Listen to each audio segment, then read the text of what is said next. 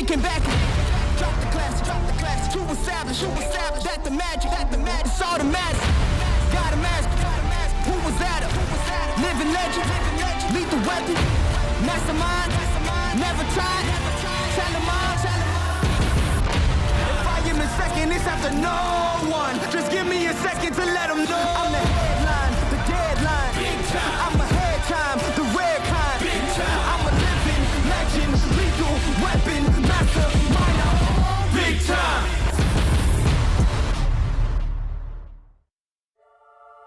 In a city built to defy limits, an epicenter for human achievement, the T100 series arrives in Dubai. Here, in the heat of the desert, the world's best athletes face their final test before the grand final in Qatar. In the men's race, one name has dominated all season. Hayden Wilde has been untouchable. Maximum points, unmatched pace, records broken. Germany's Mick Knut, still looking for his first T100 victory, is hungry and fearless, with one goal to stand on the top step at the podium. Elsewhere, Martin van Riel, the 2024 T100 World Champion, returns, knowing only a win will do to be a contender come Qatar. And in the women's race, the new kid on the block, Kate Waugh, leads the standings. With 5 starts and 5 podium finishes, she's beginning to look like a champion.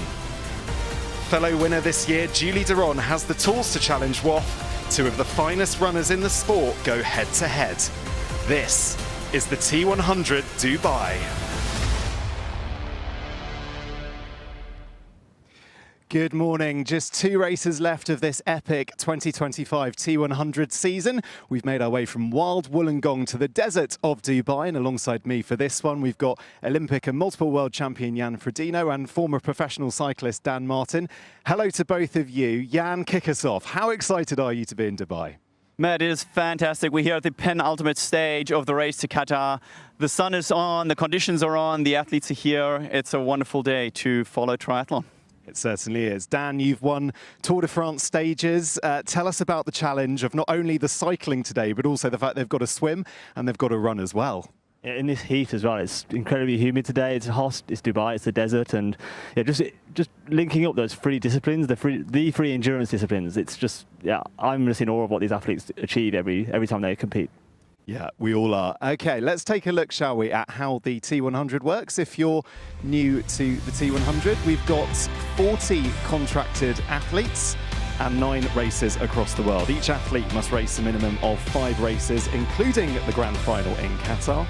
And there's $7 million on the line. It's 35 points for a win, all the way down to 1 point for whoever finishes 20th, with more points on offer in the final in just under a month's time. So Jan, let's get into the course itself. It's going to be a really warm swim. It's a technical bike course, and to top it off, they've got to run in these brutal conditions. Yeah, absolutely. It is very, very challenging. I think, you know, there are some veterans on the tour that have seen a similar course last year. We do have a slightly improved swimming venue, but then it is that long and only time trialing section to get out here to the maiden race course. Then an 8-lap, extremely technical course. I'm sure Dan can take us into a few more details, but it's 8 dead stops per lap. And then followed up by 8 laps on the run, where athletes can be seeing each other, but athletes will be lapped today. That is my prediction. They probably will with 8 laps. Dan, it's a technical course. Just tell us a little bit about it and what the challenges are of it. Yeah, I think, like Jan said with the bike, I mean, I would be really questioning if I'd take a road bike today, although you do have that long 14-kilometre section where you would be in TT position to take advantage of those aerodynamic benefits. Obviously, modern tri-bikes, the handling of them is really improved a lot, and so. But it really is a test of bike handling skills on this final circuit, especially the bike. Do you think it's tri-bikes or it's just triathletes that are able to handle the bikes a little bit better? Well, I've tried to follow you on a descent, and that was it's modern bike. I think the bikes are just obviously everything's getting better, the equipment's better, and luckily we've got no wind today as well, which makes a difference with the deep section wheels. Absolutely. So that's the challenge that awaits our athletes out on the course. We're going to turn our attention to the women's race, which gets underway in just over 2 hours' time. Let's take a look at what has happened so far this season.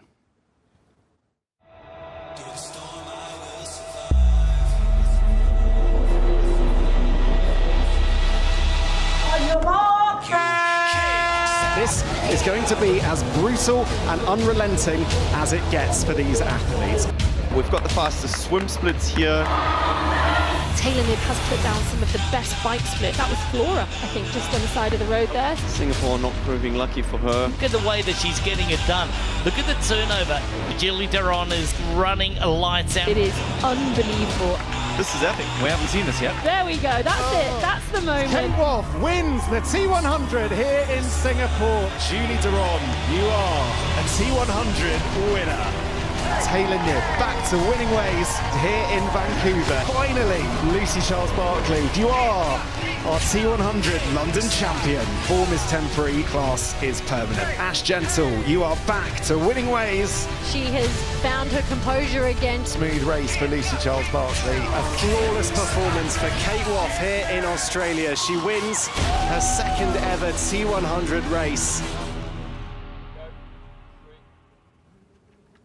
All right, let's start with Kate Waugh, Jan. It's been an incredible season for her. It's fair to say, isn't it? A star has been born on the T100. Yeah, absolutely. We were expecting all sorts of names coming from last year's season, and Kate Waugh has just taken the advantage of that Olympic transition, taking some time to get here, but really setting himself up for great success. You know, the first stop in Singapore, we were all checking our watches, the last and the biggest ever winning margin. And then, you know, she hasn't looked back since, which is probably even more impressive. Yeah, it certainly is. In terms of her nearest challenger, Jan, it's probably, on paper, Julie Derron. She's not raced with us for a while on the T100. She's coming back from a nasty injury. How do you rate her chances today? Well, I mean, she has indeed had a complicated season. We saw her as well after her Olympic success last year, transition to the T100. She had some early things that she was ironing out, but she was always a podium contester, and she was for sure going to be our running star, right? If there was going to be a fastest run split, it was going to be Julie Derron. This year, that's been turned on its head, and that is the fine limit that these athletes are pushing, because the thing is, between being injured and being very, very fit is a fine line, and she's crossed that line a few times. Will be interesting to see where she comes after, you know, some good recovery and some promising starts middle of the season. Dan, we've taken you away for a day from your holiday here in Dubai, but you're here with your three little girls. Just tell us about how inspired they are. You were mentioning it earlier. They're super inspired by seeing what these girls are doing on the course.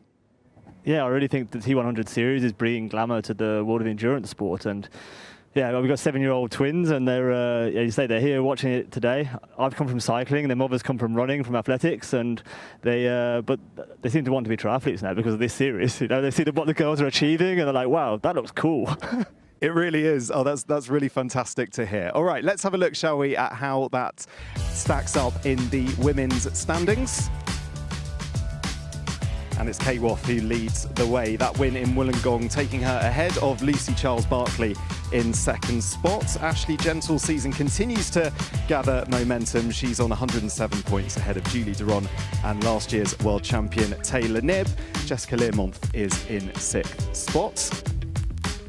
And just having a look at the second page. Names to pick out there. Well, Sarah Perez-Sala, what an incredible performance she had out in Wollongong. She finished on the podium. She's here on the start list as well today. What can she do? All right, so that's how the women's season has played out. But in the men's field, well, let's face it, everyone is trying to beat one man and one man only.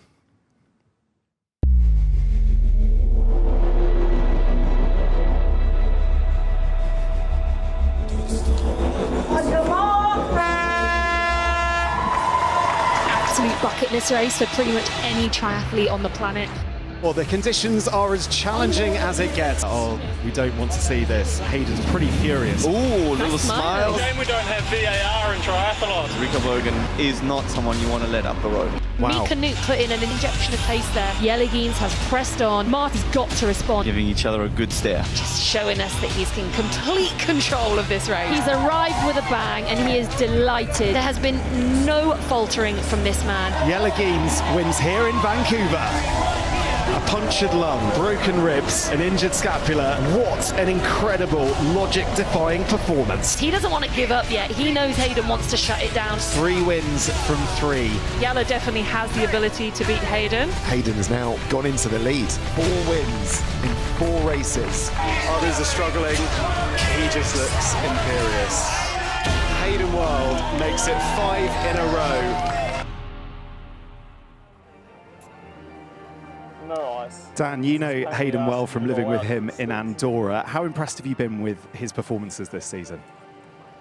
Yeah, I'd say it's incredible what he's achieving week in, week out, almost. You know, it's the sheer quantity of racing, and especially his run speed. I mean, where I get my endorphins from now is running, and that's I've been training with Hayden a couple of times, and it's well, he's kicked my ass, but it's training with him, I don't know, but it's just the level he's achieving, especially after his injury as well. I mean, it was possibly a career-threatening injury with the shoulder early in the year, and to still be at the highest level in triathlon, it's incredible. It certainly is. Jan, just looking at these pictures now of him in Wollongong, he seemed to really enjoy it, but winning for Hayden Wilde at the moment looks easy. Well, he has torn up the rule book, but you can see that kind of success actually brings people to come and watch Hayden Wilde specifically. You know, you can see fans are out there, they're cheering him on, and he's bringing a fun factor to triathlon that I think we haven't seen in quite a while. And that kind of consistency at the very top level is beyond impressive. All right, Jan, what about Mick Inut? He equalled his best result at second place in Wollongong. What can he do today to take the fight to Hayden? Well, Mika has been very impressive in terms of his consistency, in terms of his process, building step by step. We can see him, you know, as he here prepares his bike. If you keep an eye on him, he's very meticulous, not only in his day-to-day approach, but in his overall preparation and planning. And I think he's somebody who's got a long-term goal. He's a young athlete, and he's very keen and hungry to take it to Hayden Wilde, even though I think he's still probably one, if not two steps behind. And just briefly, Martin van Riel, our 2024 world champion, returns. What can he do? Well, it's been a tough year for Martin van Riel. You know, he's tried to dip in various formats of racing, and I think that long-distance racing compared with the T100 just hasn't mixed as well as he thought it would. He has had struggles, but, you know, it's the second part of the season. Let's see if he's found some fire to get back to where he is. All right, let's take a look then at what it's meant for the Race to Qatar standings. And you can see that Hayden Wilde has had a perfect start, 140 points. Remember, he can't improve that score, but he can prevent others like Mick Inut in third from taking top points. Yelageen sits in second. You'd have to say it looks like a straight shootout between those three. Rico Bogan, a race winner this year, sits in fourth ahead of Mathis Margirier and Yuri Kulin. And a quick look at the star list here in Dubai. Hayden Wilde and Mick Inut look to keep their momentum going from Wollongong. And also Jonas Schomburg got a podium on debut in Spain a few months ago. All right, time for the talking to stop. Sorry, as I've just got my notes in my hand. Time for the talking to stop, because it's time to go over to the De Boer swim course, where we're going to get the final few introductions underway.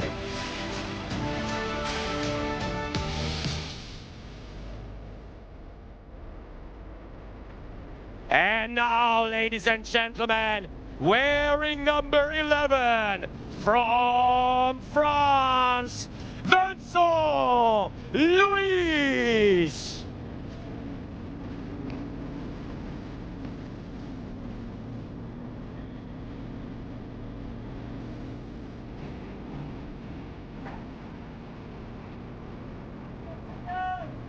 Ladies and gentlemen, please welcome our race number 2 from Germany, Mika Nord.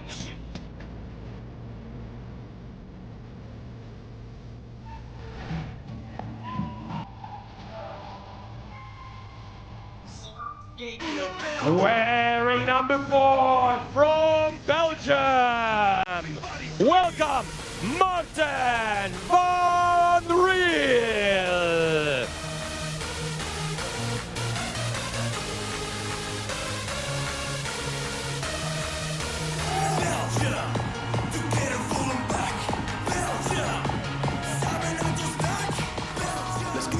Wearing number 1 from New Zealand, welcome Hayden Wilde.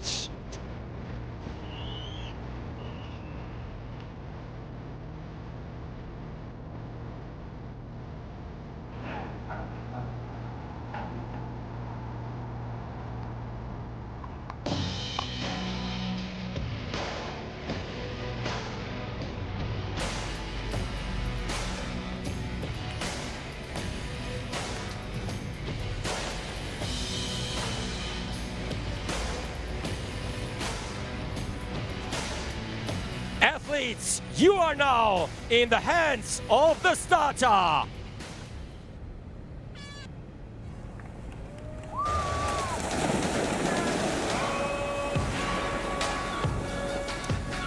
This was the race. So away we go here in Dubai under the fierce desert heat. Our athletes are about to endure a world of pain and suffering before we crown our 2025 Dubai champion. Hayden Wilde in the yellow cap, unbeaten so far this year on the T100. He had it all his own way, but be in no doubt the rest of the pack are hunting him down. Mika Newt, 2 second places this year.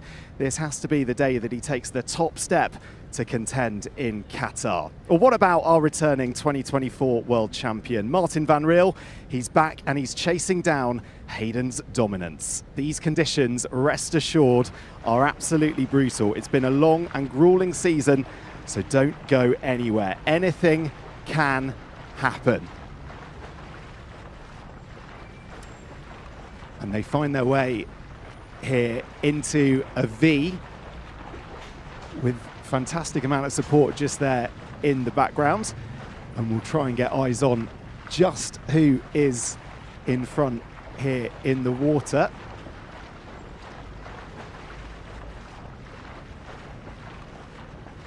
Hayden Wilde, of course, has had a fantastic season so far. The swim, if there is a weakness, perhaps this is it. This is where the others can capitalise. Yeah, and what are you spotting so far? Right. Well, so far we're seeing someone off the front. It is very difficult with this light at the moment to pick who's just leading the swim, but it is someone setting the pace high. We have a group building behind, and that's exactly how it's been over the season. We've seen the overall level of the swim become more and more dense, so it seems that it's harder and harder to make an actual difference during the swim segment. As we always used to say, you can't win a triathlon in the swim, but you can certainly lose it. But it really looks to me as though everyone is bunched up very, very tightly here. We see the lead spreading out a little bit after the initial excitement, running off the sandy beach on lap 1 of 2.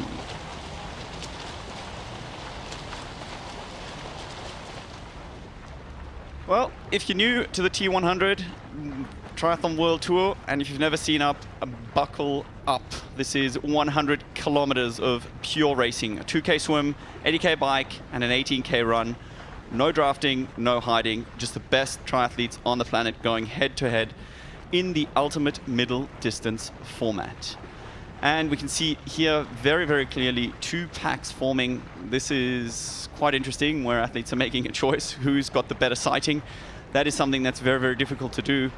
Depending on where the sun is coming from, athletes oftentimes struggle to see the actual course and the actual markings. We do have the yellow sighting buoys, which is classic for the T100 format. And the athletes are aiming for 4 red buoys, which they have to turn around, that will mark roughly 1/4 of the course, so 500-meter swim.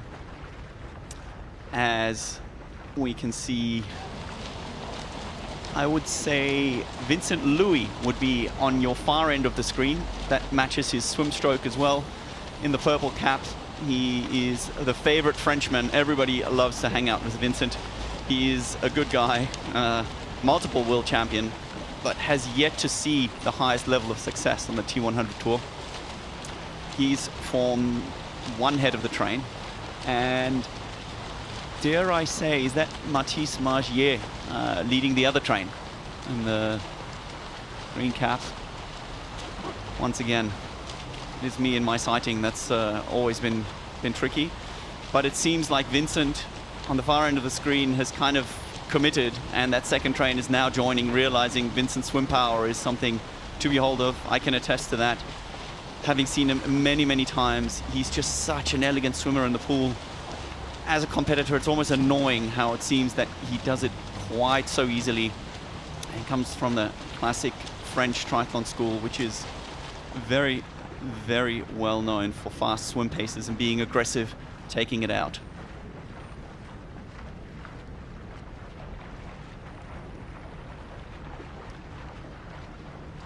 So the athletes heading for the first turn as we are on the T100 penultimate stage here in Dubai.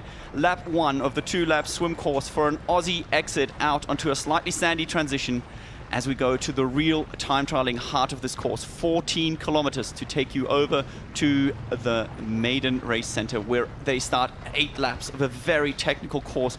You can see here 4 dead turns on this very, very technical section as they come back to transition 2 and head out on 8 laps of a 2K run course. The athletes will be seeing each other plenty ahead of a spectacular finish here in Dubai.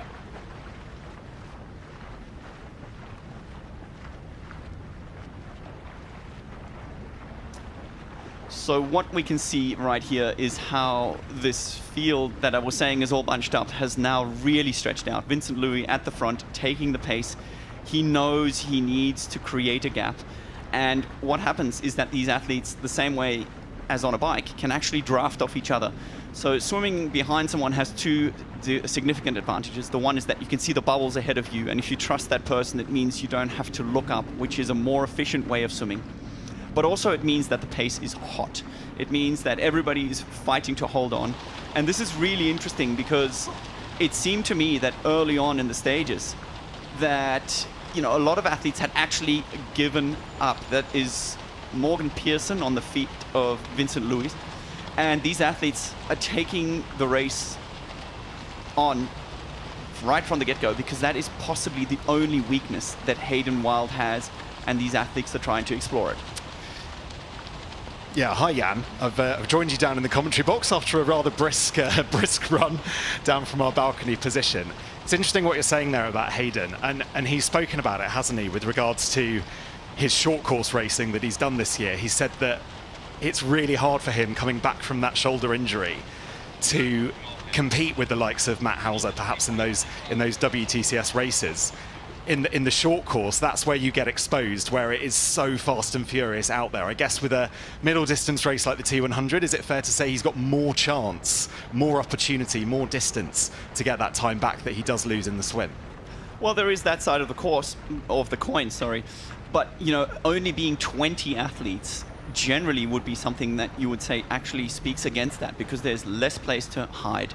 There are normally bigger gaps, and we can see that forming. So it really is all the more remarkable that in this very, very competitive format where we seem to have the best athletes from all distances come together, and, you know, he has just come out and he's now chasing the perfect 6-for-6 season. I mean, think about that. 5 wins, 5 starts, and including coming back from that horrific, potentially career-ending bike crash. So hats off from my side. I was thinking, actually, ahead of us working together on this, the last time you were with us on the T100 was London, which was, of course, his great comeback, wasn't it? That was the moment where we sort of all just had our jaws on the floor and thought, how on earth is this possible? How has Hayden done this? And I kind of almost laugh looking back at that moment, because little did we know that in his locker he then had another 5 race wins ahead of him, and potentially, depending on what happens today, he's also got more. Absolutely. I mean, at that stage, if we look back exactly 4 races and looking at the swim, we had a lot more question marks about Hayden Wilde, right? It really has become a stage where him not winning a race would potentially be bigger news than him actually winning it. And, you know, the first race in Singapore, I remember that moment clearly when he took the lead from Rico Bogan, sort of gave him a little tap on the back, said, well done, mate, as they, you know, conquer that bike course together. But it almost feels like the last time anyone's been in reach of that man. He's come out, perfect execution, and, you know, he has really, really dedicated himself to racing the T100. He's chosen to not do the 70.3 World Championships, which a lot of these athletes are coming back from last weekend. And I think it's very, very interesting and a sign that he's racing here despite having the perfect scorecard. In terms of points, he cannot improve, and what he is building here is a legacy. Yeah, he's doing that and some, it's fair to say, as the athletes make their way back towards the beach on this first lap here in Dubai. The Burj Khalifa just in the background. Incredible skyline that we have in this part of the world, which we're going to see plenty on this course. And interesting there, Jan, we've got 2 groups. one taking, the one ahead, taking a slightly longer route round. Well, you would think so, but if you look at your screen right here, it is, in fairness, a little bit confusing because that red buoy we see at the top of the screen, my estimation is that it is a course marker. So that means you would have to go around it. But the sighting buoy, which is the yellow one, is probably, at least from this camera angle, it's probably the one on the way out, right? So this camera angle will be slightly deceiving. And it seems like the slightly longer way would be the one they need to go. You can see the two white buoys on the beach, because that's what these men will need to run around for the Aussie exit. It's quite a steep little gradient that we have at this new swim destination. So yeah, a lot of open water experience would definitely be on Vincent's side here. So at the moment, it's Vincent Louis in front, Morgan Pearson in third, and Martin van Riel just sitting in third.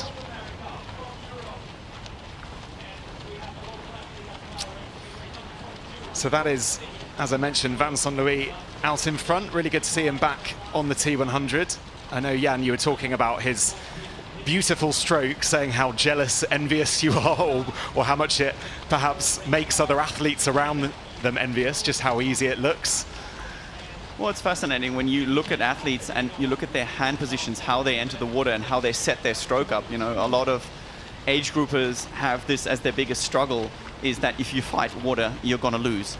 And Vincent just seems to be dancing with water. The way he sets himself up to use his biggest muscles to swim is, you know, the sign of true efficiency. That's what you need in order to be effective here. And he has well and truly created a gap of 6 athletes that are heading out here. We're going to get a bit of a better look, as is he on this Aussie exit. Yeah, that's always the moment that I quite like watching. Is the look back at the Aussie exit from the person in front to see just how far ahead they are. But this will be the first opportunity that Vincent Louis will be able to do that, as we see a bit of porpoising there from from Morgan Pearson, the most effective way to get out the water. Absolutely, it's an interesting tacket because the water depth is kind of in between. If you're tall enough, you can start porpoising early. Oh, that looks like 6 athletes. And we have Vincent Louis, Morgan Pearson, Martin van Riel, Jonas Schomburg. I mean, has that guy taken a break? Samuel Dickinson and Hirsch closing that gap. And that's a solid little gap that they've created. We'll see how much they can make of that in the second lap. Where is Hayden Wilde? That's the question, of course, that all of his fellow athletes will be wanting to look at. 28 seconds behind the lead. Hayden Wilde in 10th. And that's interesting, right? I mean, a 28-second gap, my bad. You know, that is something that we haven't seen yet. I think on the second gap, on the second lap, if they can really push on the gas and keep their pacing straight. Hayden on the very left of your screen here, you know, fighting for position. But I think much of it has actually been the sighting of Vincent Louis. It seems that, you know, the early splits that we saw is actually double punishment for the second group that is fighting to hold on, but they're also swimming a longer way. You saw there, didn't you? Like Mick and Newt right in the middle of that battle. They were definitely making contact as they were battling to maintain position, to get every advantage in the draft or in the slipstream, whatever you like to call it in swimming. Well, yeah. That's the theory, but it is also the worst thing you can possibly do. Like, if you are holding each other up, if you're touching and interfering with each other's stroke, every time that happens, you're losing half a meter. And that just adds up. It takes a lot of energy, and that is the biggest advantage of this front group, is that they've got clean water and can just push ahead.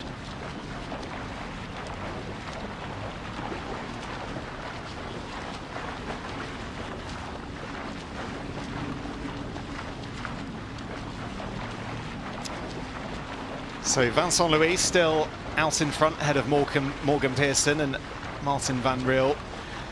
Jonas Schomburg has really lit up the T100, hasn't he, since his debut in Spain? I mean, he's consistently coming to these races with quite a fatigued body. That was after a full distance race back in Spain. He also raced the 70.3 Worlds last weekend as well. I wonder what Jonas Schomburg could do on the T100 distance if he arrived with maybe a couple of weeks not racing. Every time I see the guy, he looks like he's just fallen out of bed, which is probably an accurate description. I mean, I think that guy is either racing or sleeping. It wouldn't surprise me at all if he shows up for the 5K music run tonight. He just seems to love pinning on a number and going. And he's had remarkable success. It is, I think, a very, very spicy game to play in terms of how long can he actually do this. But at the same time, he's one of the most experienced athletes. And he's probably just enjoying having a bit more success, as once again we see significant gaps here, significant different choices in terms of interpreting the current probably, and also going the course. It looks like Vincent is going the long way around, but we saw from lap 1 that his actual sighting was spot on. Yeah, it's hard to work out, isn't it? I guess by virtue of them being in front, they're obviously doing something right. But it just to the untrained eye here just does look like they're really overcooking this and going a really long way around. Does that surprise you, Jan, that they've taken such a different route around? Well, you know, you can see on the graphics here that they've got a 15-second gap, but it is very surprising to be that significantly different, because it looks like we've got 2 distinct leaders and then we've got a lot of lambs following back. Normally you see someone in that lead group at least taking a choice, but I think that they're actually now correcting for course right here. But it may well be a current situation. We heard some of the athletes speak about the currents out there being quite strong leading up to the race when they tested the course yesterday. So maybe that's just something that can just play a huge role. But if you look at the sighting boys, which normally would show you the quickest, shortest and fastest way, these guys are off by quite a bit.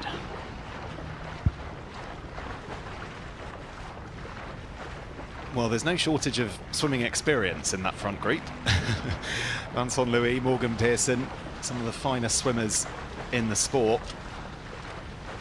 Martin van Riel as well. And Sam Dickinson in there, who you have to say is starting to look very at home on the T100 since his debut in France, debut podium in France, we should say, a few months ago. Everyone loves Vincent. I mean, he's somebody who's come out and, you know, he comes out for each of these races with a custom suit, makes a huge impact on the tour, and he's just a positive face to be around.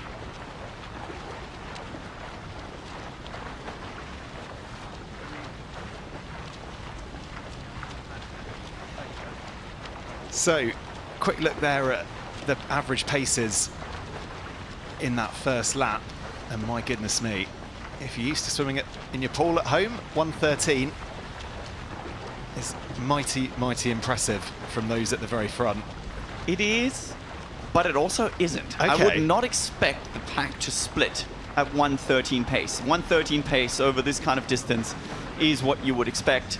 Probably more middle of the pack than front of the pack. I mean, it's, yeah, something that, again, speaks to the sighting. So the one thing is the theoretical distance, the 1,000 meters per lap. The other may well be that the actual distance is longer. And then the last thing you're not factoring in is currents. You know, it's very hard to see. But yeah, we're seeing a strong first pack. That should be Martin van Riel in screen, just sitting on the feet of Vincent Louis. And we can see that gap has blown out. And once again, it looked like he'd taken the wrong line. And the currents must just be in favor. He has read this like a book and really blown out this advantage. You can see a 15-second gap. That's incredible, isn't it? Wow. Yeah. The 15-second gap is at the end of the first lap, so that gives you a good reference. You know, it doesn't look far, but in swimming, meters are hard to come by. Wow. I did not expect that was quite going to be the distance of gap between those two groups. You wouldn't have thought it, like we mentioned, looking at those shots earlier on. But Vincent Louis knows what he's doing, doesn't he? He's a very impressive swimmer.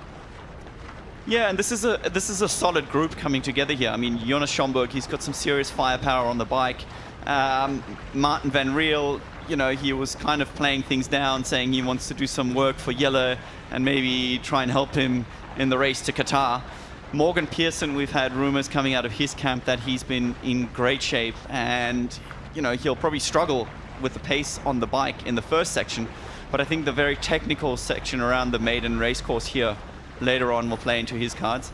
But right now, these guys are not done putting a gap into the second group, as we see Vincent once again taking a line that just looks wild from this perspective. So that is Martin van Riel making his way around this final part of the De Boer swim course, hitting that buoy pretty much.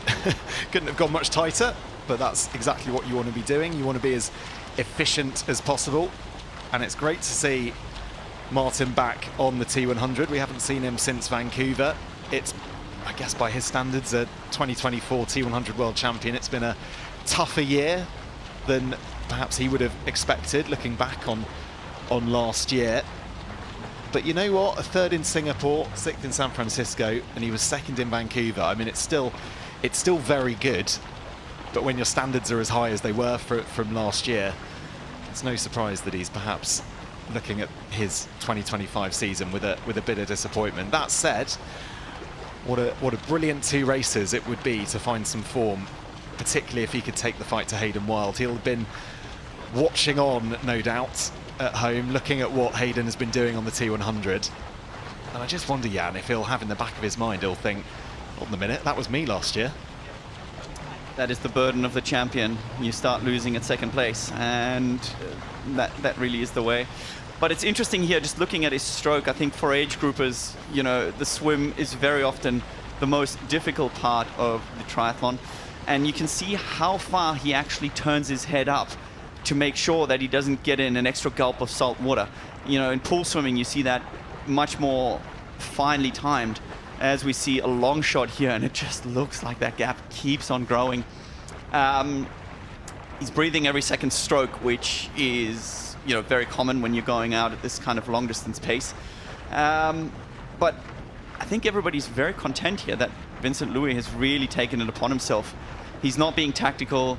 You know, you often see Jonas Schomburg leading out swims, and he'll start swimming backstroke and kind of be upset that no one else is pulling a turn.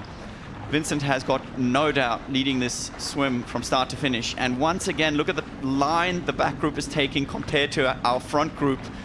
It is absolutely wild how it looks so still. There's no surf, there's no wind to really speak of, but these currents are making a huge difference. It looks like they're swimming a different course. Yeah, it really does. So not Martin van Riel, I beg your pardon. Vincent Luis out in front, Morgan Pearson just behind.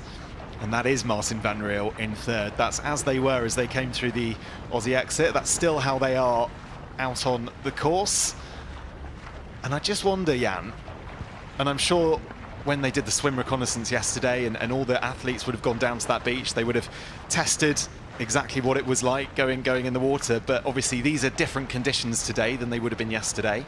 I wonder if ahead of the women's race later on, you've got a lot of those swimmers in that group looking at this and taking notes. Yeah, absolutely. I mean, the thing is, I can't even remember who it was exactly, but if you go head over to the T100 YouTube channel, I only recommend it. They sort of follow the athletes in the days leading up to the race. And somebody was speaking to the currents that are out there, surprisingly. I met Mark Dubrick in the lift this morning. He was also talking about it. It seems that, you know, he has not quite been able to take that advantage and just missing out on this front group. But yeah, that is always the advantage if you go second, right? If the women race first, then the men are watching intently, and it'll be the other way around because these are bigger gaps than what we used to see. Samuel Dickinson here also in that group, sitting quite comfortably, ranked in the top 10. Third best ranked swimmer overall in the tour, as we are not far from T1, where these men will head up the beach and change their goggles and caps for helmets. They certainly will. So our athletes get ready to exit the De Boer swim course. They're being directed by the marshal there. You can just see him trying to, I'm trying to work out who that is, but whoever it is has just gone right into the lead. That was Morgan Pearson, quicker way who's around taken to do over. it. Yeah, so it is. Look at him, and we've heard that he's in great shape. You know, he is heading for probably his one weak link, and he's going to try and make sure that he's out first on this very technical first section, as we see someone dropping their cap and going back and making sure they don't get a penalty. I think That was Wilhelm Willie Hirsch, Hirsch. And we are on with Martin Van Riel, defending Dubai champion. So yeah, what have they got to do in this first transition zone? So we saw Martin Van Riel actually take a bottle out of the pack there, which means that he's been keeping it on ice to make sure he's got cold fluids. He's taking on his helmet, taking off their swim skin.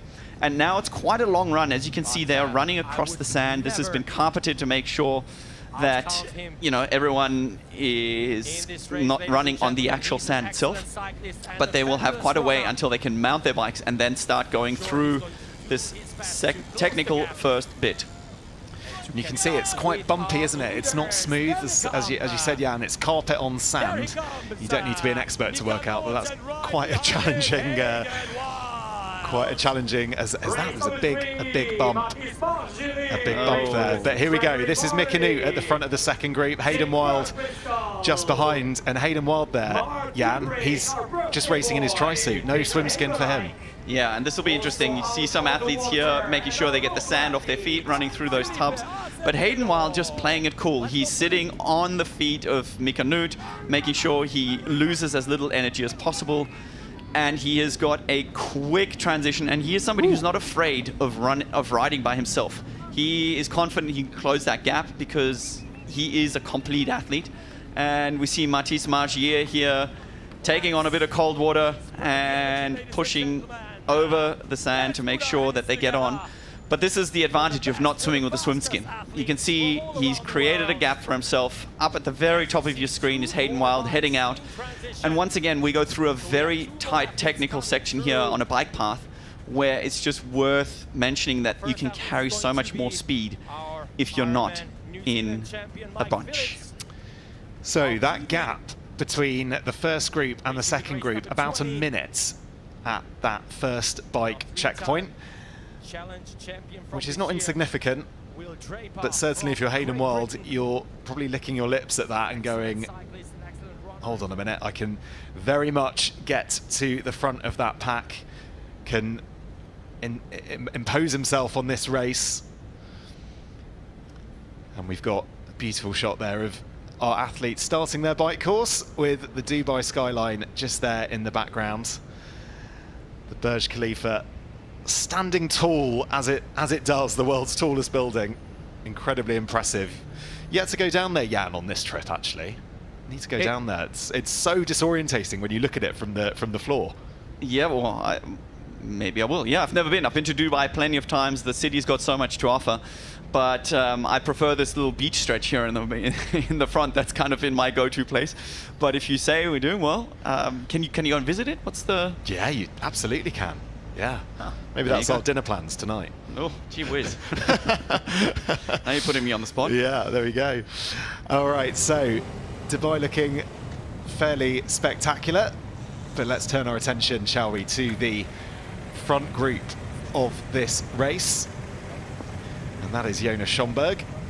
It is, and we can see it is amazing to shut down parts of such a major city.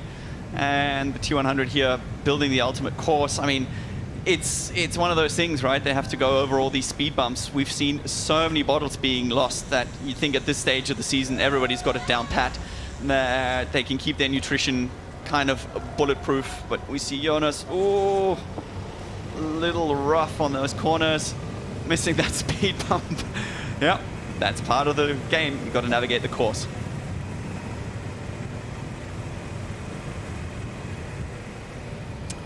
It's worth saying that the T100 and the organisers have tried to mitigate as many of the speed bumps as possible. Some of them are ramped, but you can't do it to every single one. And there are definitely ones that will catch out some of these athletes.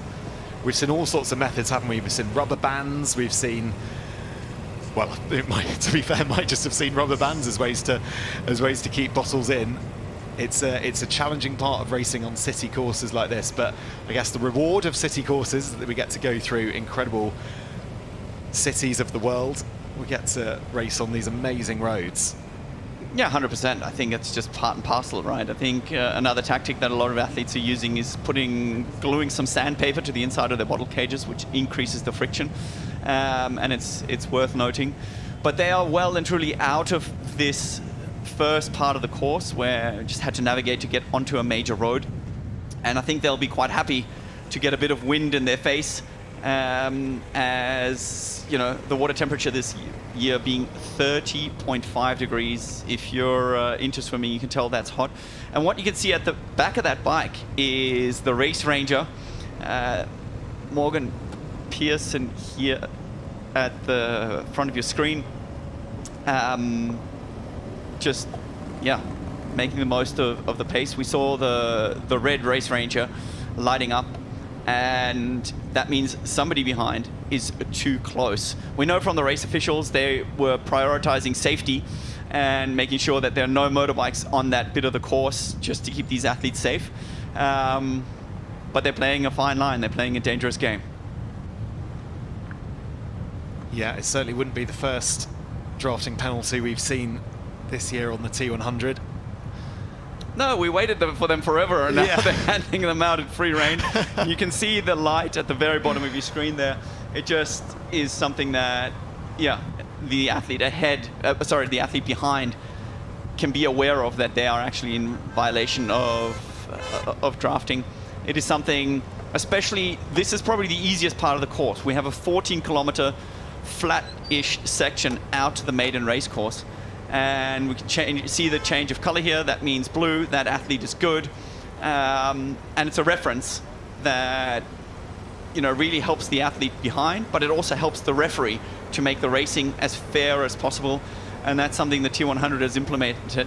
As we see Sam Dickinson coming to the front and taking the lead, saying the pace is not up high enough for me. I want to make sure Hayden Wilde stays where he is, and that is well and truly behind. Yeah, Sam Dickinson did something quite similar in Australia about a month ago. He put in a huge effort to get to the front and to try and maintain that speed at the front. It was Hayden Wilde, though, who obviously eventually caught up with him and was able to match his pace. But I wonder, as Sam adapts to the 100-kilometer distance, I wonder if he's learnt a few lessons from Australia.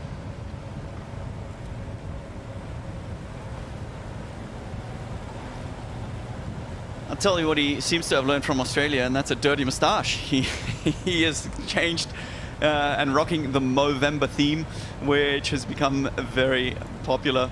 There were debates whether he's going to shave it off for race day, but it looks like he hasn't. As we see him here, you can see the transition. His sleeves are still slightly rolled up from the swim, so he's not getting all the aerodynamic benefit of that suit. Those of you who are not deep into the sport, the material on the arms is actually offers less wind resistance than the pure skin, and that's why you'd want to be sure you pull your arms down as close as possible. Taking on hydration without leaving his aero position. This is extremely, extremely efficient on, what will be the fastest part of the course before there'll be more time spent on the drops than in the actual aero position. Yeah, there was some debate around Sam Dickinson and his moustache, and if that would have any aero disadvantages for him. I don't think it would it, Jan? Well, I don't know. If you look at him hiding his head under his hands, maybe that's got to be the ultimate aerodynamic inspiration. Hayden Wilde here also making himself quite small. You can see he's already taken a real swig out of that bottle, sitting behind his saddle. And Hayden Wilde is, making light work. We haven't quite seen his time. Oh, wow. 1:09. That has blown out significantly. 28 seconds at the end of the first lap. And he's got a gap to the group behind, so his tactic paying off. So his transition really, really seems to have paid off.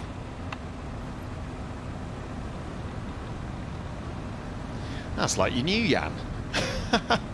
Fastest transition time for Hayden Wilde.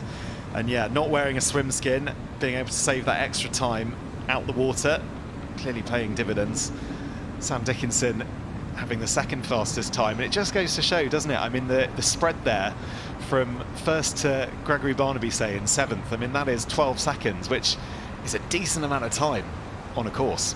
Yeah, if you could swim 12 seconds slower, that would certainly be, you know, a nice bit of relief. And it makes all the difference. I mean, you can see more and more short course athletes coming from the Olympic distance where transition is just generally more important. And yeah, it's interesting to see how every little detail is being fine-tuned. So Sam Dickinson was in front, but Martin van Riel has just taken the lead here in Dubai. And that... Oh my God, and he has lost the bottle already. Oh wow, so he has. It is crazy, right? We seem to have all these city courses and they just bring that extra challenge with them. I don't think he would have lost that bottle yet because we haven't gone past one of the aid stations. It is a penalty only when it's intentional, and that certainly wouldn't be the case, I don't think, from any of these athletes ever. But yeah, interesting to see he's the only one who doesn't have a rubber band on that bottle cage of his. And interestingly enough, people tend to practice this in training, but what makes a huge difference is whether you have the full load of carbohydrates in your bottle. That adds significant weight to the bottle.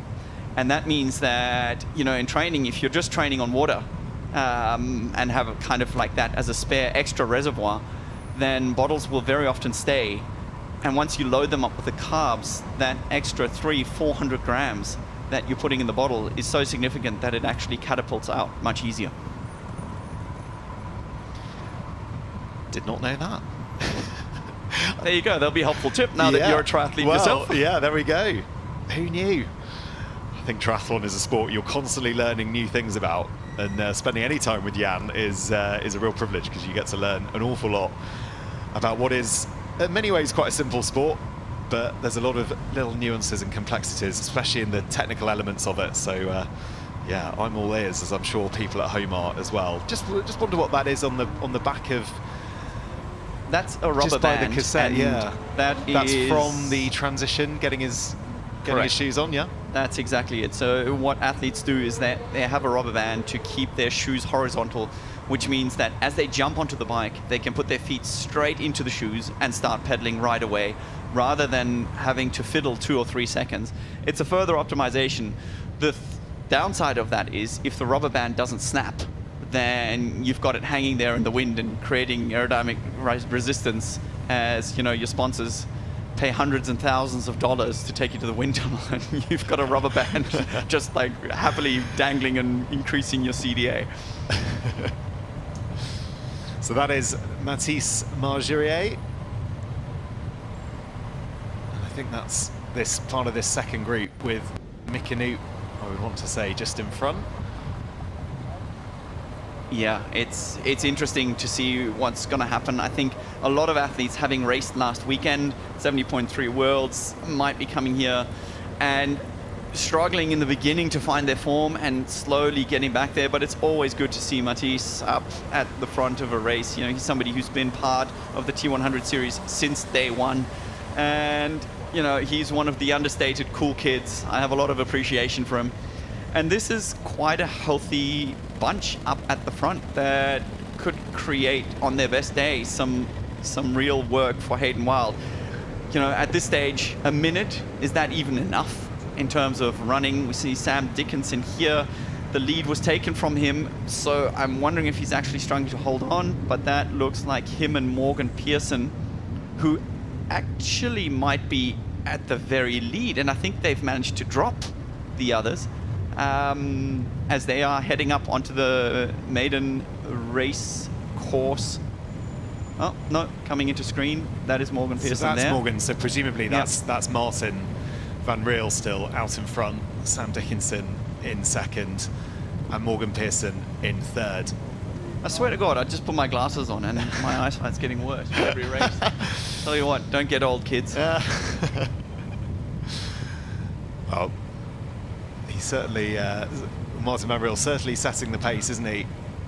And they're almost through this first part of the bike course. They had that 14-kilometre section that they're only going to do that once today on this bike course before they then enter these 8 laps, which are going to become grueling. This is the technical part of the course that they'll eventually get onto as they make their way up on this ramp to the Meydan race course, which is where we're based, where we were earlier. And this is their first chance to get to the aid station. And so begins the constant battle Vincent. of trying to make sure that you're able to get your nutrition, particularly if you're like Martin Van Riel and you've lost it. It's a trade-off, isn't it, Jan, between slowing down, making sure you get it, but also not slowing down too much that you lose time. Yeah, of course, and the thing is these bottles are all chilled, which means they've got a lot of condensation on the outside. You yourself are sweating, coming in at pace. You know, I've dropped 4 or 5 of these bottles in a row. And the other thing is it actually hurts. I mean, the T100 has done the utmost here, and they've put it at the very top of probably the slowest section of the course. So tactically, it is exactly where it's meant to be, but it looks a lot easier on screen than it might feel. As we see Hayden Wilde here just behind, and this is, of course, you know, a 60-second gap. That is a huge energy tax that he has to spend on trying to come back to the front of the group. It's going to be interesting to see how many matches he actually has to burn to try and bridge this gap, or is he just going to use the technical sections and go with a bit more risk? Yeah, and the time that you can make up in those technical sections is sort of risk-reward, I guess, isn't it? Because if you choose the faster lines, if you're able to make the most of that part of the course, the rewards will certainly be there for all to see and for that time to go down. So Mathis Margerier there, just on the back of Hayden Wilde. It looks like Hayden has already made some inroads here to getting to the front. That's quite interesting, really, with Mathis. I spoke to him yesterday, and he said he was still tired racing from last weekend, and he was really hoping for a bit of a miracle here to show up. It shows like he's not been given that, especially in these conditions, you know, 30.5 degree water temperature. That is on the extreme end. And, you know, we were talking about the heat. 11:30 as a start time means we are getting the full brunt of it. And these athletes out there have to do that racing at 180 beats per minute. So, yeah, right now I'm not that envious. Okay, well, Hayden Wilde there, just in front of Mathis. He's got a 140 perfect points in the men's standings, but who can catch him in the race to Qatar?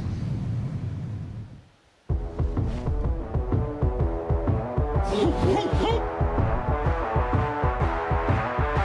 have a race on our hands.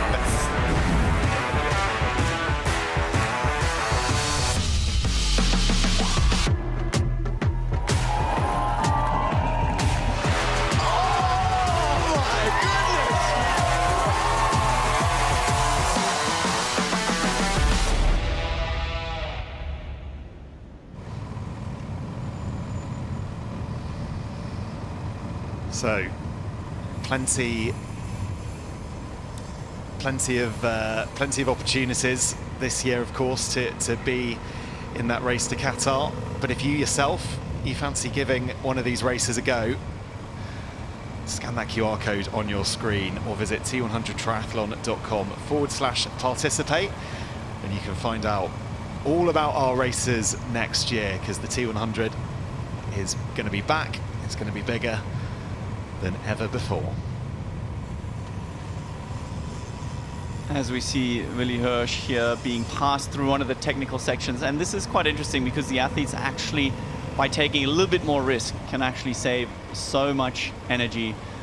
The beauty about the timing splits, as you can see on the left of your screen here, is Hayden Wilde is making a real dent on that lead. He's caught 30 seconds on the way before the technical section, and I would consider him one of the more technical riders. Willi Hirsch, one of the new kids on the block, but really, really making a name for himself. I think this is impressive racing, as this is what we've been speaking to. Mika Nuut coming around that corner, and I would call this the dead turn energy tax. I mean, it's 32 of these turns where you have to slow right down and go far above your threshold. You know, these athletes will be pushing out at least 500-600 watts every time they come out of a corner just to pick up pace and get back to the ideal race pace. See Mika Nuut also trying to come around Willy Hirsch, so I don't know if Willy's starting to struggle a little bit. Matisse has already made a bit of a gap, and yeah, this is where the ideal racing line sort of almost gets in the way. But Mika is definitely making sure that Matisse doesn't head up the road without him. Well, consistency has been the name of the game this year, hasn't it, for Mika Nuut? 2 second places, 2 third places as well. The next step for him, though, is beating Hayden Wilde. He's unbeaten, Well, yes, so but far he's he's not had the unbeatable. legs on the bike to match his power. For sure, it's going to take like the performance of the season to beat him. Maybe he would have to do a mistake, at least here in Dubai. I mean, he also doesn't really have too much pressure now, since he already got more than 4 wins. It's more than enough. So yeah, I think Qatar might be a different beast with the pressure coming in, because they've got the 150% point score, plus Qatar's going to count for sure. So I think this will be another beast in Qatar. But yeah, here I think he would have to do like at least a small mistake, and then we will for sure have to be on our A game, and also working, like not working against us like all others except Hayden, but rather work together to beat him.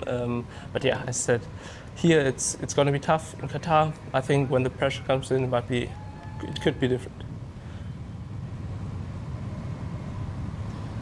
I think that's really interesting, Jan, that he's almost talking there about the whole of the T100 banding together to beat Hayden Wilde. He's saying it's going to be a collective effort. Is that a case of the others kind of running out of ideas, or is that him being quite clever, quite smart, and realizing that is the only way they're going to beat Hayden this year? Is that the feeling you got? Honestly, when I listened to that interview, I couldn't help but smile. I mean, he's got zero game coming into this. He's got no plan. He's got no sense of attack. I've seldom heard him more defensive. If this happens, and the sun and the moon come from the right angle, then maybe if Hayden trips over himself, we could come second. Like, that is the beauty of a streak.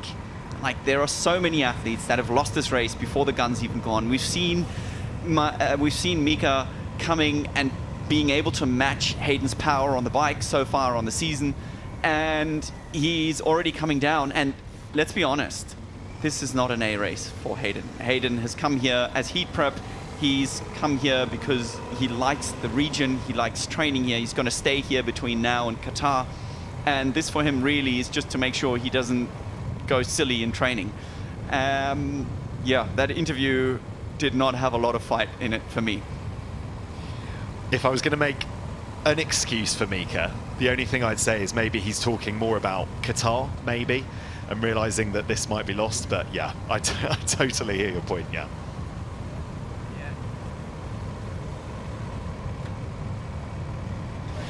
So maybe in that case, with what Mika's discussing, he's thinking perhaps more about the long game and beating Hayden. But yeah, goodness me, I totally hear where you're coming from.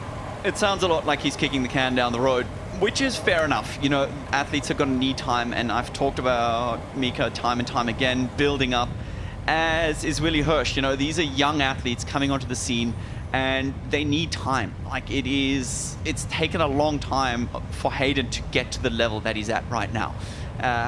You know, he is taking huge time out of these athletes every single lap.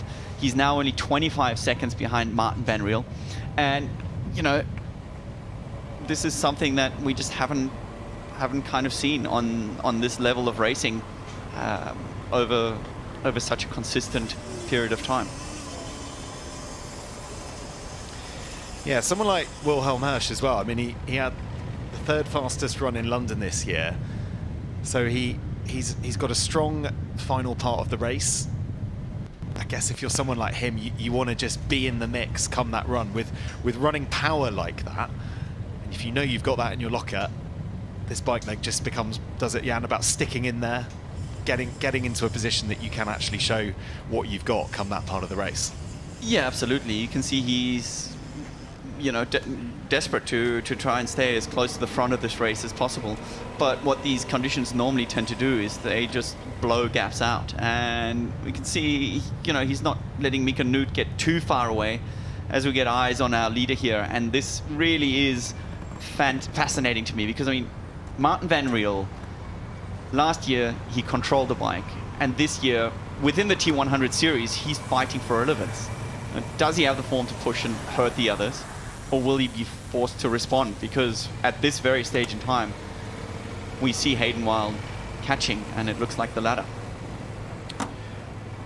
Well, joining us in the commentary box, we've got former pro cyclist Dan Martin, who's, well, it's nice and cool in here, Dan, isn't it? But you've just been outside.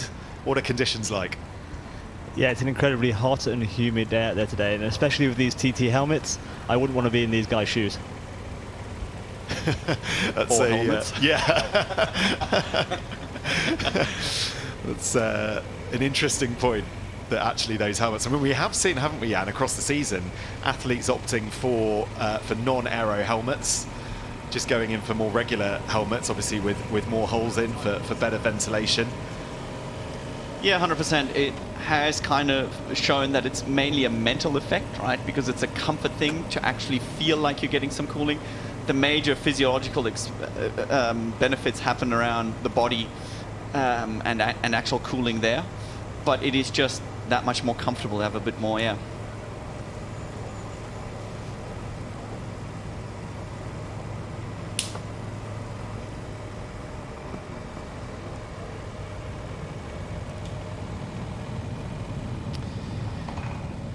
So, Jonas Schomburg at the last count, in the lead at the moment.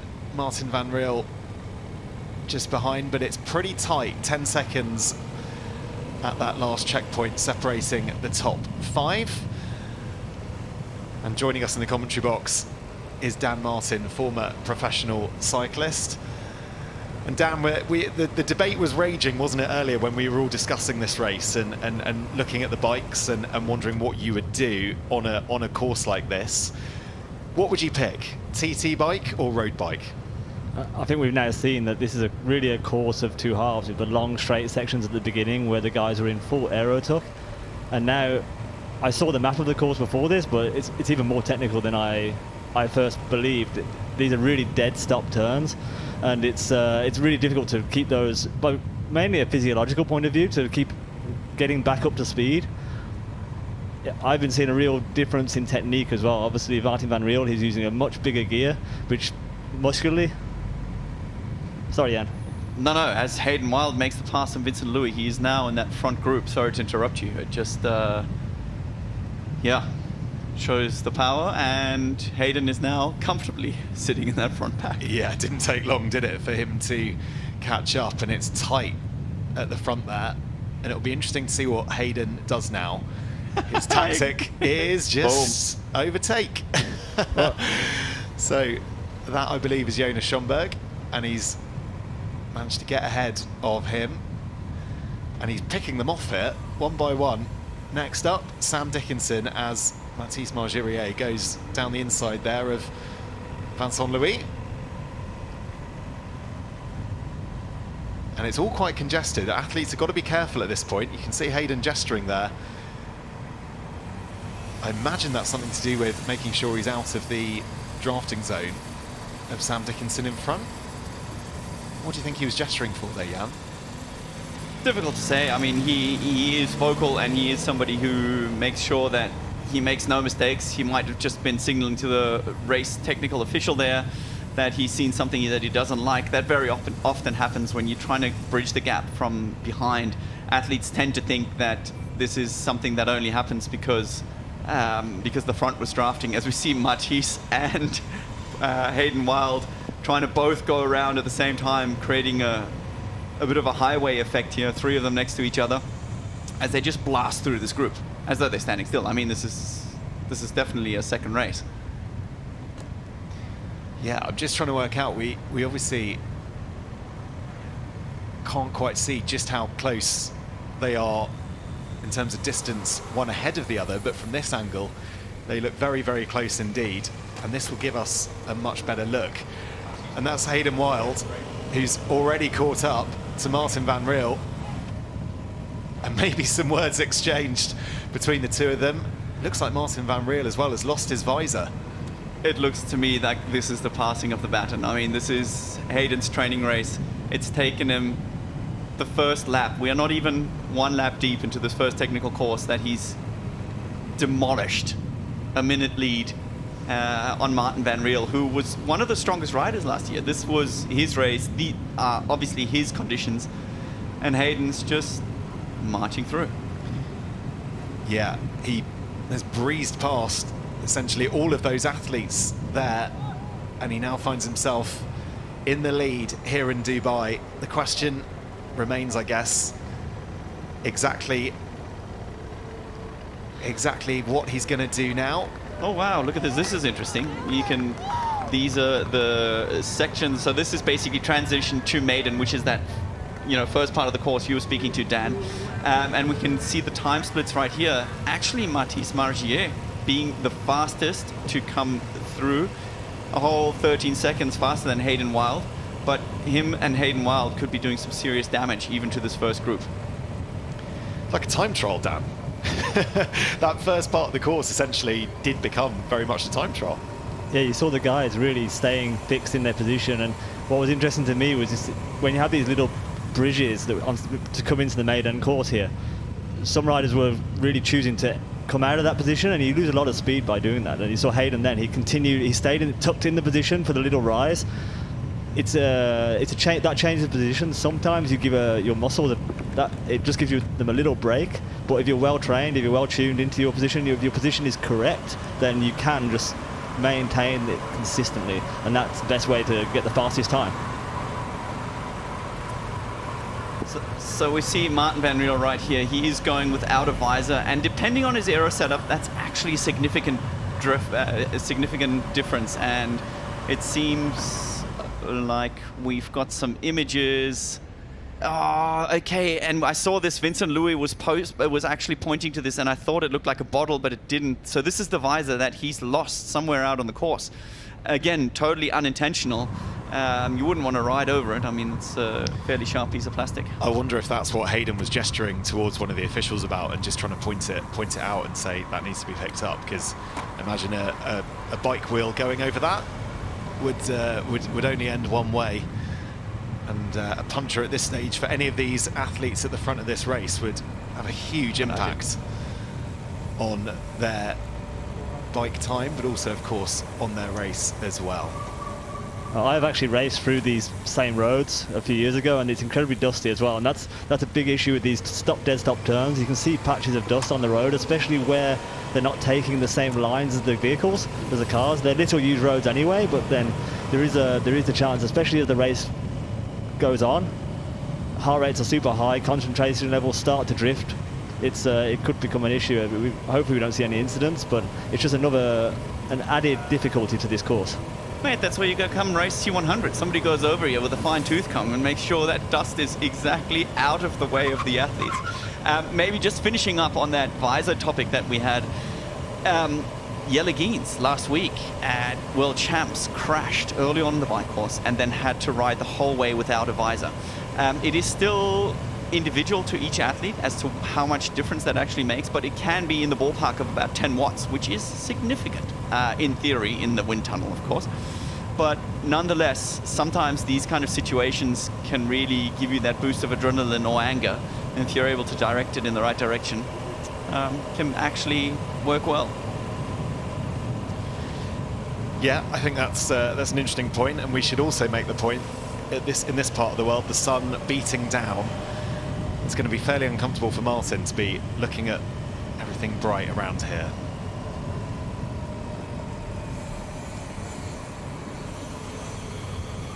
As we get the time graphic here, I just want to give a quick shout out of appreciation to Mark Dubrick, who is in 17th position all the way down, 5 minutes back. Oh, Mathis Margier dropping a bottle right there. That looked unintentional. We're going to see what the referees say because, well, that's one of those things. It's not a speed bump. It's actually his fault. If there was a ref, we'll pick up on it. But let's see. Apparently we have a replay to see what happened. Can't see. He's looking back. Reaches for the bottle. Oh. Yeah. Actually, I wonder if he was reaching for it or if he just tried to get into the aero position and just must have knocked it accidentally. What do you think, Dan? Yeah, it looked to me like it just came out of the cage, and it's a real fine balance. It's so easy to do. Yeah, so he's got a double setup. He's got a bottle at the bottom that was the one that fell out, secured by a rubber band. Another one on top, which is the latest aerodynamic trend. And I think it was just an unfortunate incident.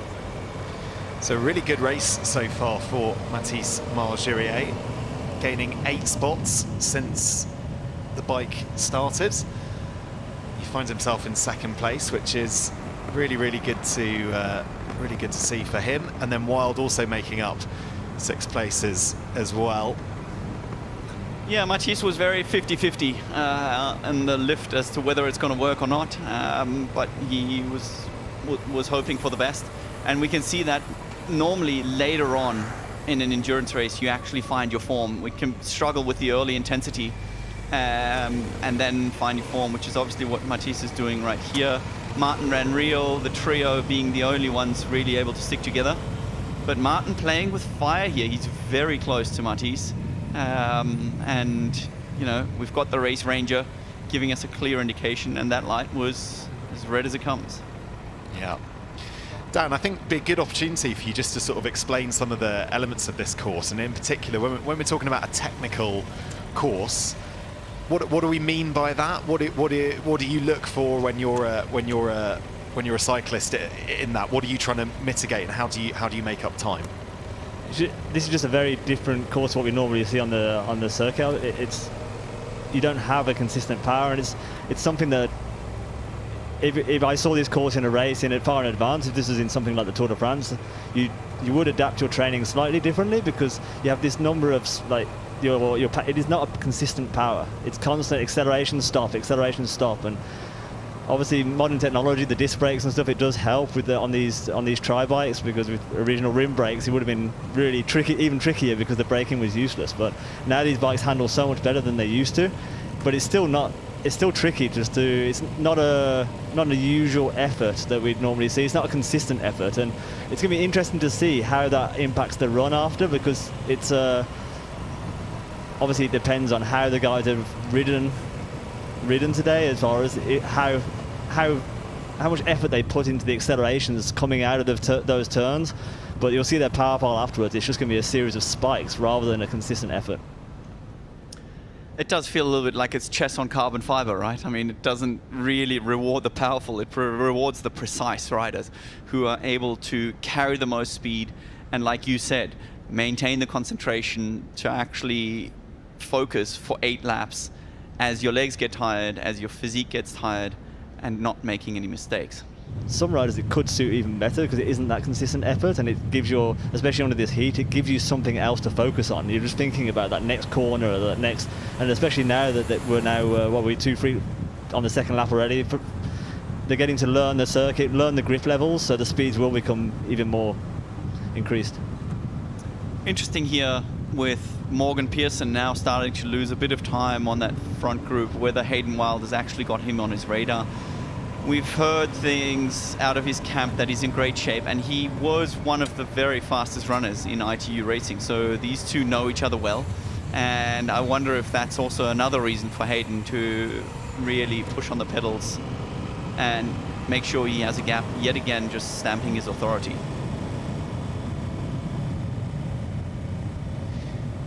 Of course, these athletes were able to check out the bike course, or check out as much of it as they could without traffic, but there are definitely elements, and there will be parts of this course that will be more familiar to them than others. But yeah, 8 laps, that's a good way to get to know a course. You can say that. So that is Jonas Schomburg just making the pass there on Vincent Louis. And as I mentioned earlier, it was a really impressive debut for him in Spain a few months ago. A podium a week after a full distance race. Here he is on how he's adapting to the longer distances. That's my first year on the long distance, actually, after coming from the Olympics. I'm super happy how it went. Actually, you can't expect it, and I'm grateful for all the experiences, for all the racing. It's like kind of a new, or like a second career for me. I think for me, being happy and doing what I love, going out for training, and that's basically the secret to all the success. I think I'm now 18th in the ranking with one race, so I hope to get up into top 10. That's my personal target. Climbing up the ladder, and there are less races, so I have the better position to race them, so definitely going for the podium there.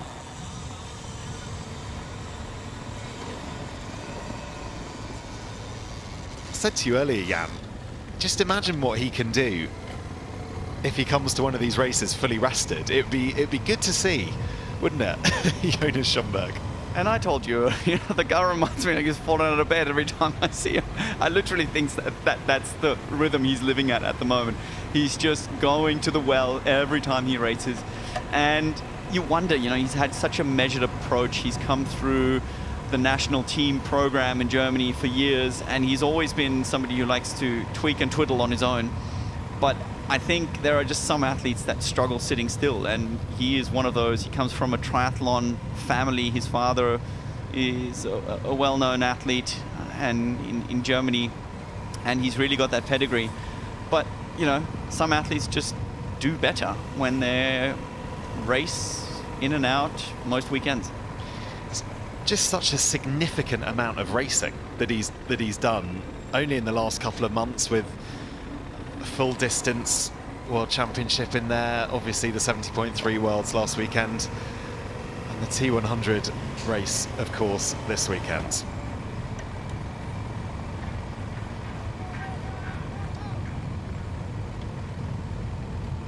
Well, it's funny, we talk about a lot of racing, and Jonas, what would he do in a year? Maybe 12, maybe 15 races? I mean, for someone like you, Dan, in terms of cycling, that seems a joke. How many race days would you have in a big season? Oh, I mean, we used to do 65, 70. We used to do 65, 70 race days.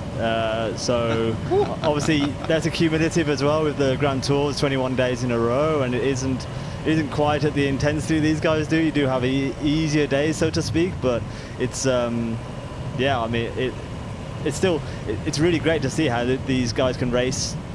It's obviously there's a lot of travel involved, and that does take it out of you, change of conditions, and you still need to work on the technique as well. Like, that's what amazes me about this combination of these free endurance sports. Swimming is clearly the technique sport, and then you've got the cycling and then the running as well, which is the aerobic. It's a real battle of endurance. Dan, I'd love you to talk us through one of these technical sections. So we've obviously got Hayden Wilde here making his way around this corner, and he's going to find his way onto a 180 here. Talk us through it. Talk us what he's doing on the bike. Yeah, it looks to me like he's really wanted to get ahead, obviously, and then you can control the pace and you can really start to think about the run already. You don't want to be he didn't want to be starting the run behind, and but I see as well, he's using, going into the turn, then he used the opportunity to drink, and then he can accelerate out of the turn. He's not thinking about that now. You need to lose speed into the turn anyway, so rather take your time to change gears, drink, going in, like get that nutrition on board going into the turn while you're slowing down, and then you can accelerate and get back in that position as soon as possible on the exit. Is that not also a cyclocross trick, that you would actually go and slow down a little bit more ahead of the turn? You're using that, you're controlling the speed, right? The athletes behind have to maintain the gap, and then you're the first to accelerate. And that means you can control that speed. If somebody behind you is over braking a little bit, you really use it to your advantage to head out and create just a little bit of an extra surge, that even if right now, you're not gaining major time, that athlete behind you is having to use more energy to close the gap. Especially with the control of the distance here as well. It's kind of, they can't get too close, can they? So it's kind of, he's really controlling that he's controlling the pace of the race right now, right? And he's controlling the race. And the guys behind have to, on a technical course like this, it's even more difficult to overtake once you're in front. Just want Dan, when he looked like when he was going around that corner as well, he hugs the edge of the course so tight, and it seems like it leaves a very small margin for error, particularly as fatigue starts to get in your legs. How careful do you have to be later on in the race that actually you don't just have a lapse of concentration and before you know it you're into a barrier or you're into a cone? Exactly, yeah. I mean, I saw one of the turns, there's so many turns on this course, but one of the dead stop turns, there is a big bump going into it. And we saw Schomburg, he hit that bump and he just he almost lost control of the bike just before the turn.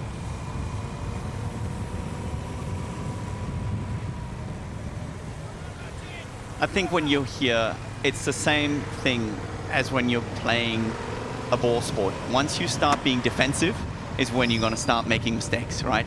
If you overthink how you need to take the turn, if you don't listen to your instincts, and if you kind of just figure out that,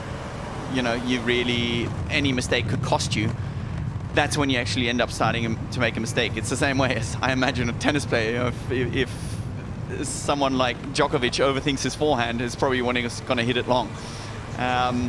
Interesting here seeing Mathis Margier actually on this long, fast stretch, taking on his hydration.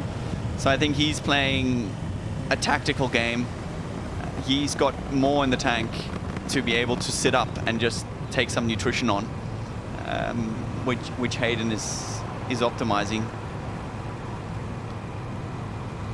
And we can still see the fastest average speed from that lead-in still, even though these two athletes are riding together. Oh, Mathis pulling a turn, just as I said it, which is something that I absolutely love seeing. He knows he doesn't technically have a chance against Hayden on a running race, but he's here for the overall. And if these athletes work together, that helps everyone in the front group. As Martin van Riel makes his way around that corner, as does Sam Dickinson. Yeah, I mean, it's a... And Hayden's having none of it. He's going straight back around him. He's like, what are you doing, mate? This is not part of the script. Not part of the script that I set, as Hayden has done pretty much all year. But you make a really interesting point there, Jan, because obviously, we've got 2 races left of this T100 season. This is the final chance that these athletes have got to contribute to their points in sort of the normal season, as it were, in the race to Qatar. As Hayden picks up a water, I think that is, and is able to start cooling himself down and cool his body down. But yeah, 4th place for Mathis in Spain, 4th place in France as well, and 2 6th places in London and Singapore. It's been a really strong season for him. And yeah, these points, they start to get more and more significant as obviously the season goes on, and with more points on offer in the final in Qatar, well, it's still all to play for. But there you go, the best 4 results. Hayden Wilde with a perfect 140. Yellow not here with us, of course, this weekend on 122, and Mick Inut there on 110.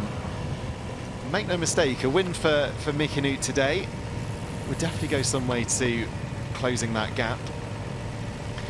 And really, as long as we're in the mix in Qatar, anything can happen. And with 55 points on offer for the winner, you start to think, don't you, Jan, a small puncture, a penalty, any of the things that can happen to you in triathlon, if that happens to you in Qatar, that can be really significant.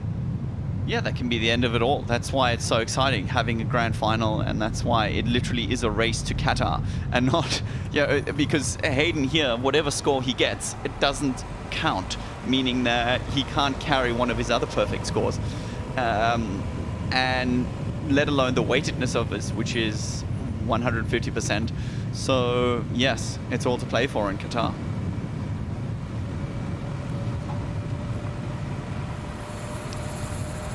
So Hayden Wilde still out in front, made up 6 places, as you can see there, just on the pylon on the left on this bike. And so is Mathis Margier as well. He's made up 8. Really impressive first half of this T100 race for him.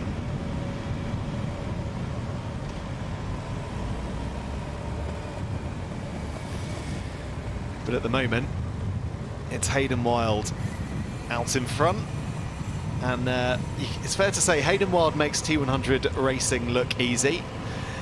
And if you're sat at home thinking, oh, I'd love to have a go at this, it must be straightforward. It must be as straightforward as Hayden has made it look.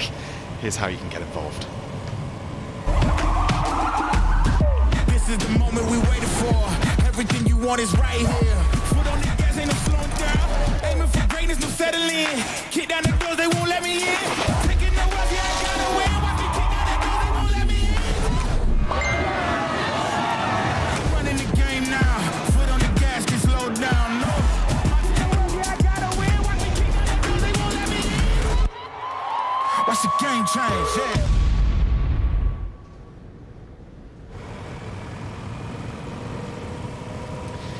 And we're going to be back in Dubai next year, the 12th to 15th of November. You can register your interest now for 2026 and be the first to know when entries are going on sale by scanning that QR code on your screen. So on our screen, I touched on it earlier, but Mark Dubrick now falling into last position. Poor guy. It's probably worth mentioning he had to pull out of World Champs last week, being violently ill. He's really struggled this whole week and kind of tried to pull himself together to make his start line. Whoa, so we see a little skid on Martin Van Riel's wheel. He's just coming a little bit aggressive into that corner, his wheel sliding out. So Mark Dubrick just finishing off on that, obviously still struggling to get the energy back with a stomach bug, I believe, that's been ailing him over the last week leading into this, and obviously no one here is going to have any mercy with him on that. No, they're not. I just feel like Dubai as well with this heat, if you're suffering from any sort of virus or bug, I mean, this is just not a place you want to be racing with conditions as brutal as it is. I just wonder, Dan, I'd love for you to just talk us through a little bit of Hayden's position here on this TT position as he's obviously making his way up the hill. What's he doing? What's he doing that you like? He just looks incredibly comfortable in that position. I mean, he's very stable. He's not moving around too much on the saddle. Like when we were watching, I was watching course side just before I joined comms, and then even on the flat section before we came in, some riders they're moving around, they're shuffling back and forward on the saddle, and every time you do that, that's a loss of power. So to me, that would potentially say you've got your saddle's not quite in the right position. It's too high or too low. You're trying to get comfortable. Whereas you see Hayden, he's just planted. He's just there. He's very stable. He's going into he can take a lot of the turns, the easier turns, in position, and then this is all just saving energy right now. He keeps a good tuck, but also I saw for example Sam Dickinson. He took the turn in the bars. I mean, that's why. Like, just tell us why that's hard. Well, it just shows that he's very confident on that bike, but you also see, I mean, I've made the mistake multiple times. You go to the wind tunnel, you develop a position that's super aero, but you can't see where you're going. You've got your head tucked and you need to keep moving around, looking up and getting back into the aero tuck. You saw Sam Dickinson, I thought, on the long straight to the circuit, moving his head around a lot, whereas Hayden's just there. He can look through the visor and just stay in that aero position all the time. And it's just it just comes from learning what works for you, but also just training and just being solid. Can I also just add, if you're coming down a bridge into a hot 90-degree turn, you're seeing pillars, you're seeing concrete structures ahead of you, quite frankly, it just takes a set of balls to be that far away from your brake levers, because that's what you are in your aero position. You're far off stretch, you have to get out, and that reach takes time to get to the brake levers. So he's that confident that he's willing to carry the speed, that he's leaving himself no margin of error in case he comes in a little bit hot. And that's why it's so impressive. If anybody's ridden a time trial bike, it's a daunting thing to go into a corner knowing you really have no option to brake. And they're making it look pretty straightforward. I do keep looking at the way Martin Van Riel goes around those corners, just how close he is to the cones, but it's clearly working for him so far. And how difficult is it to move between a TT bike and a road bike and have those two kind of positions dialed in and dialed down week to week?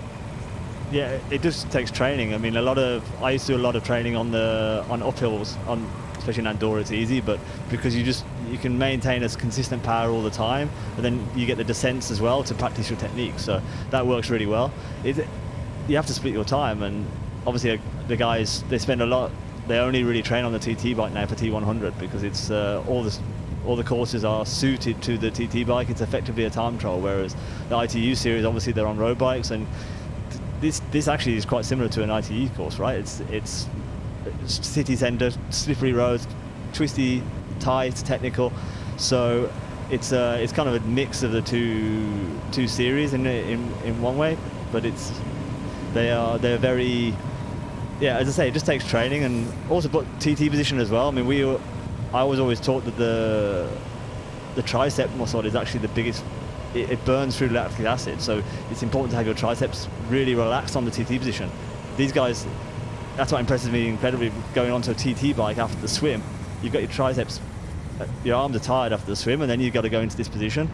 I used to finish the TT with tired arms effectively because you're holding yourself there, and as you say, your arms are working to burn through that lactic acid that your legs are producing. And these guys are doing a swim beforehand. It's really really incredible what the speed that they can manage to ride after that swim. Mate, look at your arms. What are you talking about? You have got the skinniest, most optimized, cycling perfected arms. That really, I'm not sure we can speak of the same triceps here. That's why they used to get tired in this position. That's the difference between a tour pro who's in the highest level and a triathlete. And talking of the cycling bit, as we can see on the graphic here, very interesting. Hayden Wilde has come to the front, and the tea party at the front has clearly been broken up. Samuel Dickinson dropping back 22 seconds at this very stage, and then that group of Schomburg, Mika Nude, Vincent Lewis, and Morgan Pearson well on a minute back now. I think Vincent Louis probably having a very strong performance right now. Yes, we are only 4 laps into it, but this is nice to see from him. Finally finding some kind of form to be within the top 10. And yeah, we see it all the way down the field, which is kind of what I predicted. When there's 20 men and these extreme conditions, you find small groups, 2, 3 people, and not much more than that kind of try and work together, but it will be slim pickings for people who want to sit in. He's always kissing his bike computer, isn't he? I'll fetch a high price on eBay. Yeah. There we go. So Hayden Wilde still out in front, but this is the chasing group. And you were talking about Vincent Louis there. He had a good result last weekend, finished 9th at the 70.3 World Championships, top 10 in his first of that kind.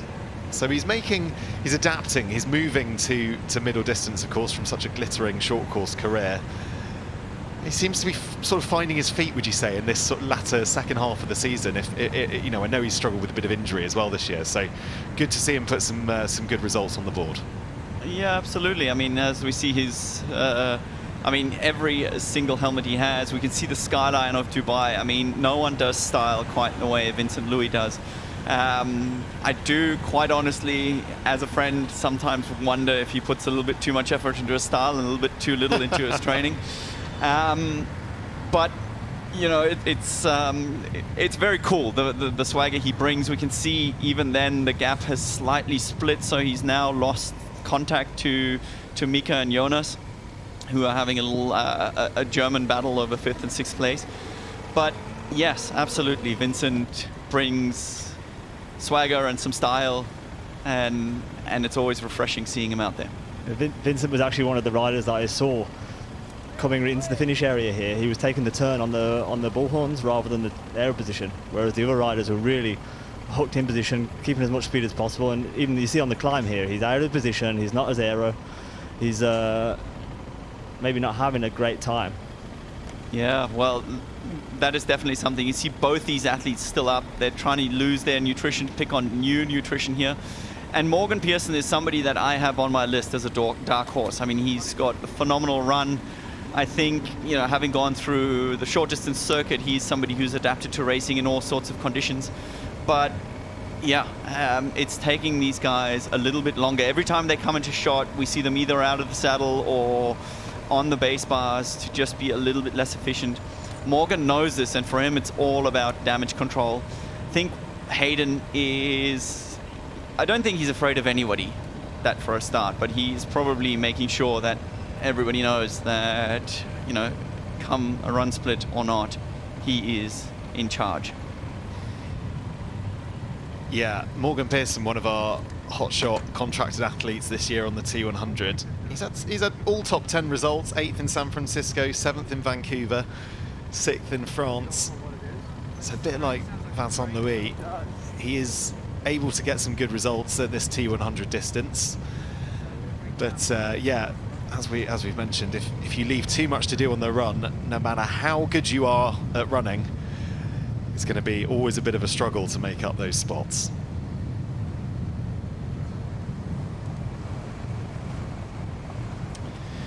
But there he is, Morgan Pearson at the front of this sort of second group. Sam Dickinson just out in front. I guess the challenge for someone like Morgan, Jan, you know, he's obviously a phenomenal swimmer, very, very fast runner. How difficult is it to find cycling form? No matter how accomplished you are as a triathlete, but clearly that is his weakness, you would say, in the three disciplines? Well, the thing is, this is not just purely a fight on the bike. The bike is always there to set up your run. And when that is your struggling discipline that sets up, you know, we can even see him here taking little stretches. I mean, all these athletes, what would you think, Dan? What kind of power would these guys be pushing? Well, this is one of the more straightforward sections of the course, so I'm not sure if they have a power strategy for a course like this. Obviously, I think they're sitting at probably, I mean, I know Hayden will probably be sitting around 350, 360 watts, something like that, I guess. Ew. But it's something that, especially on a section like this, obviously, then he's off the pedals, he's recovering a little bit. So I say it's not a consistent effort, this one, and that makes it even more challenging to judge.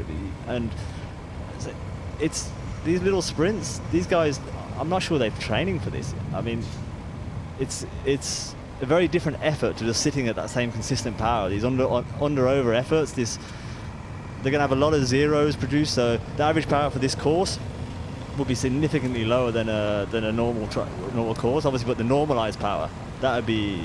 Yeah, for the geeks.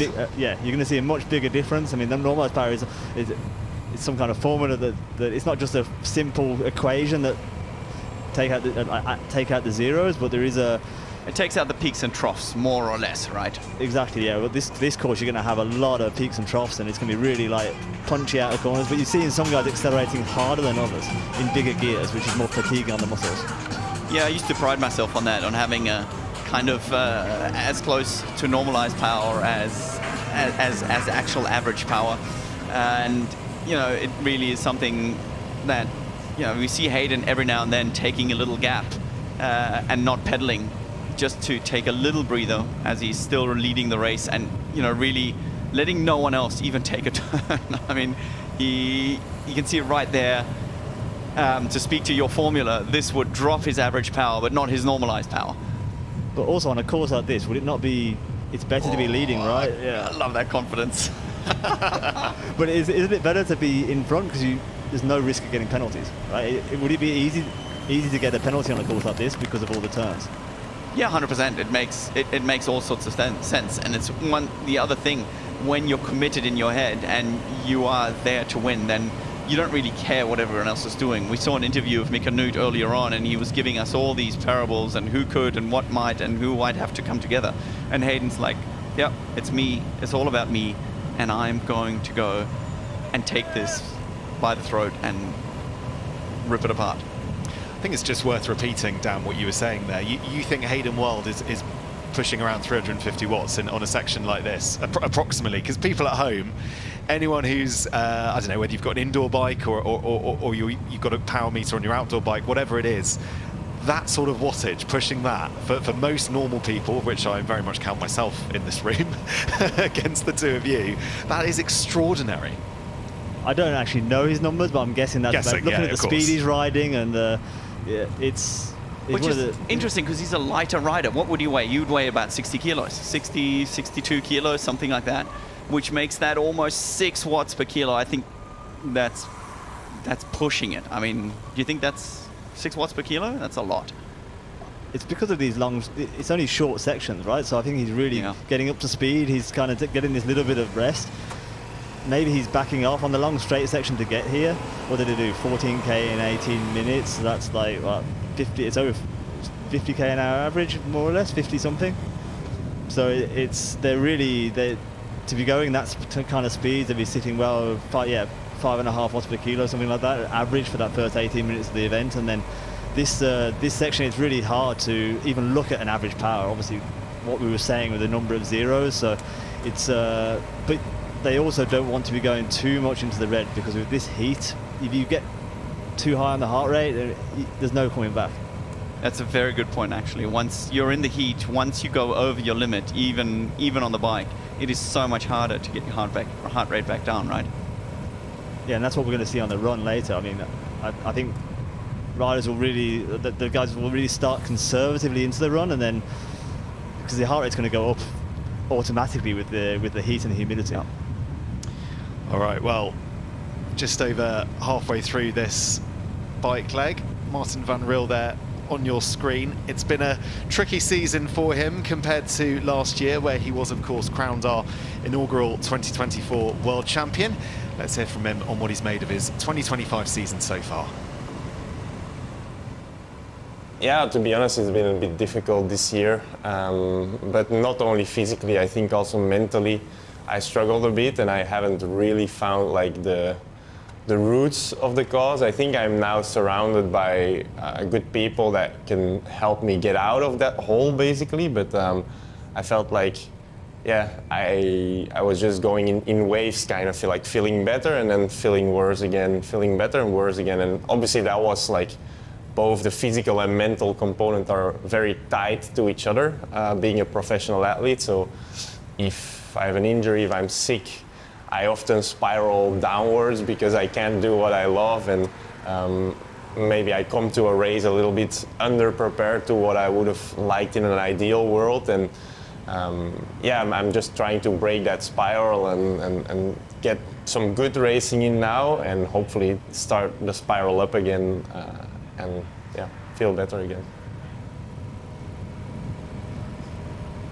I think it's really interesting looking at what's happened to Martin van Riel this year, and obviously he was untouchable really in last season, only beaten a handful of times, and things haven't come as easy this year, have they, Jan, for him? No, absolutely not, but you know, that's, I think, a valuable learning curve, and that's Mark Dubrick right there being overtaken. We spoke about him and the struggles he's had since over a week now. He's traveled to Europe from the US, and stayed there for Marbella, came straight here and decided to race despite having to pull out of Marbella. And that's just tough when you're not able to take on nutrition or train for a good week. That's, yeah, takes a toll on the body. So we're going to say bye to Dan Martin. Dan, thank you very much for joining us. You're going to go and entertain your three children who have joined us there. That corner gets me every time. It's so tight. It's just yeah, I'm going to go hang out and watch the race and enjoy the race. Lovely stuff. All right. Enjoy Dubai. Look forward to speaking to you a little bit later on. We'll see you soon. As Hayden Wilde and Mathis Margirier sharing the lead here, but Hayden in the lead just in front of the aid station.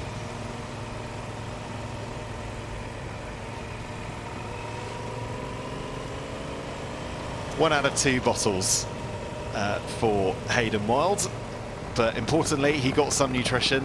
It might just be water, I think, actually, in those white bottles. It's just water. Yeah, there you go.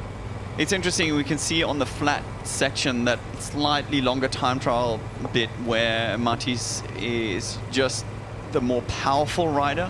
He's a bigger build than Hayden, and it becomes about absolute numbers. So just because we were talking about the actual power, I don't think Hayden would be, you know, somewhere near 6 watts per kilo, but in terms of actual numbers, if you're a heavier athlete, you're just able to put out bigger power, and that equates to more speed on the flats, because the aerodynamic difference isn't that huge. Straight away, however, when we go into the climb, we see Hayden just take it with ease and come around him every time. But still, it shows me the mindset and the mentality as to why they have now got a 1 minute gap to the next rider, which is Sam Dickinson, in 4th place. And these guys are just making light work of this course.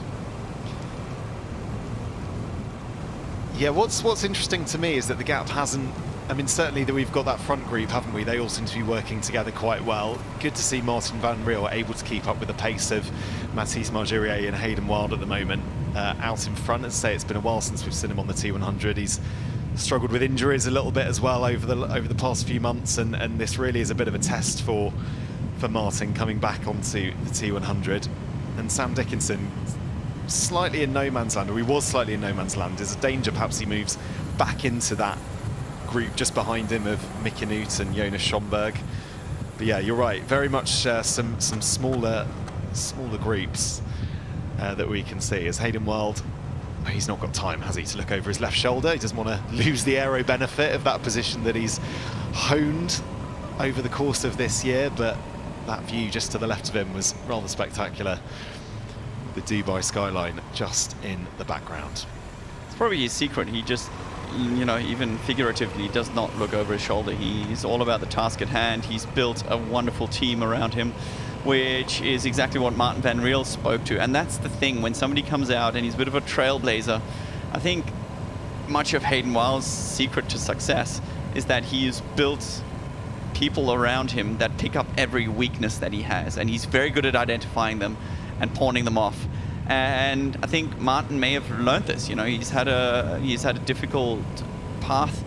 The problem is always when you're winning, it's hard to question, and it's harder to take a bold decision to make sure that you stay where you are.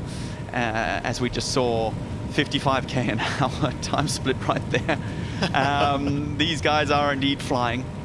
But yeah, Martin van Riel is rebuilding himself. And it's a strong performance here, regardless. In his best run form, he can probably pose a bit of a challenge, and let's see what he's got there today.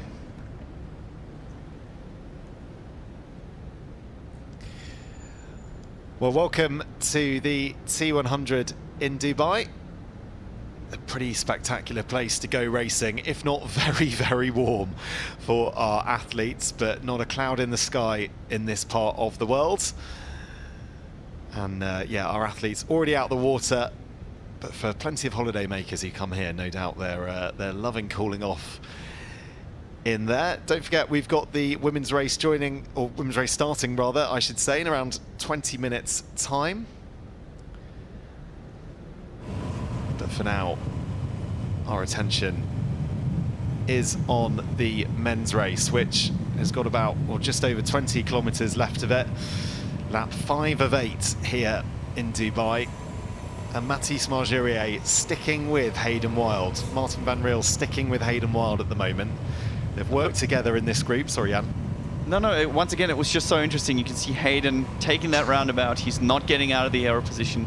Even Mathis is going on the drops. And, you know, yes, they're able to stick together, but Hayden is saving energy every single time they go through there. He's carrying that speed into every time he goes up the bridge. And that is one of the keys also to saving energy. You know, for anybody who's out there and racing, for those people at home, you know, who are age group triathletes, it's not just about the brute power that you put out, and it's not about putting out the biggest power file. It really is about racing smartly and finding the most efficient way to get through the course.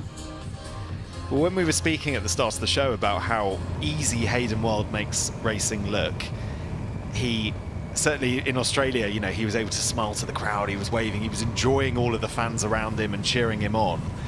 And you think, do you, Jan, a part of that is the fact that he's able to not go max out in the bike. He's able to, like you say, race smarter, and that's enabling him to conserve power to enable that run to look as easy as it does. It's all a domino effect, as it were, of one decision leading to another, Yeah, it builds confidence, it builds momentum, and that's hard to stop in either direction, by the way.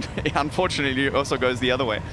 As we get eyes on Jonas Schomburg here, And I wonder if they have actually caught up to Samuel Dickinson now by looks of the pile on our left. Yep, they have joined forces, and Knut's already around him. As we again see Mark Dubrick now also being passed by this group. I do wonder if he's going to torture himself through this, you know, with gastro infection. That's probably not the most fun. Trying to be very fair, letting these guys go around. But yeah, these three, so Mika Knut, Samuel Dickinson, and Jonas Schomburg on your screen right here. Wonder what kind of allegiance they can form, and how much, especially Jonas on our screen right here, actually still has left in the tank at this stage of the season, as he has definitely put on a monster season in terms of what we thought is possible in triathlon. So 2 races left of this 2025 T100 season. And at this point in the season, Jan, just describe what the athletes are feeling in their bodies. Is it a case of, at this stage, after so much racing across the year, they are starting to feel fatigue, and perhaps recovery and elements of their racing aren't coming quite as easy as perhaps they would do in April or May? Unfortunately, I probably think I'm not qualified to answer this, because I never managed to do it. So, you know, both Dan and I, we were racing at a different stage, and I think the one thing that has majorly changed endurance racing altogether is nutrition. These athletes are taking on so much more fuel than we ever did, and that is making a bigger difference, not only on race day, right, where they're able to perform better and therefore recover better, but on their day-to-day performances. They're just never going into that fat metabolizing kind of where your own body is actually cannibalizing itself, because you're always in an energy deficit, and it's basically something that makes you tired all the time and therefore not recover as quickly. And I think that is something that's allowing these athletes to go way more back-to-back, race more frequently at a higher level, and something that I never managed to do well. I never managed to actually be consistent over a whole series. That was my biggest downfall in Olympic racing as well. And, you know, I came to the very end of my career as the T100 was just starting to take shape, and I would race well 5 to 6 times a year, whereas we see Hayden, you know, that's just one of the races that he's committing to. So yeah, I'm probably not quite in the driver's seat to talk from experience here. But I'm pleased you explained why, rather than just said I'm not qualified. No, all noted, and yeah, fascinating about the advancements that have, of course, been made in endurance sport, and yeah, particularly with nutrition. Okay, so just like last year, across the year, all athletes are competing to become our world champion, but who's going to finish first in next month's race to Qatar?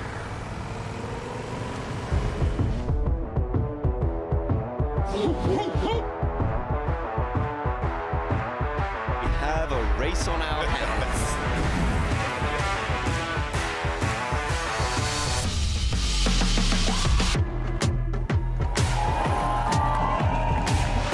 Oh my goodness!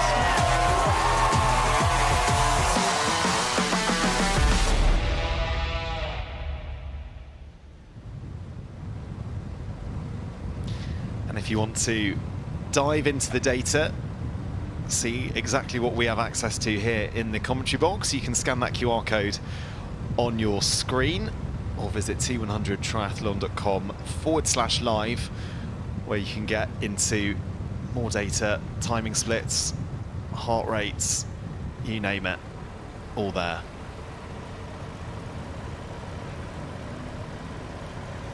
I think the one piece of data that we don't have, that maybe some of the athletes may be collecting, is actually a heat sensor. So that is something that, you know, we've seen come into fashion more and more and more. But heat acclimatization really matters. You see some athletes, they're flying earlier for heat prep, and others just arrived.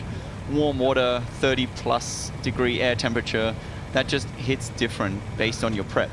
And yeah, it's definitely the later on in the race. We can see the salt marks on all of the suits, where athletes are just really sweating out a lot of salt, and it's a fine balance to pick. Just to explain, Jan, what sort of heat sensors are on offer to these athletes? So this has been quite controversial in the triathlon scene. We've had some more traditional kind of methods, which means you normally have to swallow a pill that then sits in your stomach and actually gets your core temperature. Yeah, to be very, very transparent, those can go up either end. And then in more or less invasive tactics, you just have a sensor that sits on your heart rate belt, and that then also gives you an estimation of where the actual core temperature would be. Either way, you know, we spoke about it earlier, once that temperature goes up, it's almost like having a fever, and it is something that's incredibly difficult for your body to cope with. And it's had wide-ranging impacts that athletes now prepare in the heat, and it actually means it could be more consequential than training at altitude. That is something that has really torn up the rule books of late as well. The obvious, you know, next step you can take to that is heat and altitude, which is the most challenging but also most consequentially dangerous kind of way to prepare, because if anything goes wrong, you're not recovering. But in terms of these races right here, it really affects the strategy and the pacing, because you can't afford the peaks to be too high simply because you don't recover as well. It's an interesting race, this. When you compare it to Singapore, which of course we kicked off our T100 season with, and a lot of the athletes who were racing on the T100, that was their first race of the season. So you would say that they have the ability to do heat prep as part of that building block into Singapore. Of course, Dubai comes, you know, near the end of the season. A lot of our athletes have been racing quite a lot up to this point. So you might say adding a heat block in, as well as also their training, might be an awful lot to ask of the athlete's body at this stage in the season. I mean, I was hearing that Kate Waugh hasn't done any heat prep whatsoever for this, and she was sort of laughing about it, kind of saying, I don't know, you know, what will happen. But I guess there's also a certain amount of fitness that, particularly if you're Kate and you're leading the race to Qatar standings, you know, you've also accumulated a lot of fitness throughout the season, right, to be able to get to this point. Yeah, absolutely. The heat is just another stress, but funny enough, she's closely connected to Hayden through 100 Event, and you know, it just is that group, and they're actually using this as their heat prep for the race to Qatar. So I know at least Hayden is staying here. He's locally well connected, so we get eyes on Sam Dickinson here. I think a lot of athletes, because of the tightness of the schedule, are using this as a kind of heat prep for Qatar, because it's so much more consequential, and then we'll stay somewhere in the Emirates to prepare and use the sun and heat just to get ready. It's not a bad place to train, that's for sure.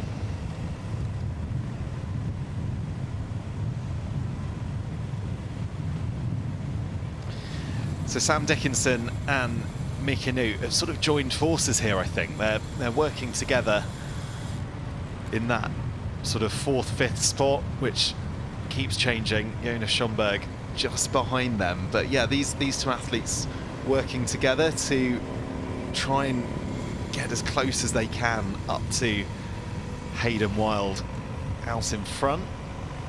I'm not sure if they're working together or Sam is just holding on for dear life here.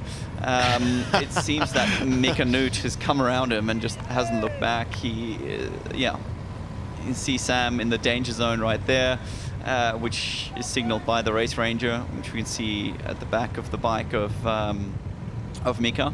But that's it. I mean, you got to stay in that zone, 20-meter draft zone, and the light goes off the first time at 25 meters. So he's, you know, got 5 meters to play with.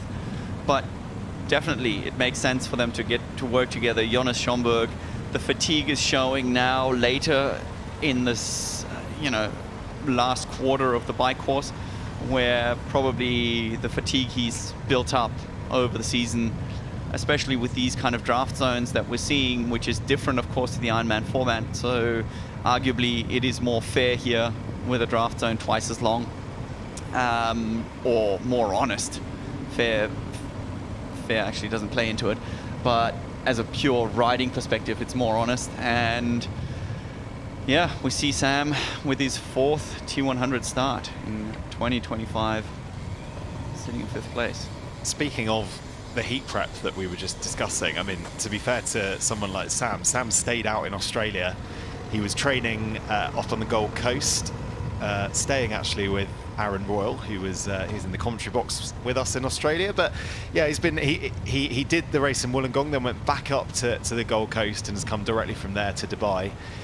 When we were chatting over breakfast the other week in Australia, he was saying that he'd much rather be out there than back in rainy Leeds, which is of course where he's actually based. But you can see at this point in the season he was making some interesting points actually as well. It wasn't just a kind of purely staying dry perspective. It was the fact that obviously you're not then contending with wet roads, you're not contending with the dangers of that, but also you're reducing the risk of getting ill from sort of all of those things that come with cold weather. But perhaps you also just preferred to be in the sunnier climes of Australia. Tell us, Matt, can a Brit ever truly sun and heat acclimatise?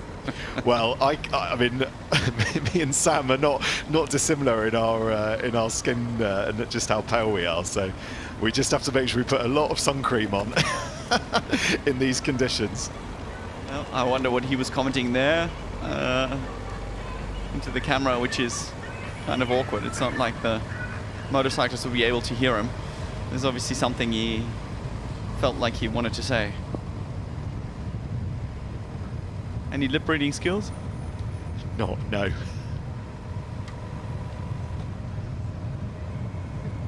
So we've just got eyes here on Sam Dickinson behind Mika Newt. Interesting fact is that Mika Newt here is coming with a 62 chainring at the front, which is absolutely massive. I mean, a bit of cycling geekery, but 62 tooth chainring will mean that he is somebody who can really put down big power if there is a tailwind or on those slight descents. A minute and 30 deficit to the lead right now. It's probably not speaking volumes that this is necessarily the biggest choice. It's just a random fact that, I think Sam Dickinson has a 58 chainring, and they were discussing this once again on the T100 YouTube channel, where you just can dive into a few more of the details. But interesting that you have the biggest and the smallest chainring finding each other in the middle of nowhere here. And with that, Jan, I guess they're bringing both options, are they, with them around the world to these races and deciding in the week leading up what they're going to do. They wouldn't just have a set option on their bike. Well, few of the athletes travel with a mechanic, and so there is really not much choice. It just comes down to a preference in cadence. We can see Sam here. My guess is his cadence is somewhere in the 92 to 95 region, whereas we see Mika Newt preferring a lower cadence, which means that a lower cadence generally would mean less stress on your cardio system. So this is actually something that the athletes use quite specifically in terms of strength training. You keep a lower cadence, it puts a higher stress on the muscle system, but less stress on your cardiovascular system. And the other way, or the other approach, is to put more stress on your cardiovascular system, but less stress on your muscular system. And they're just two different approaches. It really comes down to something what athletes prefer. But normally it's been said that higher cadence is probably more conducive to a faster run. We'll let these two battle it out and tell us. See cadence right here on Hayden. To that point, that to me would be 95 to probably 98, somewhere around there. Interesting to find out. But yeah, it's a personal preference. So just over 10 kilometers left of this bike course. They're on their penultimate lap. And Hayden Wilde, I just wonder, Jan, is this the point where he starts to think about putting in a bit more of a gap as he sort of looks behind him and just tries to understand where he is in the context of the rest of the field? But what would his tactics be at this stage, do you think? Well, interesting. This is the one place that Matisse actually took the lead from him and helped him out a little bit. This is that slightly longer straight before we go into the dead turn again. I'm not sure if he's thinking about creating a gap or he's thinking about his burrito at the finish line. Sometimes you just don't know. He's just playing it cool. No, he is a professional, and I know that he's right here, you know, really making sure to keep the pressure on. And he just loves racing, and when he sees a gap, I think he's going to pounce on it. So we're just hearing there's going to be a slight delay to the women's race. Hopefully they'll be getting underway very shortly. Of course, as soon as that starts, we'll bring you the start of that, and we'll keep you updated across both of these races, as we'll end up having all of our athletes here on the course. It's a bit more time for the tarmac to heat up. Yeah. Who's got a harder job, Jan? The women's race or the men's race? Oh, I don't know. I mean, by 12 o'clock, which is when the men would have gotten out the water, I don't think it really makes a significant difference. The one thing that does happen here from time to time is that later in the day the wind picks up, and so you may actually get a little bit of a breeze, at least on the run course, which would help, honestly. It was hot when we were standing on the rooftop here of the maiden race course. I mean, it was brutal to stand there, but not even to race. And once these athletes head out on the run course, there are just some still corners where it really gets warm, and little shady patches like this, or even a little breath of wind, make a positive difference. Yeah, they certainly do. It will once the women finish. I mean, the sun will be pretty low in the sky, so it'll certainly look beautiful. Dubai will look stunning, but not that our athletes will be thinking much about that. They'll need to get cooled off as soon as possible. I saw the ginormous ice baths that are just behind our commentary box, which is just behind the finish line here. They're ready and waiting for the athletes to get in them. I quite enjoyed seeing that after Spain. We probably broke the record for the most amount of triathletes in an ice bath at the finish line in Spain, which was a similarly warm race. I'd hazard a guess this is even warmer here in Dubai. Yeah, and if you're wondering what the big difference is between Formula One and triathlon, Formula One drivers would be sitting in a hot jacuzzi with champagne, and whoever else, and triathletes, they just like to get in a nice bath. We like our Type 2 fun wherever we go.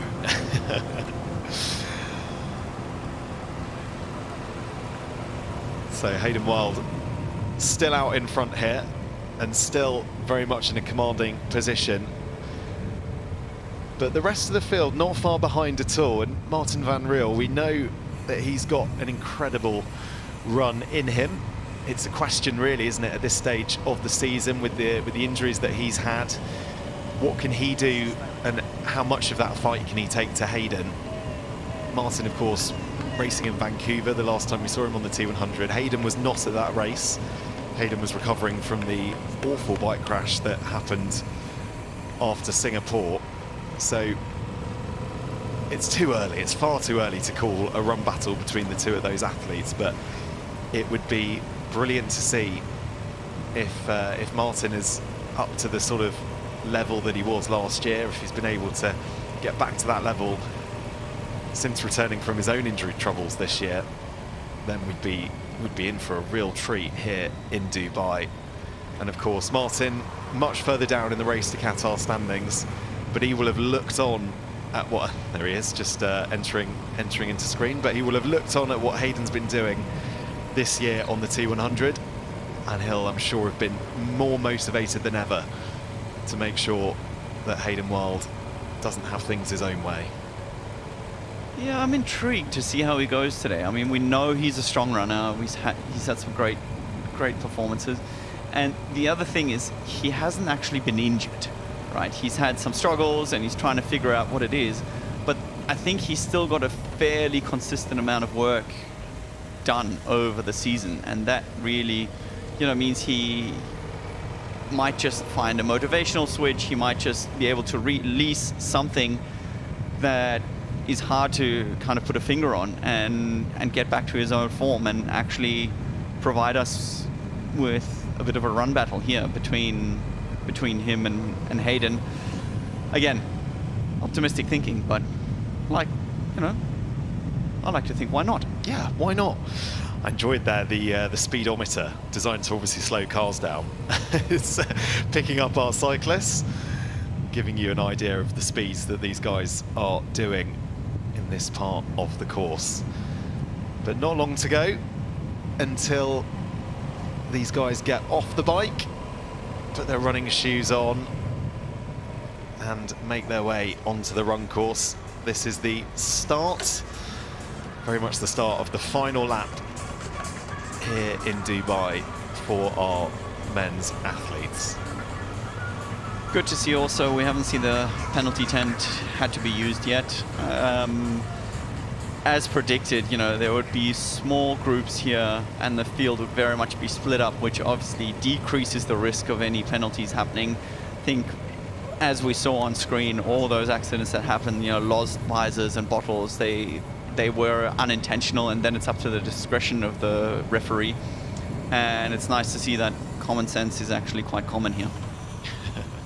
Yeah, particularly with a technical course like obviously we do have in Dubai, there has to be, you would say, some leniency from the officials just to reflect the nature of the course. And like you say, Jan, it very much looks as though that has been the case.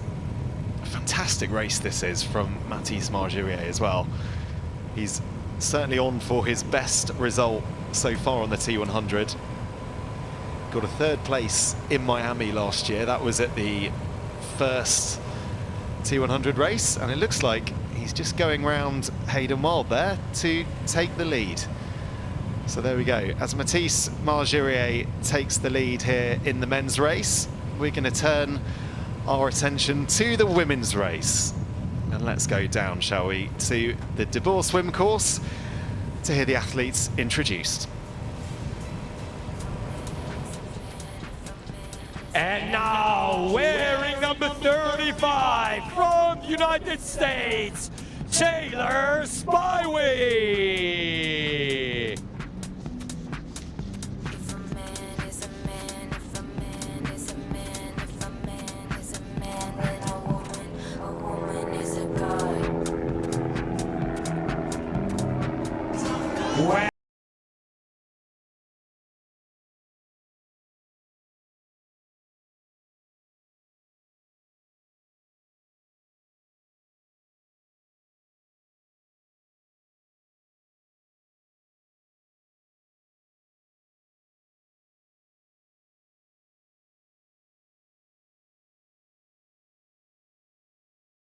Wearing number 32 from Switzerland, Julie Derron.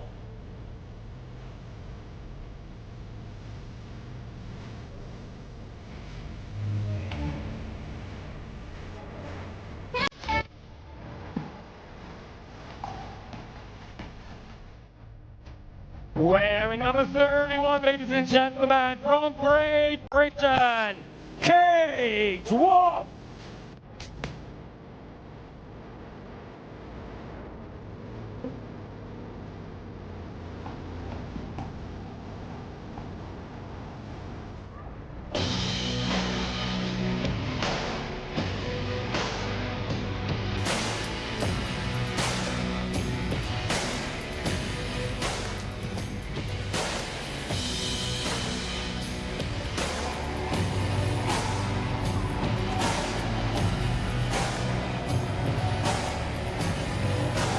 Athletes, you are now in the hands of the starter.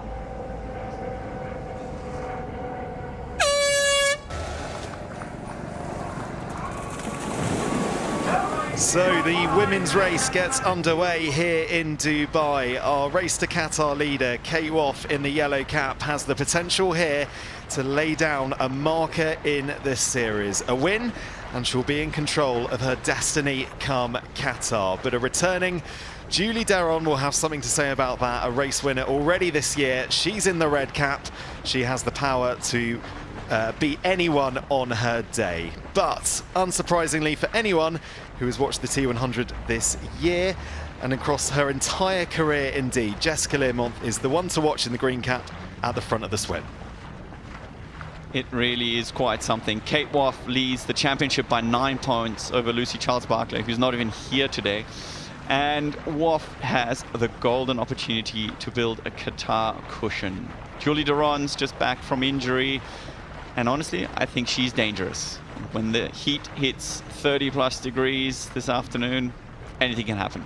8 laps on the bike, 8 technical, brutal laps on the run, and a whole lot of pride on the line. Yeah, it certainly is. And this water is warm, isn't it, Jan? Give us some top tips for how these athletes are going to deal with these conditions, deal with the warm water. Well, the water has now been measured at 30.5 degrees, and let me tell you, international competition in a swimming pool is 26.8, I think, 27, somewhere around there. And those 3 degrees make a huge difference. We see the lines here being picked, and obviously somebody has been watching Vincent Louis on the right here. I think that maybe Kate... No. Yeah, I think that's Kate Waugh in the yellow cap. Yeah, it is Kate Waugh. Obviously watching Vincent Louis, how he did it. And this is got to be interesting what Jess Learmonth will do. We're used to seeing her in the lead. The shark of the T100 series with Lucy Charles-Barkley has not come to the fore yet. But this is very, very interesting tactics, and obviously something they would have adapted after seeing the men's race. Sarah Perez-Sala should be there in 3rd position. Is that correct? Yeah, I think I can just see the red and yellow of her distinctive Spanish suit. But yeah, just in case you missed the start of the men's race, we saw really different lines here on the De Boer swim course. We saw them go, well, Vincent Louis taking a completely different line to the rest of the pack. They were sort of divided into 2 sections, but it very much emerged that the line that he picked was the right line, and it saved them a lot of time. But just from these shots, from the drone shots that we saw in the men's race, it looked very, very strange to see them take such different lines. But he was an experienced swimmer, as is the likes of Jessica Learmonth, as is Sarah Perez-Sala at the front, and of course Kate Waugh, a very good swimmer too.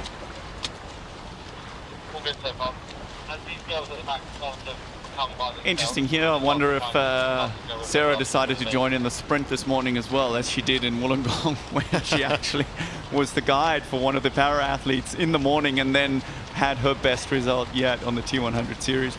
It is interesting how physiology sometimes can work and how, yeah, it just all comes together unexpectedly. Yeah, that was an incredible performance from her in Wollongong. Less than 24 hours after guiding, she was able to very much be a factor in that women's race in Wollongong, getting a 3rd place, her best ever T100 result, an improvement by quite some way of her 10th place in Spain. And someone nearing the end of her career, results like that, it was a real pleasure to interview her after the race. She had the biggest smile on her face, knowing what she'd achieved down in Wollongong. Looking at these pictures, it does look quite a bit more choppy. We do obviously have that kite surfer in the background, giving it away that the wind is picking up. We're not seeing any white caps out yet, which are normally the indicator, but if you look at the boats as well, it seems like there's a little bit of swell just bouncing up against them, which has going to be, well, it's the wind we spoke of earlier that makes the swim a little bit more challenging, but probably even on the bike would make things a little bit more pleasant, just having a bit of an extra breeze to go by. But we see the conditions definitely changing. It was really interesting what happened in Australia with Kate Waugh, and not having a hugely strong swimmer next to her. I mean, obviously she did have Sarah Perez-Sala, but just in terms of the athletes that she's used to racing with at the front of these races, Jessica Learmonth wasn't there, Lucy Charles-Barkley wasn't there, and the tactics that Kate had to employ there, she kind of had to set her own pace, and she had to dictate that herself. And she'll, I'm sure, probably enjoy having the likes of Jessica Learmonth alongside her now for this part of the race, and indeed I'm sure on the bike as well, because these are athletes that she's got to know really well this year from a racing perspective on the T100, and yeah, she will certainly be very, very happy to see the likes of Jess alongside her. And Julie Derron at the very end of this pack. That's interesting. Definitely something yeah, we probably wouldn't have seen Georgia Taylor-Brown in there. So it looks like we have a true group of favorites before we've even hit the first turnaround, a few meters before the second of the red boys. Yeah, they've really stretched out a gap there, haven't they, and become a pretty tight group just in there.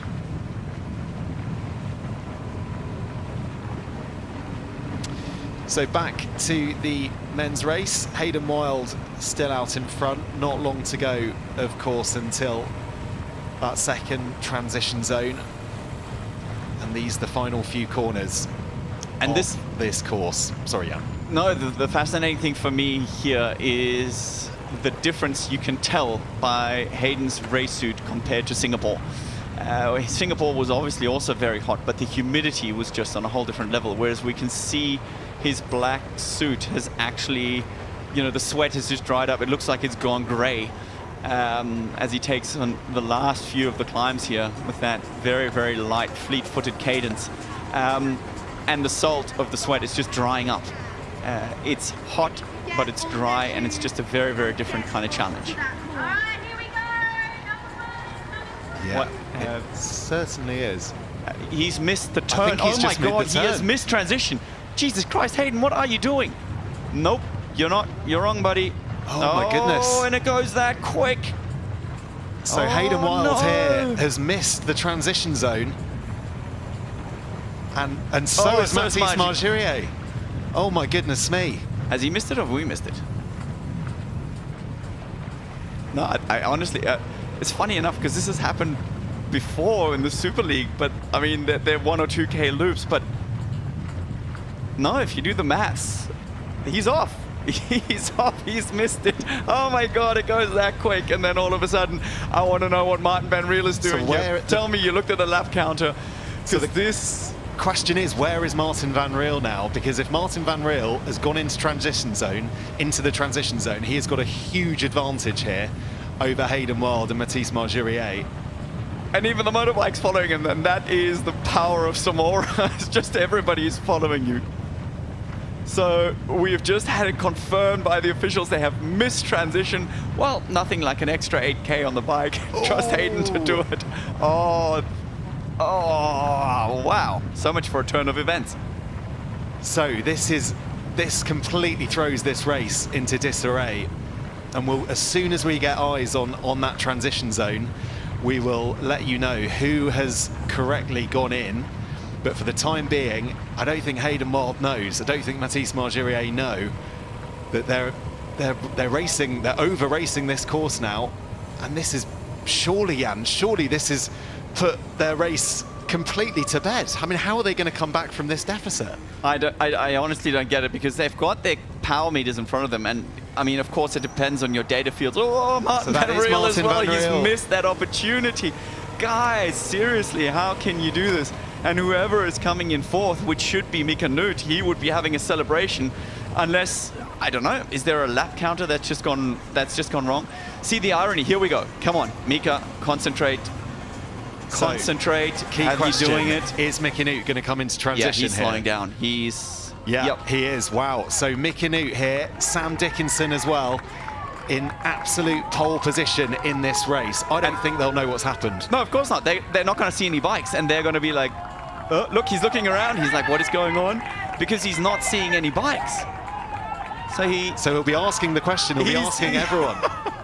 Oh, this is gold. T100 never shy of some drama as it puts the socks on, an unexpected lead. It almost looks like he suddenly picked up an urgency, because technically the front runners, they wouldn't be disqualified. It's not like you're doing a lap too short. Yeah. I don't know the rule scenario in this case, but I know historically, at least, that the Super League tried, they didn't get disqualified for it. And all of a sudden, Mika Nuut is out there, and he now has a realistic chance of winning. But he's got Sam Dickinson to roll through, and these guys are now leading the race. And yeah, I don't even know how the other guys would actually get back to transition 2 without having to complete the lap. You're going to have to do a full lap, surely. And that means 8K at the speed they're doing. That's 12 minutes. Yep, that's... Even Hayden Wilde, as good as he's been this year, I don't think he's got that in his locker. So right now, Sam Dickinson out in front of this men's race, and wow, this race has really been turned on its head. A simple error. People at home who have done triathlons, who thinking of taking up the sport, this is probably one of the cruelest lessons you can ever learn. To make sure you know how many laps you've got to do of the course, because it will cost you. And right now, Hayden Wilde's 100% record in this series is under threat. That, I mean, it's absolutely fascinating. I mean, Hayden Wilde, you know, he's been the strongest runner in every T100 race this year, and it's not going to help him. So it's, it's something I haven't seen before, that's for sure. So the next question really becomes, who else is in transition? Gregory Barnaby, Jonas Schomburg. We'll find out as soon as we can exactly what's happened, but right now Sam Dickinson out in front and looking very, very good for it.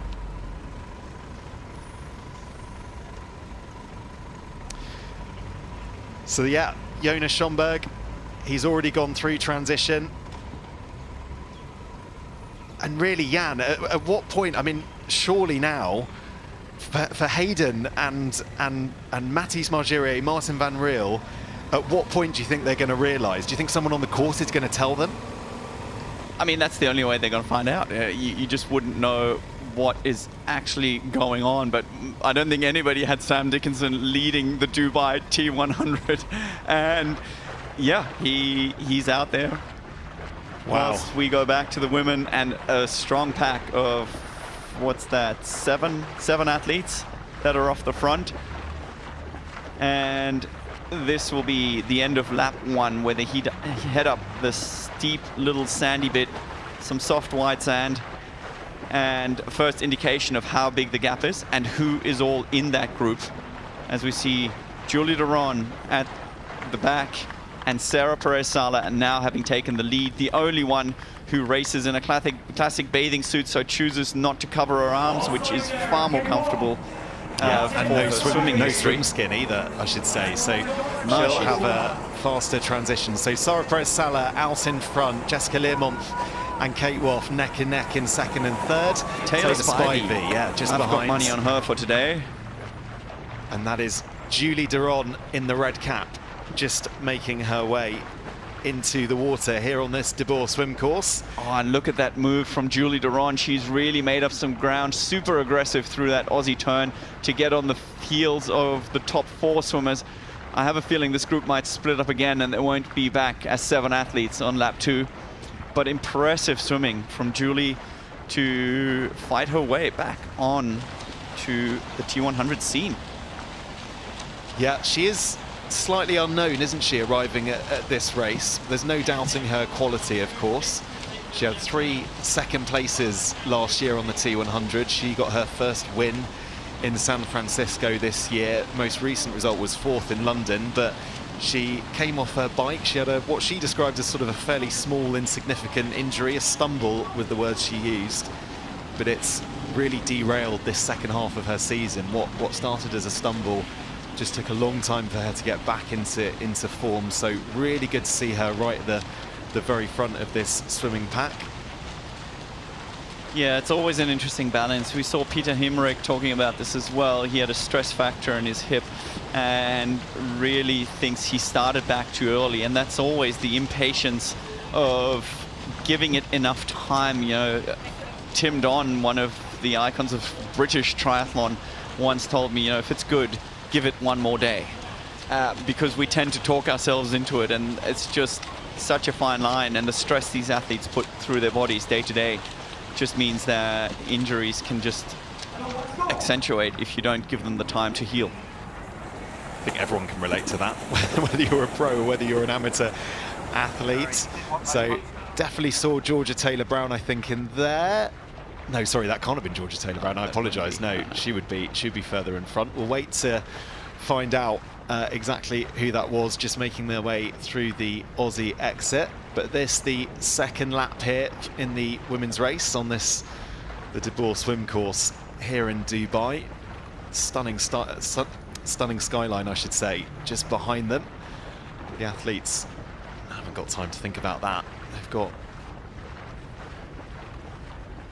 got as much of their concentration as possible on getting out and getting fast. Interesting, actually, Jan, that group just starting to come back together after what it looked like it had split up a little bit. But let's turn our attention back to the men's race, which, if you're just joining us, as we mentioned, is in complete disarray. Hayden Wilde, Martin van Riel, Mathis Margerier all doing an extra lap of the bike course, which has left Sam Dickinson and Mick Anoot not far behind him, the very fortunate recipients of their bad luck. I mean, all the more for these guys. And I mean, for someone like Sam Dickinson, as we've said, a hugely impressive debut for him on the T100 in Spain. He's had a decent set of results since then, but now a T100 race that he's leading, that he is in control of here. Wow, if he was to go a bit further and to win this race, this would be the biggest result of his career. So we've been joking all day and we've been thinking about it all day. Does it take the T108, because every bike lap is an extra 8K, to actually see the limit of what Hayden Wilde is capable of? You know, there's the old saying, a race is a test of an athlete's limit, except for the winner. And, you know, we haven't really seen Hayden need to go to the limit. I wonder if the group has actually stayed together. We've got eyes on Hayden right here. He's lapping the athletes ahead, but as it stands, he is coming into transition with everyone else just ahead of him. This athlete is going to be wondering what the hell's going on. And Hayden is now going to put on his shoes and we're going to see his run. You can see Sam Dickinson there. He's exactly 2 kilometers behind.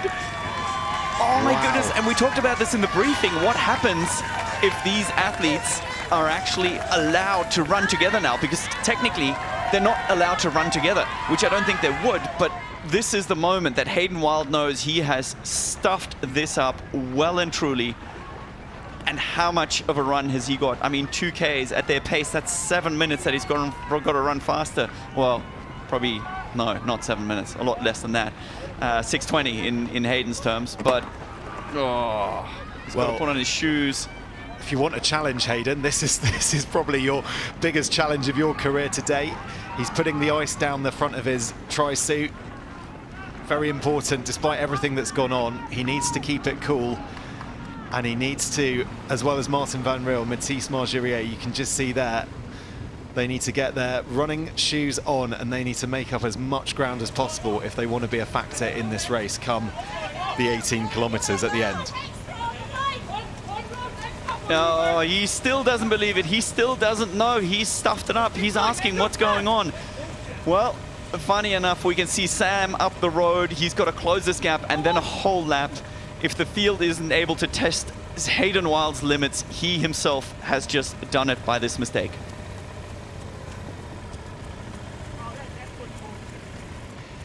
And just to mention,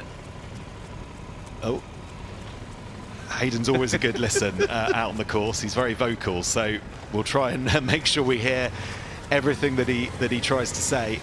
But just to go back to what you were saying, Jan, the rules were changed after Spain, because what we saw in Spain, we saw Peter Hemerick kind of almost, you know, shielding, I guess. It was Hayden Wilde and Jelle Geens. He became a factor. He was a lapped athlete, but he became a factor in that race. And to avoid that happening, the rules have changed. They can no longer run together. There has to be clear separation between them. But that right there is a visual indication of the difference between Sam Dickinson out in front, who was sitting in, I think it was fourth or fifth place. He still can't believe it.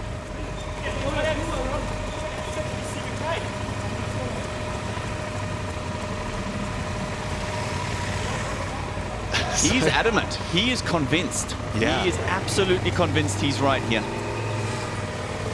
I mean, I'm wondering why is he so convinced, Jan? Because what, he will have seen the distance on his GPS? I think he was referencing the kilometers. I mean, he's pulled on the highway and, you know, everybody's going the other way and he's still convinced he's gone the right way. This is really remarkable is we see these technical corners. They don't look like much, but on these super shoes, which have a much higher stack, this is the Alistair Brownlee Remembrance corner for those of you that watched the T100 last year, where he took a tumble and just managed to slip. He's now about to catch the leader, but the problem is the distance to finish, we can see at the top, is 14.3, but for him, it's 16.5 Ks. So let's listen in if he's got some words for Sam as well, or if he's finally accepted his mistake and is, yeah, gonna turn this anger into some motion and really take himself to the limit. So here he goes, Hayden Wilde catching up to Sam Dickinson. I wonder if any words are going to be exchanged here between them. We did not. We're at 76k. Yes. So was I. So you had one lap.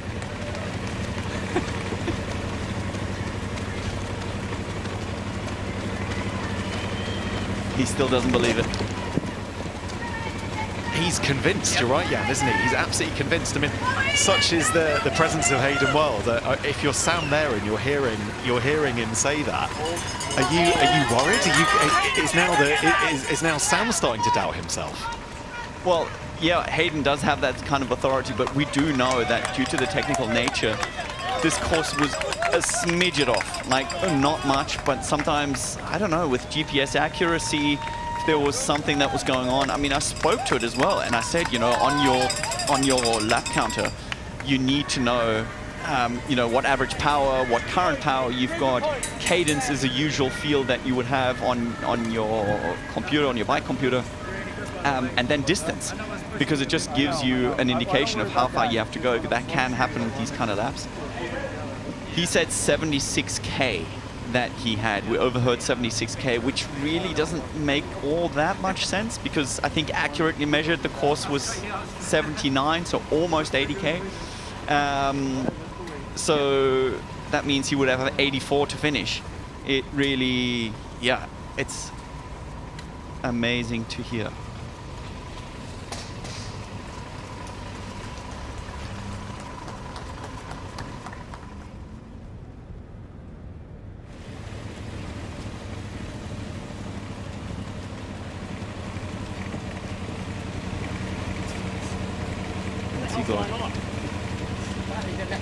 We did not. We're at 76k. Yes. So was I. So you had one lap.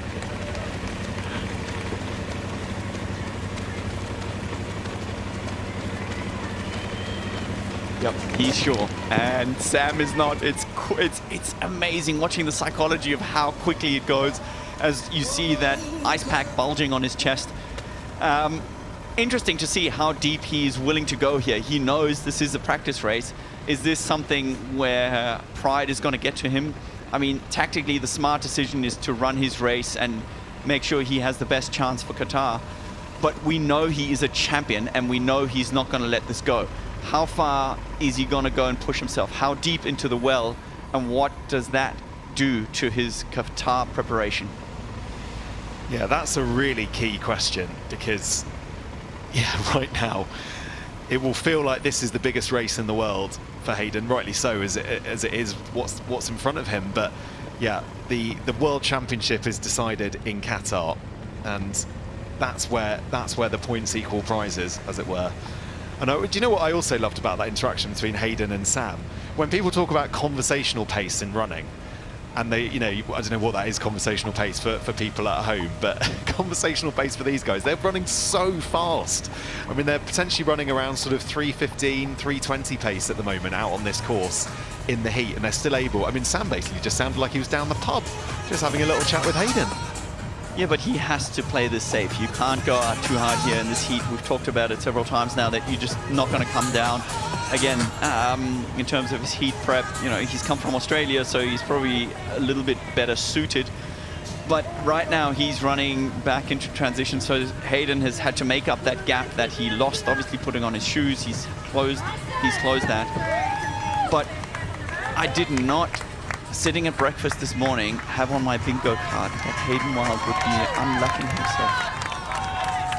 Is it as well? Is it if you're Martin van Riel and you're Mathies Marjurier, you are surely kicking yourself, aren't you? Because we have to assume this was an error purely like on Hayden's radar, in the sense of him looking down at his GPS, seeing whatever it was, 76k that he thought was down there. So if you're Mathies Marjurier or Martin van Riel, who were also alongside him at that point in the race, you'd also be furious. Fuming. As we see the women now having split up. Jess Learmonth at the front, taking on the pace. She's had some interesting preparations here. Once again, on the T100 YouTube channel, you can see everybody's racing, shouldering, bulging each other and practicing swim starts, and she's out there racing a little kid into the water. It was quite cute to see. Between her and Holly leading the mums section, at least, of mums who brought their kids here on race course. Yeah, about to lead the swim. Will be interesting to see where Julie Derron is. And it looks like Kate Waugh on the right there, so really setting herself up and trying to improve, which is all she can do on her score. Yeah, Jessica Learmonth out in front. Ladies and gentlemen, that's then. Let's give it up for our race leaders. That's then Taylor Spivey in second, Kate Waugh in third, and Sarah Sala in fourth. And and that's a huge gap, isn't it, to that group behind? Yeah, absolutely. They looked strong and like they were together, but just as we switched over to the men's race again, we saw Kate actually taking the outside line, looking from the swimmer's perspective, which seemed to be the one that made the difference for Vincent as well. So it's crazy how much the currents seem to play in here. And really, really interesting, also for Lucy Derron's return statement as to where she's going to be coming out of the water. Yeah, just looking at the timing data there, 33 seconds back for Julie Derron. So definitely did very, very well to make that group. Georgia Taylor-Brown just in front of her. That was when they came out the water. And these athletes will make their way out of this first transition zone onto this bike course. They've got 14k, which they'll never do again in this race before they're on their 8 laps out on this bike course. And as soon as we get the timing splits, we'll of course update you. And a beautiful aerial shot there. You can see it's not tight, but it's also not too wide either. And if the athletes want to make the pass, they are very much allowed to make the pass on that part of the course. They can do so, provided of course they stay out of that drafting zone, and the race ranger on the back of the bike in front. So Sarah Perez not able to take advantage of the fact that she was the only one that was not wearing a swim skin, and we saw that on Hayden Wilde. He was able to gather a few seconds.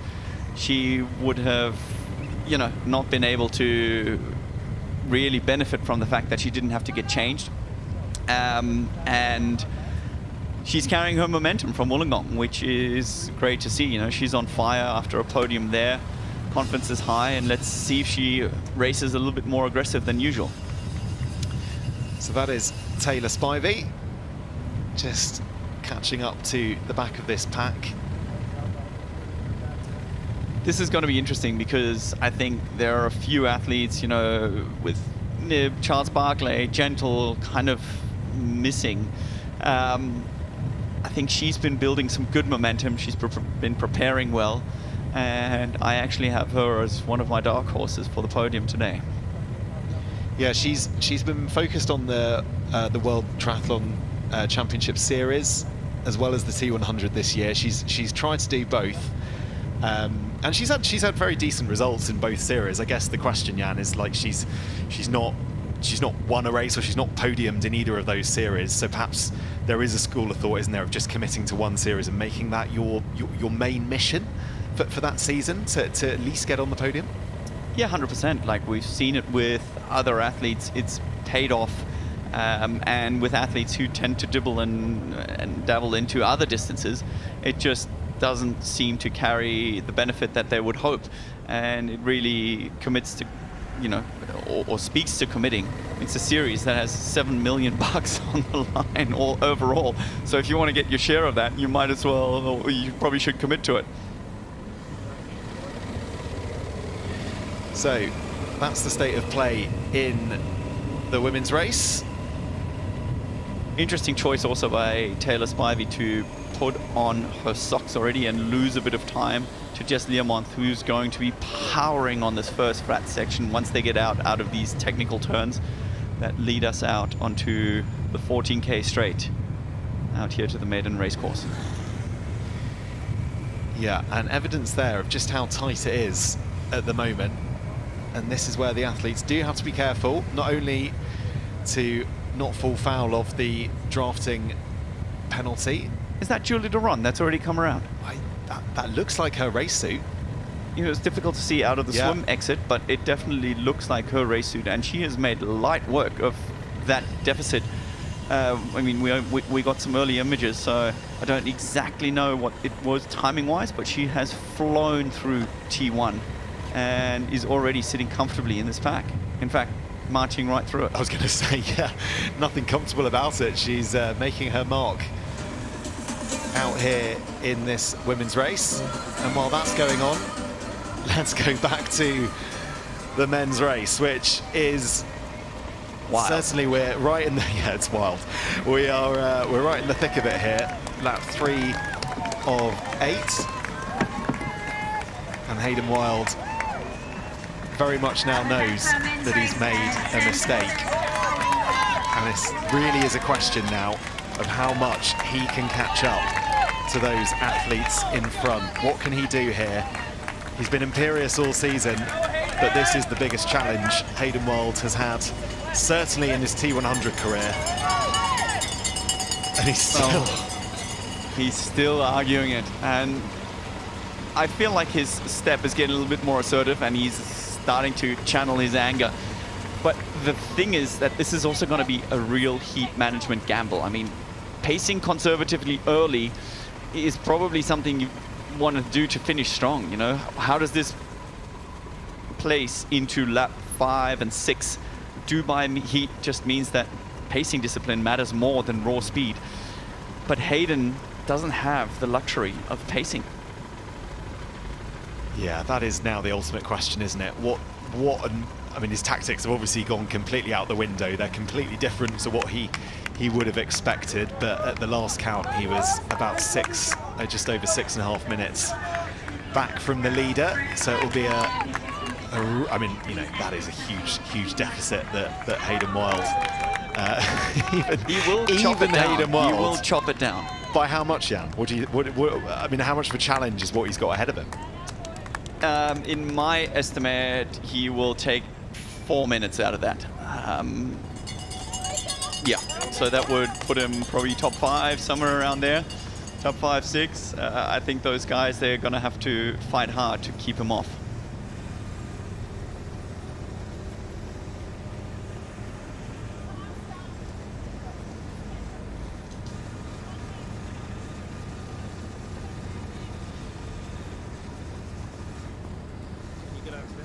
So we're back on the men's race. Mick Anoot just out in front there of Sam Dickinson. He's got himself in front of the Brit, and between these two athletes, both of these athletes now, if they were to win this race, it would be a huge moment in their career. Mick Anoot yet to win a T100 race. Sam Dickinson yet to win a T100 race. Mick Anoot has been closer, it's fair to say. He's had 2 second-place finishes this year. And wow, he'll be licking his lips at the opportunity here. I just wonder, Jan, looking back a bit further, Morgan Pearson, one of the finest runners in the sport. Don't discount him. No, absolutely. We've got a bit of a fight on here. And all week, I've been saying that Mick Anoot is going to probably need another year to close that gap, but I didn't think that primary level maths is going to be the deciding factor. And yeah, of course, you have to be able to count. And it's a crazy dynamic, and shows you that simple mistakes can happen even at this level of racing. Mick Anoot obviously working really, really hard at the front here. He is a smart pacer, but this could be the best thing we've seen happen to T100 racing. Morgan Pearson is probably the second fastest man on course. My guess is the fastest would still be Hayden, but he's within a minute and Hayden is 6 minutes down.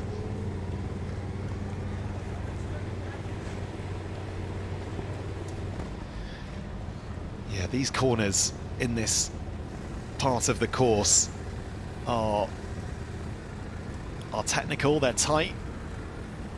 Just like you, and you can actually see there, Mick Canute trying to find every inch of shade that he possibly can, because he really needs all the help he can get in these brutal conditions. And that right there is Morgan Pearson just behind. So that's a visual representation of the distance between those two athletes. That's what 50 seconds looks like. And Jan, that gap has come down even since we were last speaking about it. Yeah, so he's about, my guess is about 10 seconds per K faster, which I've just had confirmed. And if you do the maths, 9 minutes, 9K, 10K, that should give him plenty of real estate. But if you remember last year here, we saw Ash Gentle making huge inbounds on Taylor Knibb until she didn't. The heat is just going to be the big factor that really slows athletes down the further and the deeper we get into this race. Yeah, it's a reason not to go anywhere. Do not leave your TV screen because there is so much left of this men's race. We've obviously got the women's race underway, but just under 10 kilometers of this men's race left to go.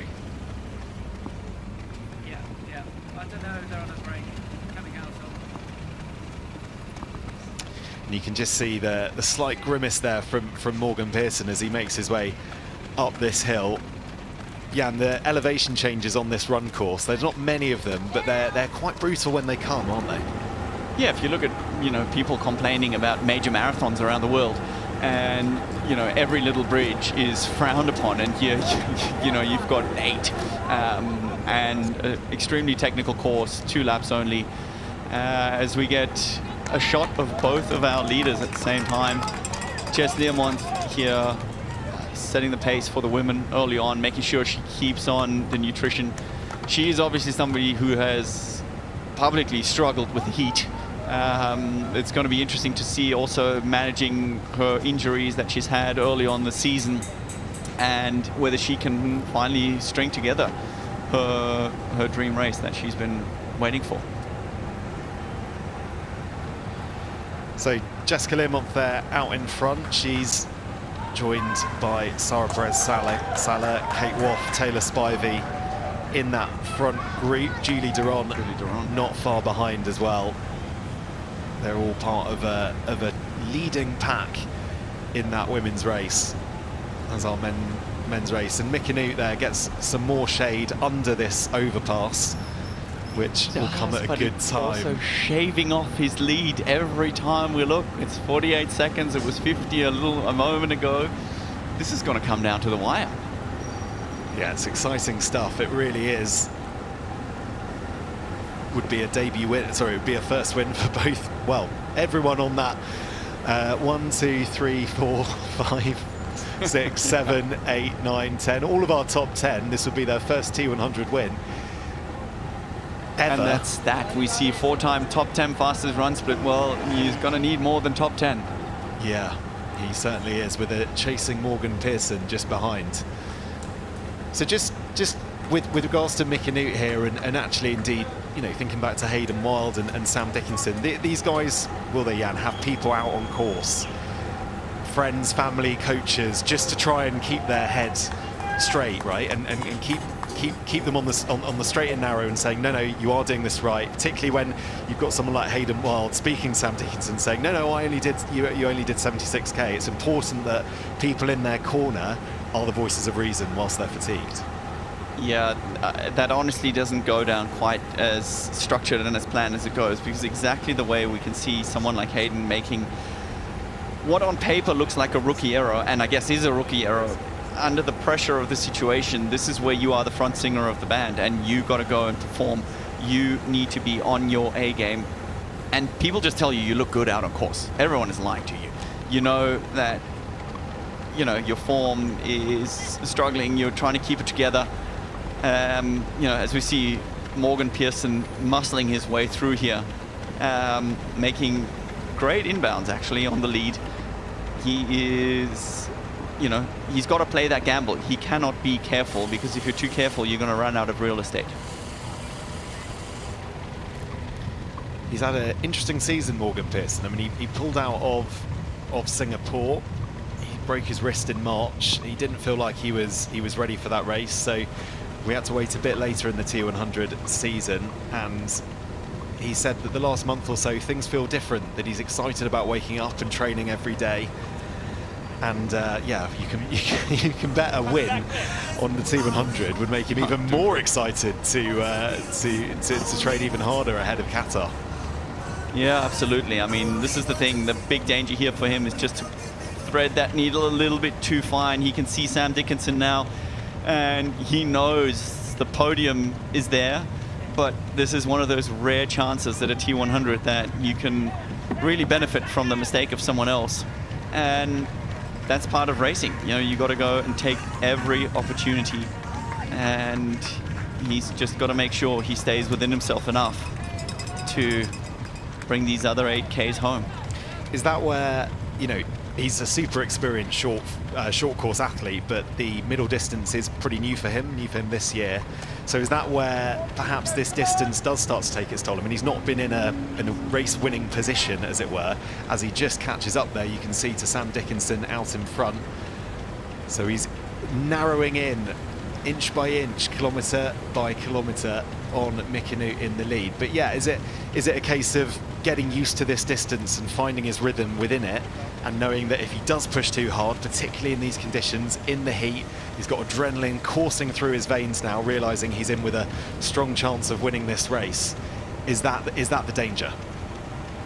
It would be, but I mean, the T100 distance is very, very unique, because it's kind of settled to be a little bit more aggressive. In fact, it turns out to be quite a lot more aggressive than 70.3 or middle distance racing, as you called it, because the 3Ks on the run are definitely, for whatever reason, I mean, I know it's a little bit more than 10-15% of race distance overall. It just makes a difference of being more aggressive, and it gives somebody who's used to racing 10Ks more of an opportunity to come through the race. But Morgan Pearson is also no rookie. He's been around for a while. He's prepared incredibly well. And like always, sometimes you just need a bit of luck for it all to come together. And this may just be the day. I mean, never discount Mikkenut. He's somebody who definitely wants to win.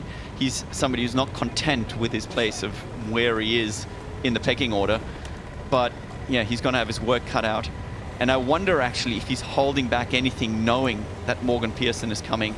They'll be able to see each other on this out and back specifically, so he'll be able to have the reference from the last lap. And I wonder, oh, there he goes already, and that was a lot closer last time they met in that corner. Yeah, we're going to get an update of that time. My guess is it's a lot lower than 30 seconds already. Yeah, just to update you, that those times on the left-hand side are wrong. They haven't updated yet. So Mikkenut still in first place, but Morgan Pearson in second, Sam Dickinson in third. And this is going to be a brutal battle between these athletes right to the death here under this intense heat here in Dubai. They're racing for so much right now. Mikkenut for his first ever T100 win. Morgan Pearson for his first ever T100 win. But just put yourself in the mind of Mikkenut, all those second place finishes, all those third place finishes, he's never going to get, certainly you would say this season, he's not going to get a better chance to win a T100 race. And yeah, he will firmly have his sights set on trying to take that top step on the podium. Yeah, absolutely. If you look at Mika though, you know, he's a fighter, but if you look at his face, he is not doing it easy right now. He doesn't seem like he's holding back too much. He's benefiting a little bit here, just mentally, you know, throwing out that lasso and kind of pulling himself in. But yeah, this is something where I think right now the upper hand is definitely with Morgan. Okay, well, across the year, all our athletes have been part of the race to Qatar, which is only a month away.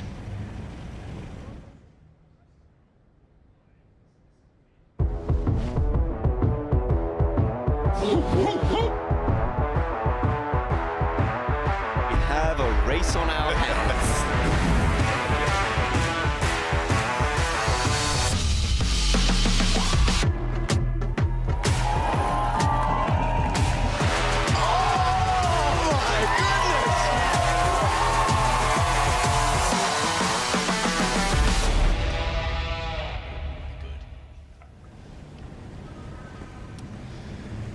So Hayden Wilde in pole position in the race to Qatar, despite today's crazy race and the extra lap that he did on the bike, which has sent him right down.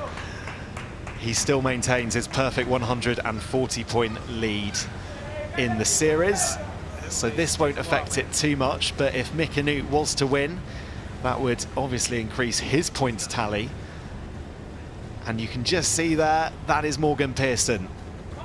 The motorbike just in front of him, but just behind you, yep, you can just see it there through the gap. That is where he is. Right behind Mick Anoot and coming in hot. Both hot in a hot sense and in a speed sense as well. And just to clarify as well what it means in Qatar, because extra points are available. First place is going to get a whopping 55 points. Second place 46 and third place 41. Don't forget, it's 35 points for a race win on these first 8 races of the season. And so that just goes to show just how important that final race is in Qatar. Not that these athletes will be thinking too much about that right now. Their attention is firmly on this race here in Dubai. And Mick Anoot, it's not long before he starts to hear the shoes of Morgan Pearson right behind him.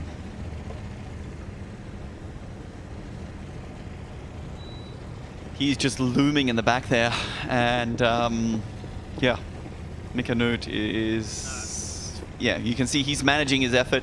He does it well. He is somebody who's very considerate also of the factor heat, but Morgan Pearson is just coming in at a different speed right here. That's just a different pace. So we see him running to the front. I mean, this would be the by far biggest win for either of them, but I think Morgan Pearson, just not having been nearly as close as Mika. Amazing for him, kind of heartbreaking for Mika, right? I mean, he's got his opportunity right here. It'll be interesting. It'll be so fascinating to see what Mika does when Morgan comes by, if he can do anything, or if he's just going to hope that, you know, maybe Morgan has just blown his pacing. Yeah, tactically, if you're Mick Anoot there, I mean, obviously there's I guess 2 tactics here, right? But very simply, there's Mika running into the distance as quick as he thinks he can, and then hoping that that's too quick for Morgan, or is potentially what he's doing is waiting for Morgan to catch up to him and then pacing off Morgan, using him as a bit of a pace setter, but also not exerting too much energy too soon. Yeah, well, it's interesting, right? Because the pacing doesn't work as well on a run. Like, I'm sure you can relate when you do your park run or something. It's to a certain extent that you can latch onto somebody, but if the pace is off by probably more than 10 seconds per kilometer, you're not continuously going to be there to close that gap. You can see in the timings now, Sam Dickinson is fading back, and Gregory Barnaby actually heading towards the first shot of a podium. This, yeah, is all to race for with only 2 laps to go. Yeah, it certainly is. It really is. And Mick Anoot right now out in front, but the question really is for how much longer. Lap 6 of 8 here in Dubai. What a crazy race this has been so far. Something tells me it's not over just yet. Plenty to go here. Yeah, and this is quite a good opportunity actually, just to sort of compare those 3 races, those 3 runners, what do you like about Morgan Pearson, just as he goes out of shot? Well, you just got to say, I mean, this is such a pivotal moment for either of these guys. They're coming so close to winning the biggest race of their life. And right now, we have a dream being taken from one, and we have the lead going to Morgan Pearson. I mean, these two guys are going to be battling hard for this, but this means so much more than just the pass. That's the move, isn't it? Quite aggressive coming through there. We can see Mika almost having to take a different step. He's going wider here to take a better line. This is what we signed up for.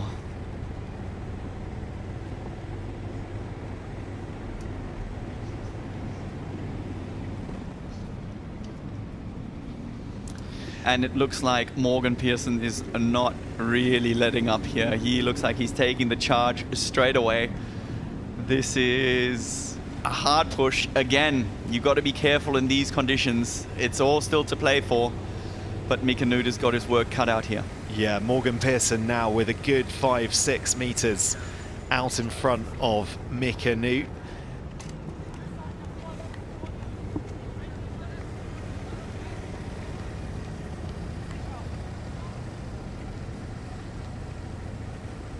Morgan Pearson out in front. These hills, these short inclines are going to be ever more painful as we near the end of this race. Well, let's be honest here. Mika Nuut doesn't have it in his own strength. He cannot, from his own power, go and win this race. He needs it to go wrong for Morgan Pearson. He needs Morgan Pearson to blow up. You know, to be honest, we saw a similar phenomenon in London in the women's race where she obviously had a better paced run and was able to catch Kate Waugh towards the end, who was fading a little bit there. But right now, is that a smile I'm sensing on those lips just for a little bit? He must be pumped. It's a smile grimace, I think. I think it's equal measures smile, equal measures grimace from what I can see there from Morgan Pearson. But he is right now in front of this race here in Dubai. Morgan Pearson leads our men's race. And that is him lapping Wilhelm Hirsch as he passes him. And even between those two athletes, Wilhelm Hirsch, not a slouch of a runner by any stretch. And Morgan Pearson breezing past him, making it look so easy. Yeah, and we can see that. I mean, you see at the back of the shot, you know, Mika Nuut and Mike Phillips, they're still running side by side. And, you know, Mika has lapped Mike, but he's not able to get away from him. And that really shows that he is, yeah, he's not running on his fleet-footedness if he can't drop a lapped athlete.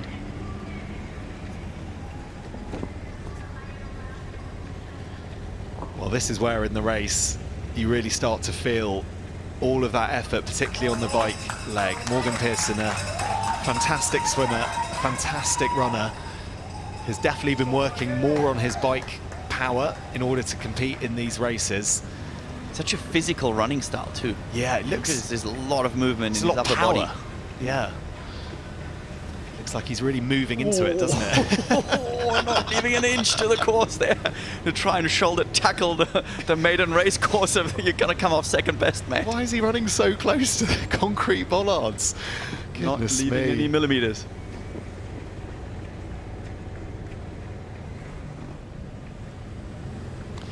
So Morgan Pearson out in front here in Dubai. And let's take a look at what's happened in this crazy men's race so far.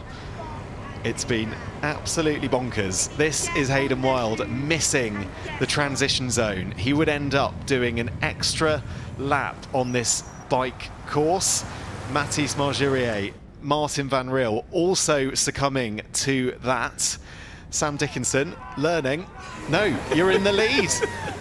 You're winning this T100 race in Dubai. Hayden Wilde eventually coming into the transition zone, but very much still believing that he was in the right. What the hell's going on?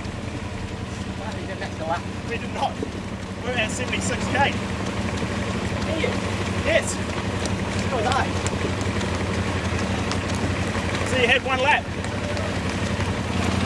I think everyone's done a short lap.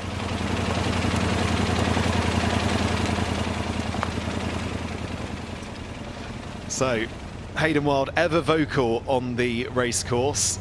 He's certainly not you're not left under any illusions of what he's thinking, and he's made his feelings pretty known. But this is actually, there we go. That is Morgan Pearson about to lap Mathis Margerier. Again. How different! I was going to say how different this race could have been. You wouldn't have necessarily. Well, I mean, this shot might have been predicted. You might have thought they might have been running together, perhaps, but not with the sort of deficit that's currently between them. Well, unfortunately, Mathis Margerier right here is racing the T108 and getting no reward for it. You know, he's got an extra 8K in the bank. Not as catchy, is it? No, definitely not. And that's why we're going to stick to T100 racing. Even for you, dear Hayden, unfortunately, my friend, you've miscounted. And even though it doesn't have a dent on the season, it's certainly made it exciting in terms of the rest of us following along. The crazy thing for me is that both Mathis and Martin van Riel did not capitalize on this massive opportunity. Yeah, you think about all that effort that Martin van Riel put into that bike leg. This is interesting. Yeah. So there we go, fastest lap on the run leg. Just goes to show how fast Hayden Wilde is running. Still 6 seconds quicker than Morgan Pearson. And Jason West, we know what a brilliant runner he is. He's the third fastest runner, or has set the third fastest lap, I should say, out on this course. But I guess, yeah, and Hayden Wilde trying to put that anger, that frustration at what's happened into his running. Yeah, absolutely. If you look at the standings overall, Jason West is still within quite a shot of the podium here. This is something he's currently 45 down on the podium. Interesting here that Hayden Wilde is running fastest, but it's only 5 seconds a lap. So that's a little over 2K, 2.2K, I believe, is each lap.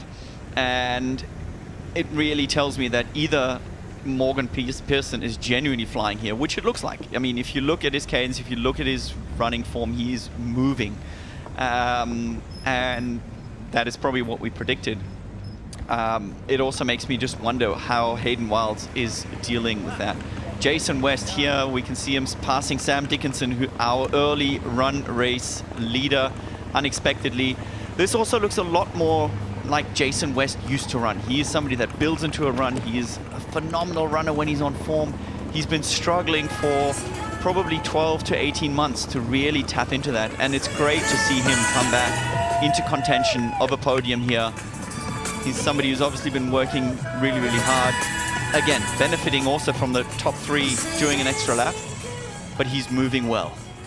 He certainly is. He also raced last weekend as well at the 70.3 World Championship. So this is all off the back of that, and he still looks as good as he does. For sure, one of the fastest runners in all of triathlon. And it's a privilege to watch him run, particularly with the beautiful Dubai city skyline just in the background. And yeah, like you were saying, he's been struggling a bit with injury for the last couple of years, but finally this will be an incredible result for him to get. But Morgan Pearson has got daylight now, you'd have to say, between him and Mika Nut. Yeah, and what are the dangers now for Morgan Pearson? What prevents him from winning this race? You know, the thing is, Morgan Pearson hasn't done much racing this year. It really could be just that his time is coming. If you look at the overall field, you mentioned it, they are just under a lot of stress. You know, if you look at Schomburg, you look at Margier, Jason West, Vincent Louis, Billy Hirsch, Dubrick, Berthwhistle, they've all raced 70.3 Worlds, which is 40% of the field, whereas this man has decided to put down a solid training block, and he is being rewarded. He is the #1 ranked runner, #1 ranked swimmer, and, you know, he's just, he's counted well on the bike, so he can take full advantage of being the 15th best rider, which is obviously something he's taken this gap to work on. All those, you know, it just makes you laugh, doesn't it? All those hours on training, all those hours on the bike, and ultimately the the thing that has caught Hayden Wilde out today is just maths, just straight up maths. Pay attention in primary school, kids. Well, he wanted a challenge. He is getting one.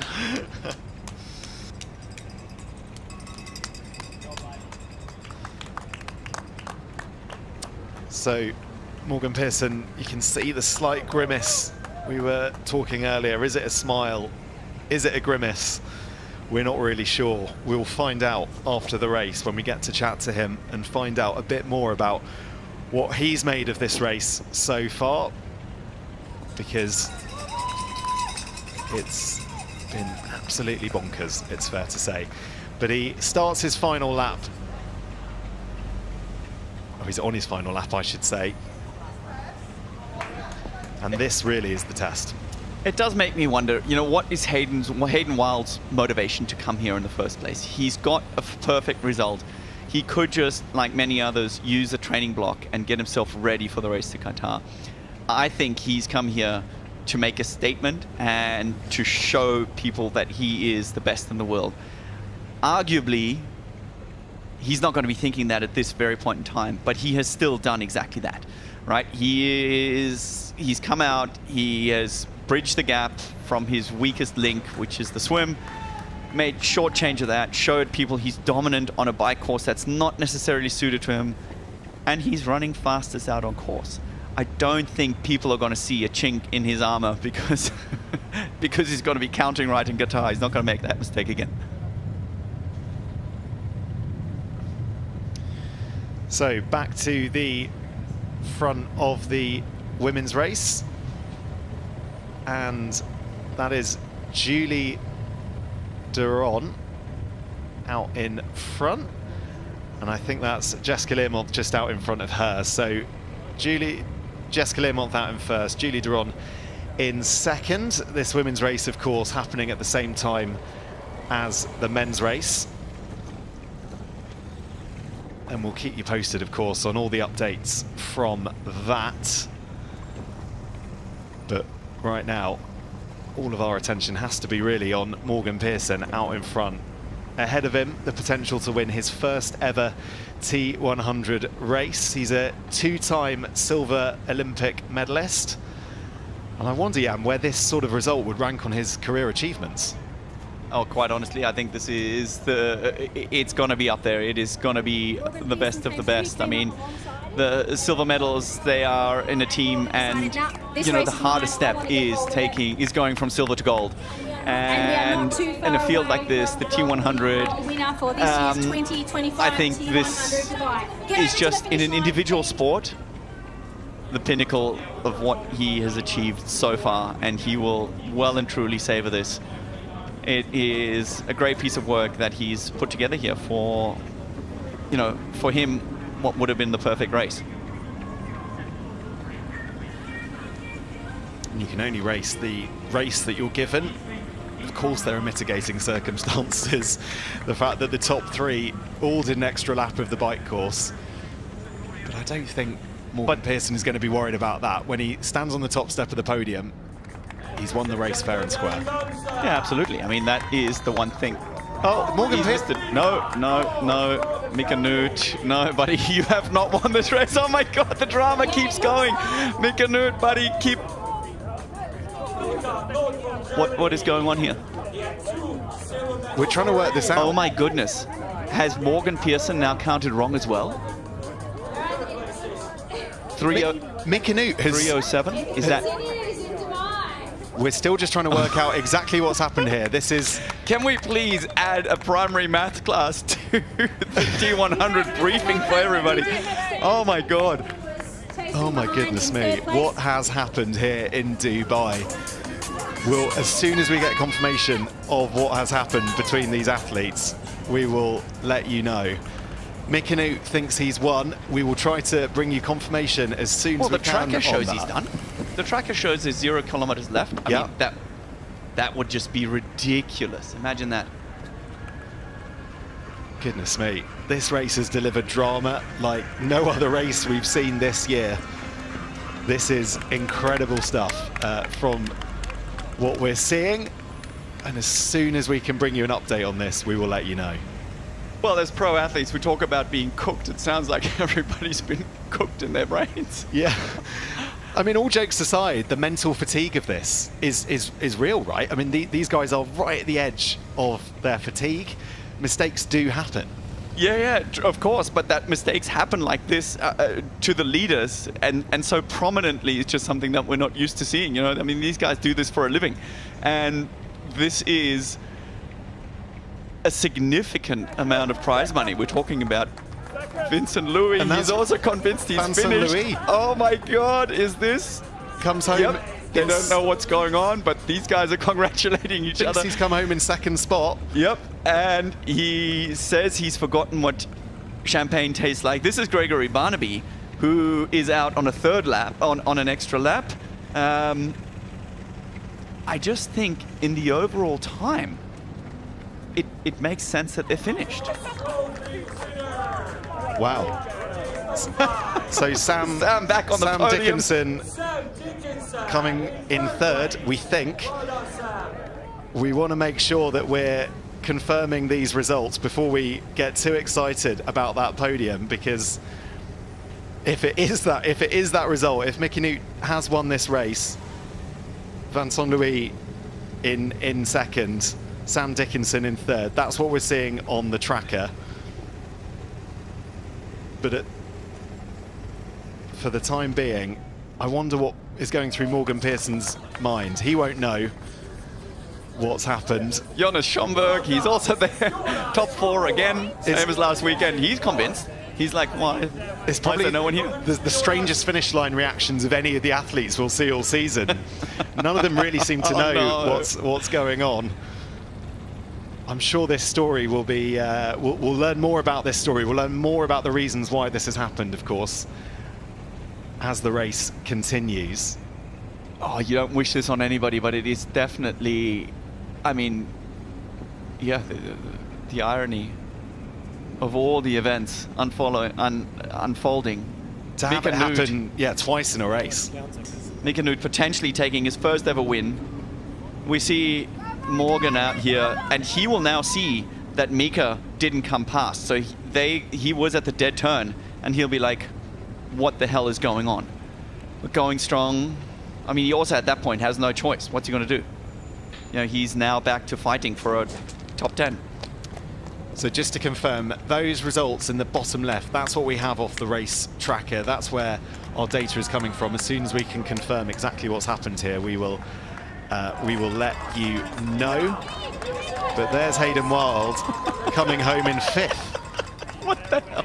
Which is, extraordinary. Let's listen in here. Can you get this way, please?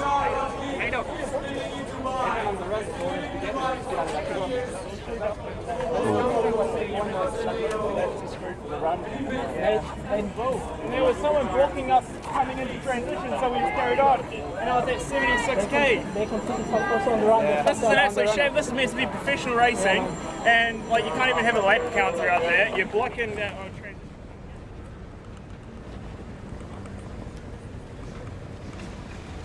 Oh, this is going to be heartbreaking. Morgan Pearson, he still thinks he's in it, and he's going to find out that, yeah, he has in fact not taken his first ever T100 victory, unless everyone else is wrong. But it does seem to me that by now we've seen enough athletes who have counted well. He's coming around the corner, and this is heartbreaking. I mean, there's a career, you know, that could have had a defining moment, that could have had such an elusive victory.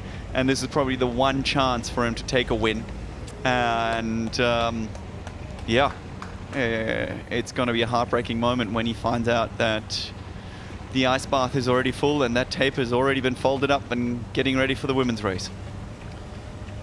Yeah, exactly that, Jan. You make a very good point. As crazy as this race has been, this is heartbreaking stuff, isn't it, for these athletes who have got it wrong. And as I say, as soon as we can confirm exactly what's happened, we will let you know.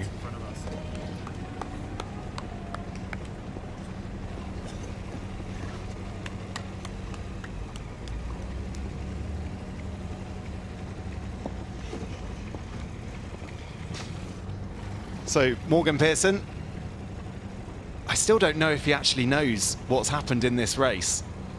That's one of the key questions, is just finding out exactly what's going on. He certainly doesn't look like he's particularly frustrated with the result. He's checking his watch, and that's the thing with this. Obviously, these athletes have got GPSs, you know, both on the bike. They've got their bike computer, they've got their running watch as well. So you would think they would have a pretty good understanding of the sort of distance that they've all been going. And Morgan Pearson might be in for a bit of a shock here when he sees all of his fellow athletes out in front. And now comes our next finisher. Welcome to the finish line, Morgan Pearson. Welcome, Morgan.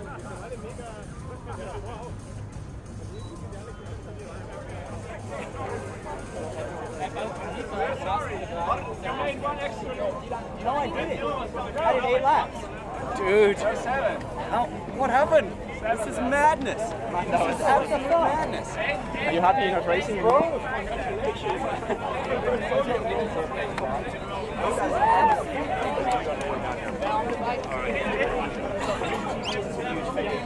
What the fuck? So Jan is down there trying to get the intel from the athletes, who all look slightly confused. As I say, as soon as we have confirmation of these results, we will let you know as soon as possible. Well, I did one lap to go, but I did a lap too much on the bike. They were in the transition, blocking our group to go into.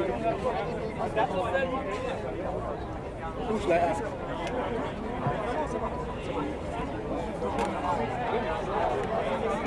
Donc il a fait les 18 bords, les autres et aussi le compteur il disait aller à la fin. Ouais, 7% de dégâts apparemment à la fin.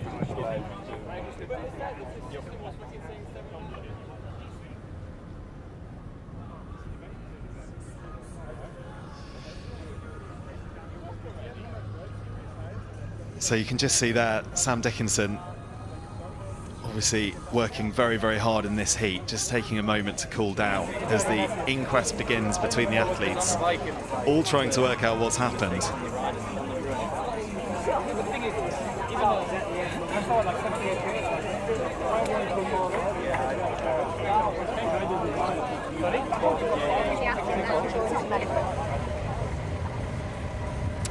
Okay, so while that is happening, of course, we have a women's race underway, and we'll just bring you up to speed with where everybody is in this. Obviously, our attention has been turned on the conclusion of the men's race, and I would hazard a guess that the women's race doesn't have a clue at what's been happening in that men's race. Unless they've got people on the course telling them, they won't know about Hayden Wilde's extra laps. They won't know about what's happened to Morgan Pearson there just at the end. But for the time being, Julie Derron is out in front ahead of Jessica Learmonth. Georgia Taylor-Brown in third, Sarah Perez-Sala in fourth, Holly Lawrence in fifth, Taylor Spivey in sixth, Lisa Pertera in seventh, and Hannah DeBet in eighth. And my attention there on that leaderboard is just down to Kate Waugh, right down in 17th place.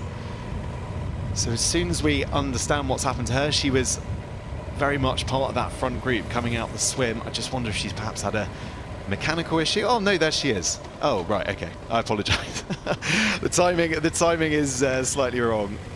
So there we go, that is her in third place. No mechanical by the looks of it. She is very much a part of that front group, still going very, very well.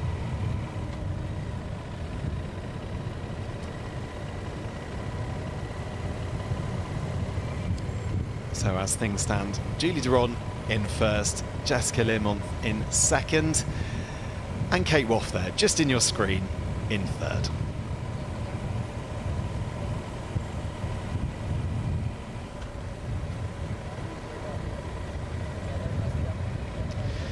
It's been a fantastic season, as we've spoken about many times so far about for Kate Waugh. She's obviously made her T100 distance debut this year. She came from a very successful short course career, but she, it has to say, has looked right at home here on the T100.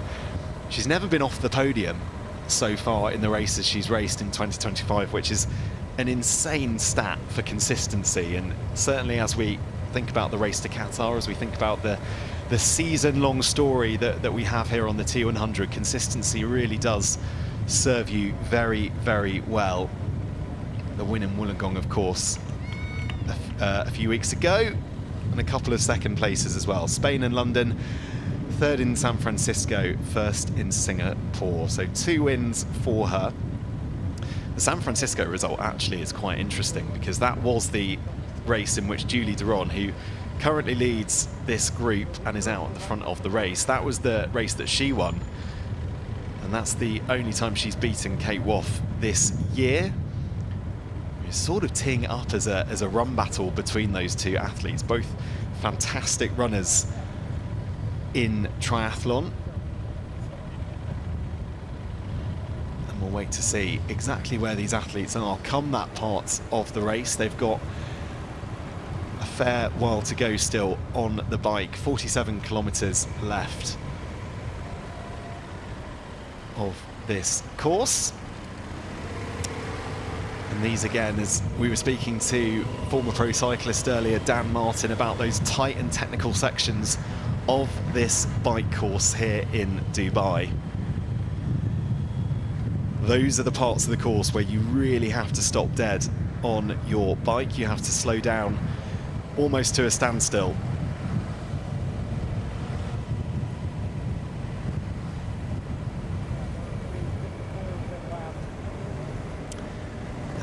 That is Julie Derron out at the front of this race. I mentioned, of course, that she had that win in San Francisco this year, second in Vancouver. So a couple of very, very decent results as Jessica Learmonth goes back into the lead. The lead changing here in Dubai almost every 100, 200 metres or so. Such is the way the athletes are trying to set the pace, share the load, trying to make sure that they're all doing their bit out at the front of this race. And of course, setting the pace to put themselves in the best possible position come the end of this race.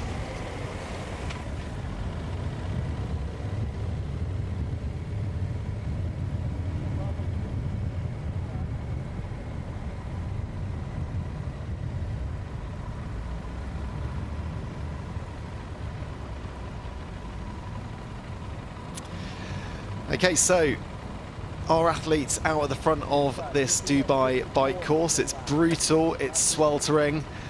Jessica Learmonth, Julie Derron right at the very sharp end at the moment. And Julie Derron has returned to the T100 for the first time since her race in London. She had a bike crash after that that's really stalled her season, but she's back and she's healthy. Been more than a week after the race in London. I was out in training and I crashed my bike. So it was, yeah, I thought it was just a small stumble, but I had to get stitches and then it just dragged on. So of something that I thought I would just like put aside really quickly, it just took a long time for my body to recover, and then I got sick as well. So just like, yeah, everything came together and I needed more rest than I expected. And then I missed some training and I had to rebuild, but I'm feeling really good now again, and I'm healthy, and yeah, all the little niggles and stuff have gone, and it almost feels like I can restart the year again, sort of, so I'm coming at you.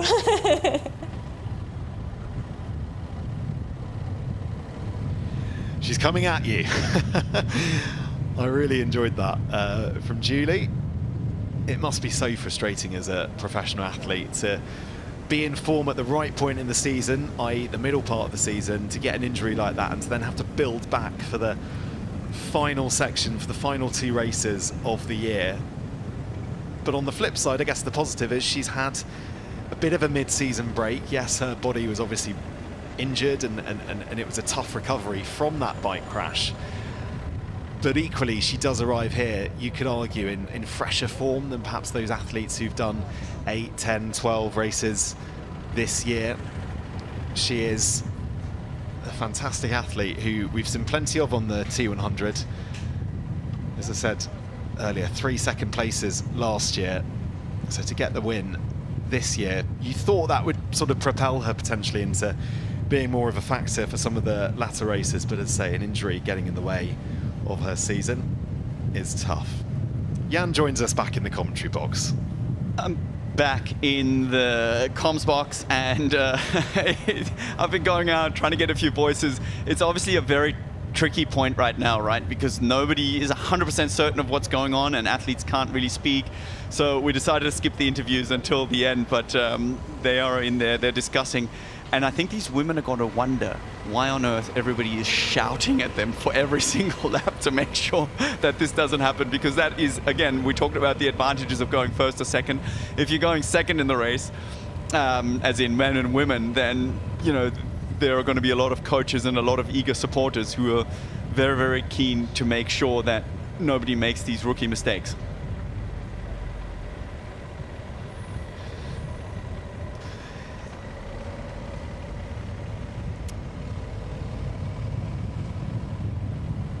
Yeah, Jan, I just wonder as well, it's interesting, the fatigue obviously that we spoke about at this point in the season, but I'm thinking with an 8-lap course, I'm struggling to know, would you count those laps? Like, you know, as the athlete, would you try and keep a log of how many laps you've done just by count of laps, or are you relying of course you're relying on the lap counter, but are you also keeping your own mental tally? I mean, there's a lot to keep on top of.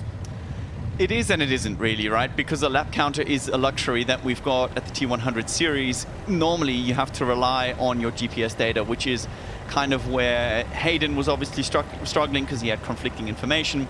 And I believe Mika was also struggling with, in terms of, you know, having one information, which is his watch. But again, we're not starting a clean race here, meaning you're not starting a bike race and pushing your go or pause button.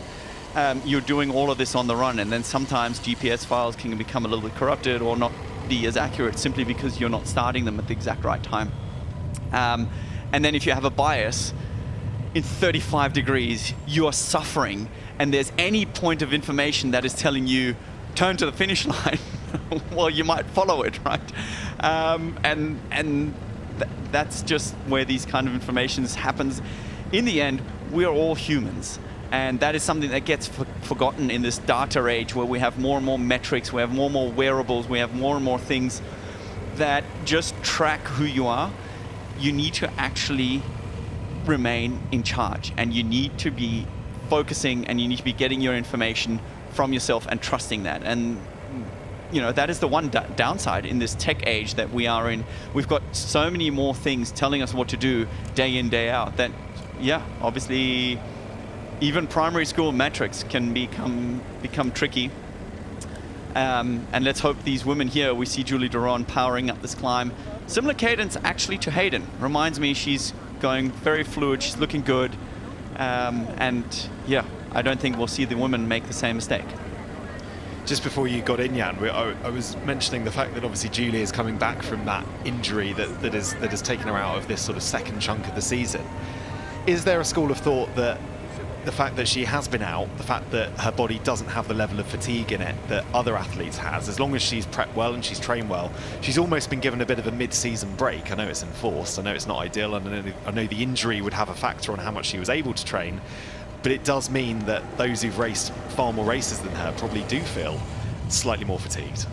Well, 100%. That was Hayden Wilde's theory too, right? He kept saying that the good thing about his injury and the good thing about his crash is that he's just not as fatigued as everybody else. He's kind of had a bit of a break.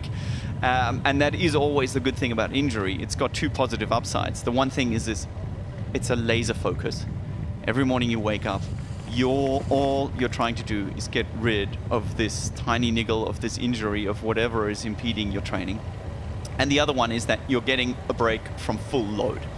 And you know, that can definitely be an advantage.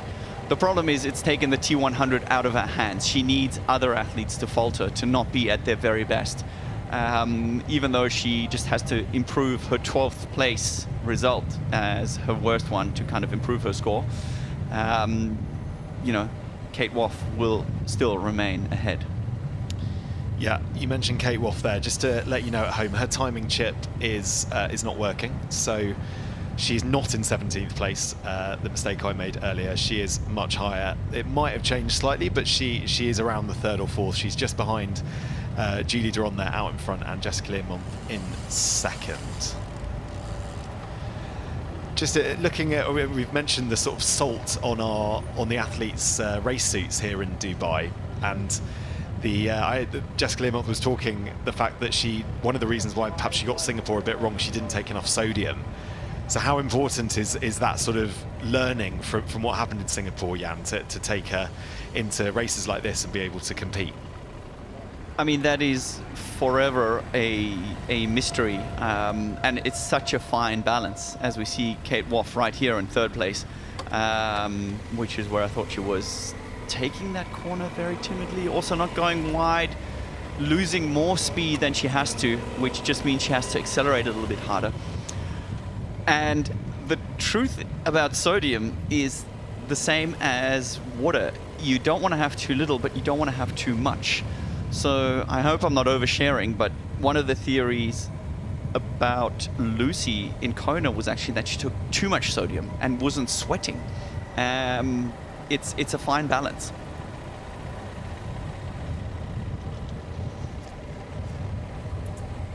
So I don't know if that's confirmed, but there is definitely a theory which means that if you take too much sodium, and especially a lot of athletes using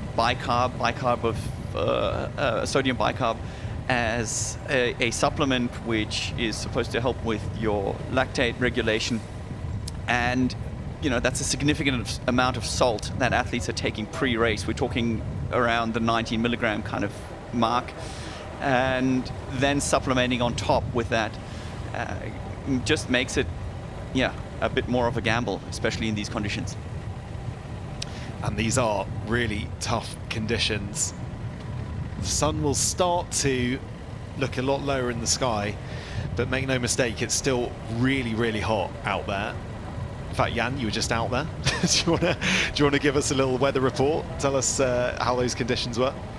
It honestly wasn't as suffocating as I thought it would be. There is a bit of a breeze out there. It's warm, but it is, it's hot, but it doesn't feel like last year where we had this pressing heat.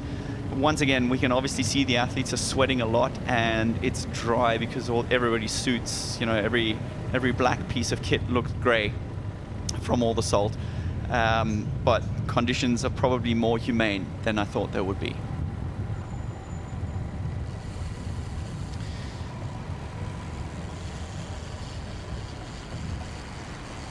So there's no shortage of these sorts of corners out on this course. And super experienced athletes like Jessica Learmonth, Julie Derron, making light work of those. And of course, different athletes choosing different lines, different tactics going into those corners. As Jan mentioned, some quicker, some smoother than others, and trying to make as much time back as you possibly can.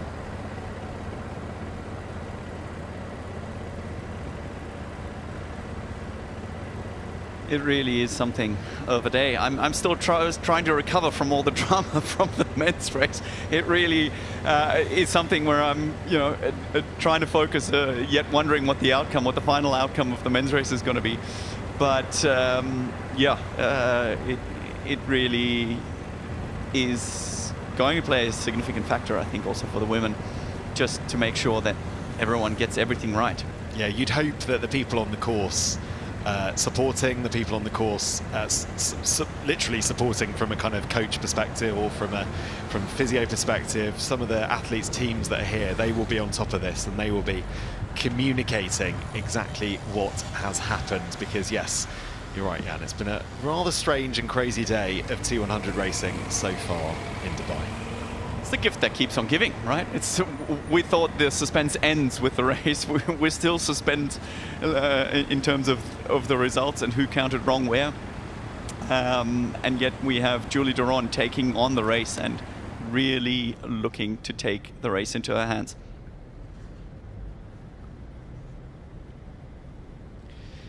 So welcome back to Dubai. The Burj Khalifa standing oh so high above the skyline.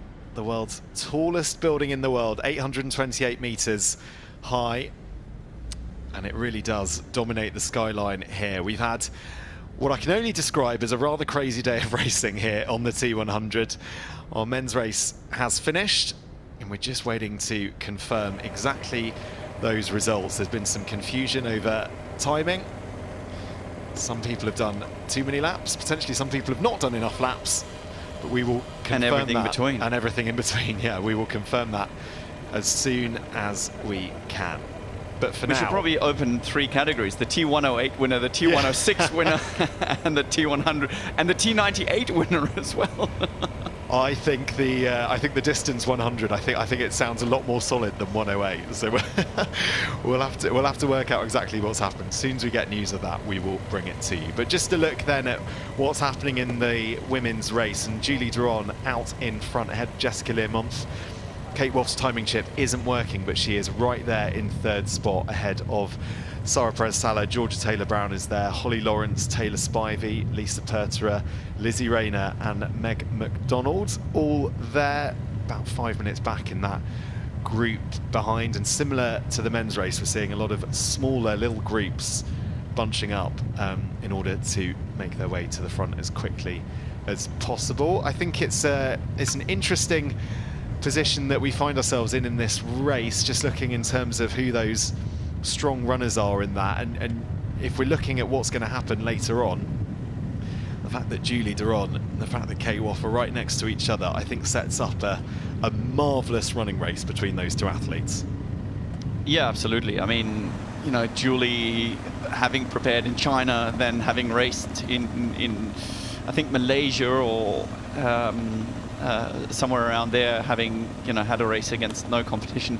We see here images of Georgia Taylor-Brown. She's just losing a bottle to take another bottle. Let's see if she gets it. That first volunteer, a woman of my heart. She just runs a few steps to make it a little bit easier. Some of the technical officials kind of disregard that as not being, I don't know, safe, fair or whatever. I think it's the right thing to do because it just makes it so much easier to pick up these bottles. As Georgia is cutting it fine with the littering zone here, trying to get in as much water as possible. They would not be taking on any fueling as such. It's just water to try and keep hydrated and cool you down. Another sterling race suit as well, which I saw on Instagram is based on a cupcake. Little icing cupcake. So there you go. Obviously. Cupcake Cartel, which is one of the world's most famous kind of virtual triathlon clubs. I think they're not only virtual, but a Kiwi triathlete named Callum Millwood started ages ago and has actually turned into quite a thing. I think for Georgia Taylor-Brown, it's more her passion of baking and sweet treats.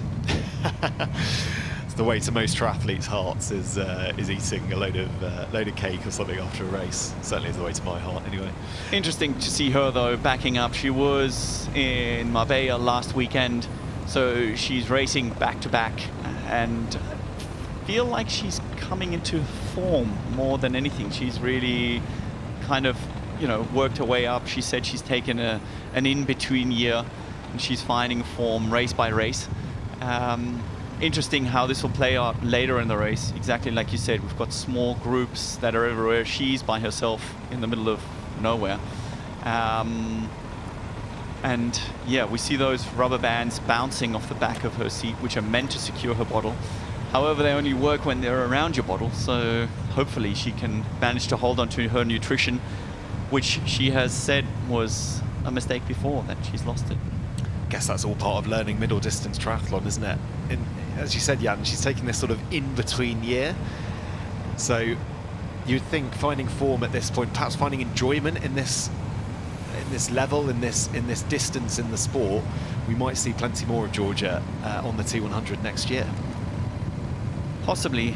Thinking though, she has, what have we done of the course? 45 Ks, so just a little bit over halfway, and she's lost 2 minutes.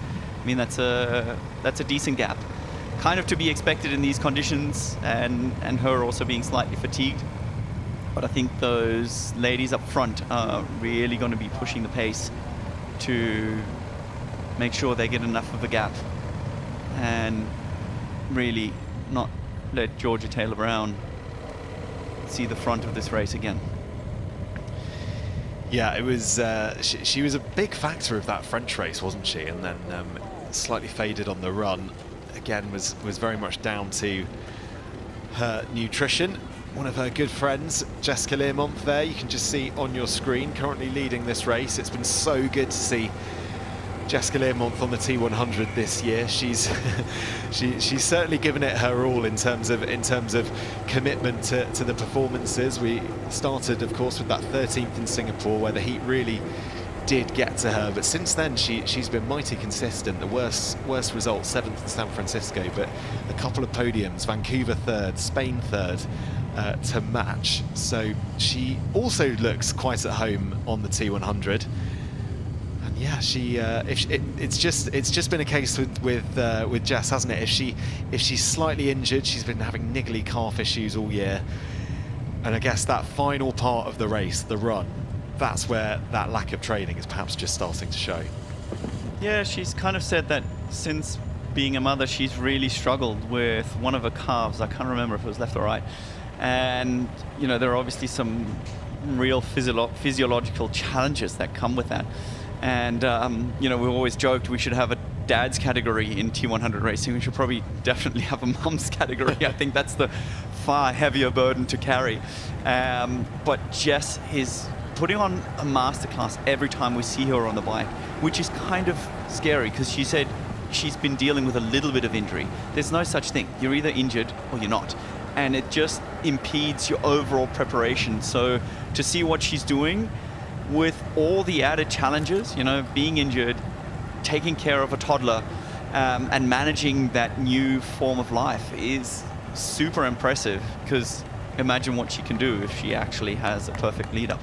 Yeah, well, she missed Wollongong, the first T100 race that she's missed this year. But as you can see, she's back in Dubai and she's ready for the challenge. Dubai this weekend is going to be hot, I think. And whether that plays into my strengths, I'm not too sure. I've had an up and down experience of racing in the heat. Singapore being one of them was not good. I made a serious error and I didn't really take any sodium. I took a bit, but nowhere near enough. I'm a very heavy, salty sweater. So I were cramping early on the bike. So like I've said, in the other races that I've done that have been hotter, I've not actually cramped because I've been able to take enough sodium. So I'm hoping that will be an improvement. Since I've been doing T100s, it's not been that big a bike group at the front. So the more gap I can get on the bike, the better for me. So there is strong cyclists, so I'd be hoping to get away with maybe Kate and Derron. So yeah, we'll see.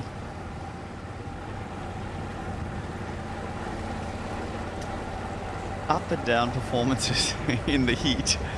I love Jess. I haven't seen the upside quite as much yet. Obviously, yeah, I mean, she has a rich Olympic history. But yeah, she's definitely yet to prove that, I think, in the T100. Yeah, she certainly does. She's an Olympic gold medalist, double Commonwealth silver medalist. That is the caliber of athlete that we have here on the T100.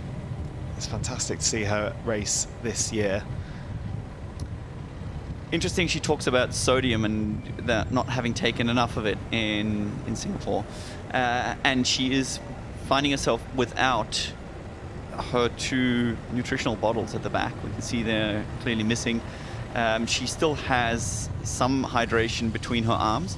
Just makes me think 23k out, which is not even 3/4 of the bike course done. Did she lose them, or has she used all of her fuel already? Either way, it will be interesting to see how she manages the rest, as athletes only seem to have water available. And she doesn't seem... Oh, yeah, no, she does have a little pack between... just behind her stem there, where she could, you know, possibly store some salt caps or some gels or anything else that might contain sodium. I mean, how impressed have you been with, I guess so many athletes this year have come from short course. Kate Waugh, Jessica Learmonth, just to name a couple of the Brits. How impressed have you been with the speed that they've adapted to get onto the TT bike, to look at home on a T100 distance? Yeah, that's definitely something the British team has done very, very well. I mean, we're kind of used to seeing 3, 4, even 5 British ladies at the front of a T100. You know, that is actually not a rarity.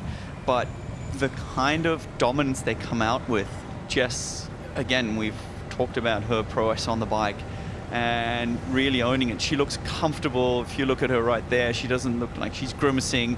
She's focusing on her numbers.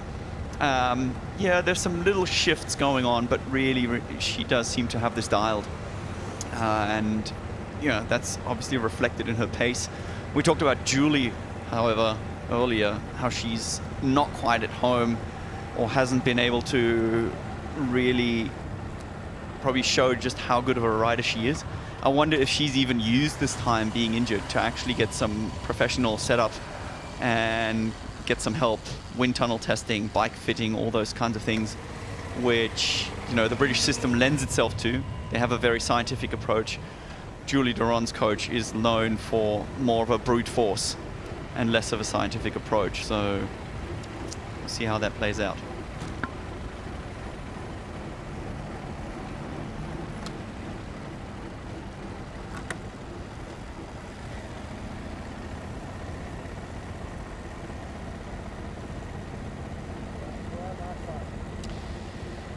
So Jessica Learmonth still out in front here.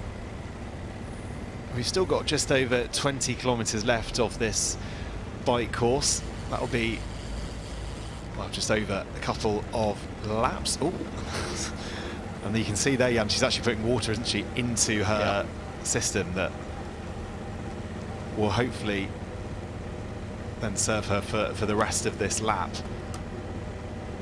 It's tough doing that at the best of times, but doing it at whatever speed she's going there, 35k and over, that's difficult, isn't it, to try and juggle all of that. And as your legs get tired, as your mind gets tired, those tiny mistakes might start to creep in. But Jess made that look very easy. Yeah, not really, honestly. I mean, it's a relief. Yeah. It really is one of those things. It's actually quite pleasant, and it helps you. It gives you an excuse to leave that aero position, which is just not as comfortable as being on the base bars. You can see the water. It feels like, you know, the second she splashes it on, it's almost evaporating already. So, yeah, interesting to see. I'll be watching closely if she takes any further nutrition from her hydration pack, which is, like I said, just sitting between her knees on the top of her frame on this specific bike design.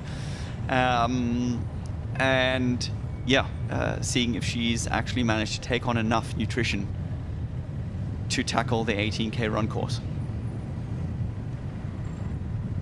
Is that what, I imagine that's one of the other biggest changes from going from Olympic distance, sprint distance, all the way up to 100 distance, that change in nutrition and that change in strategy that you have to be so careful with because it's such an integral part of our sport. That is Sarah Perez-Salet and Georgia Taylor-Brown going into that. So if you're not used to watching the T100 broadcast and you're wondering what that is on everybody's shoulders or normally between their shoulder blades, see that box that's sticking there, and that is what is giving us the data that we've become so accustomed to seeing on the T100 broadcast. It's just an accurate GPS tracker, and it actually has to be positioned always kind of, yeah, upright so that we can get accurate enough data. It's actually quite a tricky thing that was experimented with a lot in the early stages on how we can get precise and good data, and it was deemed that it actually needs to be sewn into the kit. And this is the same for every single athlete. They've been asked to wear, or been forced to wear this chip so that we can get accurate data for the broadcast. And it's another one of those steps forwards in broadcasting. It just where it is on Jess. I think for a lot of the other athletes, it's more central, just behind the helmet. But for her, it's actually more on the shoulder. I'm just curious about perhaps the aero impact of that. Well, it's aero versus sponsors, I think, in this case. It's true, yeah. Sponsors win.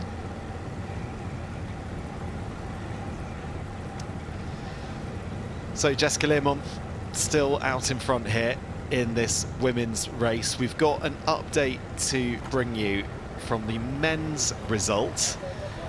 And the update is that the result is pending following an athlete protest. Could be multiple athletes, I'm not sure. So we, as I say, as soon as we get any further news on that, of course, we will bring that to you. But yeah, just for the time being, the men's result is pending following an athlete protest. I mean, I've got my strong opinions on where it is and how it goes, but it is really something, yeah, that's going to be hard for the referees to decide, because there's outside influence, there's the actual distance, which in the end is probably all that matters, but at which stage, you know, does false information play into it? Yeah, we're going to have a debate on our hands that I think is going to be, yeah, keeping us on the edge of our seats for quite a while. Yeah, I'm sure it will. And that is not the concern of this women's race at the moment. As I sort of mentioned earlier, it must be kind of strange for them potentially not knowing what's happening. I imagine they might have been told just by someone on the course, just trying to maybe warn them, just to make sure they're really certain of just how many laps they've done and not to fall foul of any issues or any problems that there might be out on the course. Who knows? Hayden could win this after all. You wouldn't want to necessarily tell Hayden he's wrong, would you? Well, yeah. Again, yeah. Morgan is obviously ahead of him still, because he also ran the extra lap. Yeah, who knows? Either way, let's focus on Jess Learmonth here, doing a super strong race. I am genuinely also impressed with Julie Derron, because, you know, Jess on the bike has been a bit of a league of her own. She's really here we go. She is questioning how many laps, questioning the motorbike, and I don't think anybody who is involved in the broadcast is actually daring to give any information, because they obviously know what's going on, whereas the ladies don't. They haven't caught on any of the drama going on. She's questioning how many laps to go. It is 2 laps to go, according to our lap counter. But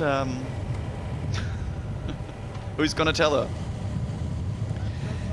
Yeah, you certainly wouldn't want to give the wrong information, would you, out on that course? But perhaps Jess has heard what's happened in the men's race and is just wanting to be doubly sure she knows exactly what's happening here. I honestly don't think so. This is genuinely actually quite tricky on this kind of course, because you've got that long out and back, which is, you know, detracts your focus already, and you're not just straightforward counting down 8 laps. I do kind of jokingly tell them about primary school maths, which, yeah, I guess it is, but at the same time, it's not just that straightforward, where athletes come in and then all these turns up and over, down the bridge, technical sections. Yeah, it's going to be part of the key to success. See Georgia Taylor-Brown. Look at this interesting cornering technique. How much further, how much wider Georgia is going to carry more speed, then doesn't go quite as aggressive. Sarah Perez-Sala sitting behind her. And I'm not quite sure if they're catching. It's not Taylor, Spivey. Who's that? Just ahead. Can't quite work it out. It must be a lapped athlete, because otherwise, yeah, that wouldn't really make sense. I've got the graphics ahead. Again, Taylor-Brown losing another 40 seconds to the leaders, which shows you, I mean, for Jess Learmonth, that's not uncommon to put out that kind of, you know, power. Yes, we do see she's being lapped, she's pulling over. But I don't think we saw Julie Derron being quite as strong on the bike, at least not me in my prediction. If our timing split here is accurate, then they've got a little bit of a gap on Kate Waugh, which is is interesting because I do see the two of them delivering us quite a run battle. I do think that's going to be on the cards. Yeah, don't go anywhere because this women's race is very much still in its early stages. There'll be plenty, I'm sure, for us to get into as soon as that run leg starts. But just while we've got a moment in this women's bike race, triathlon really does bring out inspiring stories from remarkable people. And we caught up with local favourites Tia, Rio and Nick Watson, Team Angel Wolf, who set out to break a Guinness World Record with Tia carrying her brother across the Dubai racecourse in record time. Rio came into our lives. Our son, 21 years ago. And he had his first seizure at 6 months. From then we realised life was going to be very different. Rio has a very rare condition. The condition's called 1q44 deletion. Way as a dad trying to find a way in which we could connect. Maybe I could take my son and daughter out into the community. My journey actually started when I was about 16, fell in love with the sport. There's something quite unique about triathlon. And one day Mum said, "You ever thought about racing with Rio?" And we did our first race, across the finish line. You can see how much he loves this.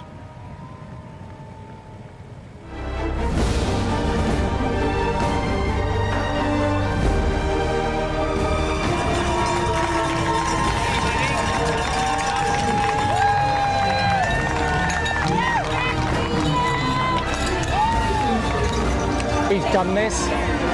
That was the moment where I just kind of go, this is so special. And for all the efforts that it takes to swim, bike and run, it doesn't matter. You know, I had these guys with me doing a sport that I started when I was 16. And now she's 18 doing more than I ever did at that age. Proud is, yeah, just an understatement. We do it through sport because sport is just beautiful, I have to admit. It brings people together, and again, what I love about sport is we're all on the same journey. We're all at the start line, we've got to get a finish line. It doesn't matter if you're a pro age grouper. I think for us that is super important, so that's what we try to do.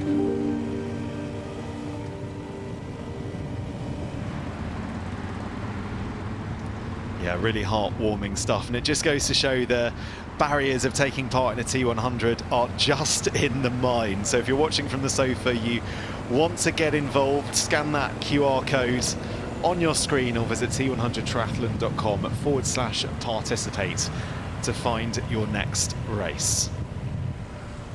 The interesting thing here is, right, what's going through these ladies' minds. You've got Jess Learmonth, who knows she's not in the race to win the race.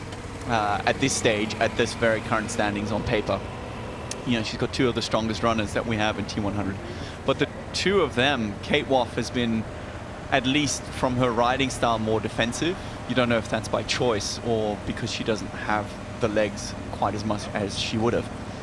But, you know, the interesting thing here really is the two of them, so Julie Derron and Kate Waugh, looking at each other, seeing each other through every single one of these out and back turns, and genuinely wondering who's going to be the one who can actually outrun the other.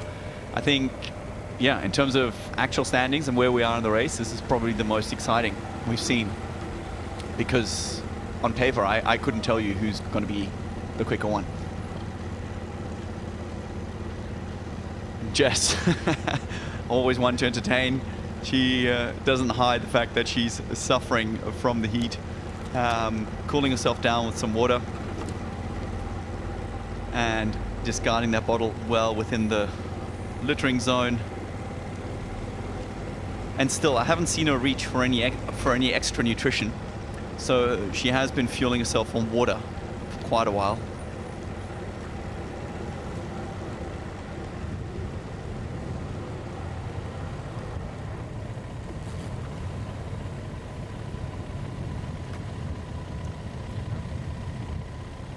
But just really putting on the masterclass we've seen from her in terms of her riding. It's just kind of unusual that, you know, that she's dragging a few athletes up at the top, but that is, of course, how the evolution goes. You see there is an opportunity, and for someone like Julie to be able to ride with her and just catapult her that much ahead of the rest of the field as well is obviously setting herself up with a much larger chance of racing. You've got to think that, you know, last year Julie was desperate to try and hold on to Taylor Knibb's wheel and really get into a situation where she can compete, and everything has now kind of been thrown up in the air. Taylor Knibb choosing not to race here and not defend her title, which leaves the door wide open.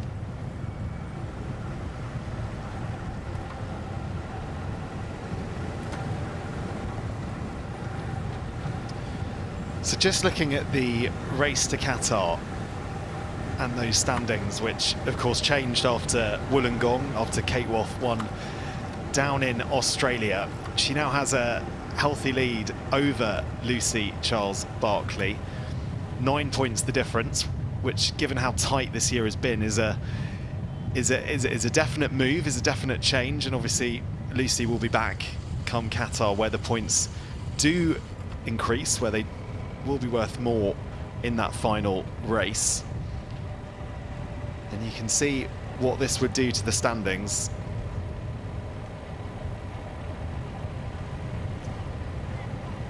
And that's really interesting, right? Because the final has points and a half, so 150% points.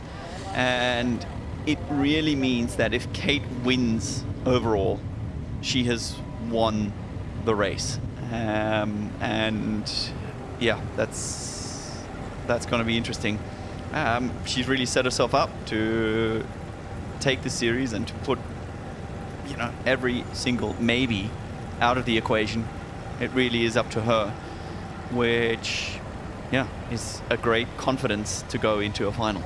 Interestingly, though, just looking at that graphic, if she was to finish now, say in third, it wouldn't improve on her scores from this year. So really, she must be quite motivated to win here, because only a win would project her even further up the standings and ultimately leave it in her destiny, as it were, once we get to Qatar. Well, of course, and we're only looking at this from a points perspective. There's also 25 grand up for grabs, yeah, which is, you know, a handy paycheck to come and hopefully not blow in the malls of Dubai all in one go, which you could easily do. You could easily do. You certainly could. Very expensive shops in this part of the world. So that is Holly Lawrence. Fantastic to see her back on the T100. She raced the full distance world championships and finished 6th there, which was a brilliant result for her. And since then, well, she basically has sort of been struggling with various little injuries and coming back. Interestingly, to simulate the heat ahead of that championship, she said she built a greenhouse in their garage at home where she lives in the US. And that's essentially what she trained in. Which is she still LA based? Do you know? Yeah.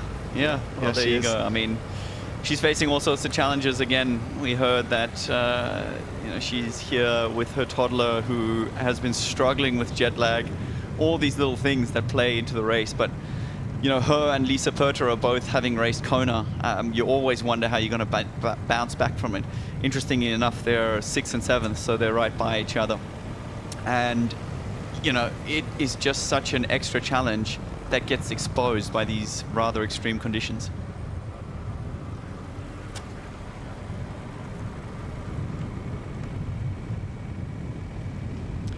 So Holly Lawrence sitting there in 6th spot, and her results, well, obviously the most impressive result, you have to say, in her T100 career was that 3rd place in Miami, not just because it was a podium, but she was actually already pregnant with her daughter Poppy at that stage. But since then, that she's been back on the T100, she finished 5th in San Francisco, 6th in Vancouver, sadly had to DNF from London.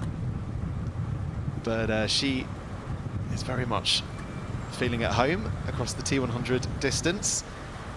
Interesting how she's fighting as well. She's sitting at the top of the bridge and getting out of the seat, starting almost to sprint, looking at the motorbike a little bit annoyed, which is, you know, mentally so relatable, because in that situation you really just want to fight by yourself, and then there's somebody sitting on your shoulder getting great images for us as viewers, but for you as an athlete that can sometimes be one of those things where you're like, oh, I just want to suffer in silence. But yeah, we do thank the motorbike. We're getting great images here of her really working hard to try and, you know, figure out where she is in this no man's land. She's kind of 20 seconds behind Perez Sala. She can see her now up the road, which is always great, having a carrot to chase. And Lisa Pertra has lost a significant amount of time, so Holly moving well. Well, should we hear from her?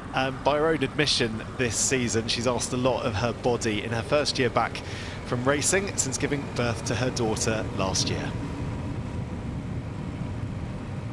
Yeah, I mean, I feel like as an athlete, you're just so used to dealing with setbacks and challenges, and like you obviously have like this perfect progression planned and it never goes as planned. So you're used to kind of dealing with things on the fly, and yeah, and obviously going through pregnancy and coming back, like you really never know how it's going to go. I love the distance of T100. Like I feel like Ironman is such a long day, and even 70.3, like it's a nice distance. The T100 is just being slightly shorter. Even for like someone who's typically good, like stronger, longer, like I like the shorter distance, and it's nice it being over quicker. With the short course girls coming in, the swim can get a little bit more violent, and it was pretty violent in London. I was like at the receiving end of some stuff. So yeah, it's just like new things to deal with. And when I started off in short course, I was a bit more used to that. And now, like going away in long course, everyone kind of leaves themselves to themselves a bit more. So I got to get back into that like fighting spirit, or just not let anyone fight with me.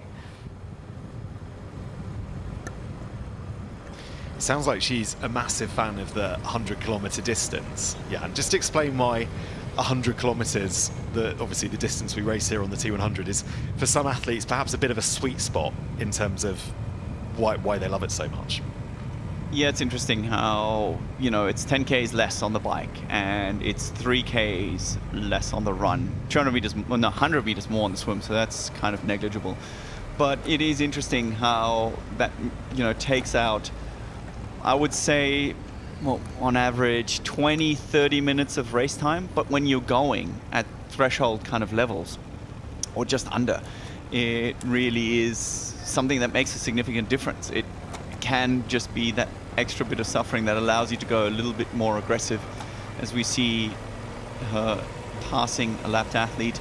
And, you know, it's just something you recover faster, you can be a little bit more aggressive about it, but the dynamics are completely different just having 20 athletes on the line. So the racing is fairer, and it's just, yeah, a great format.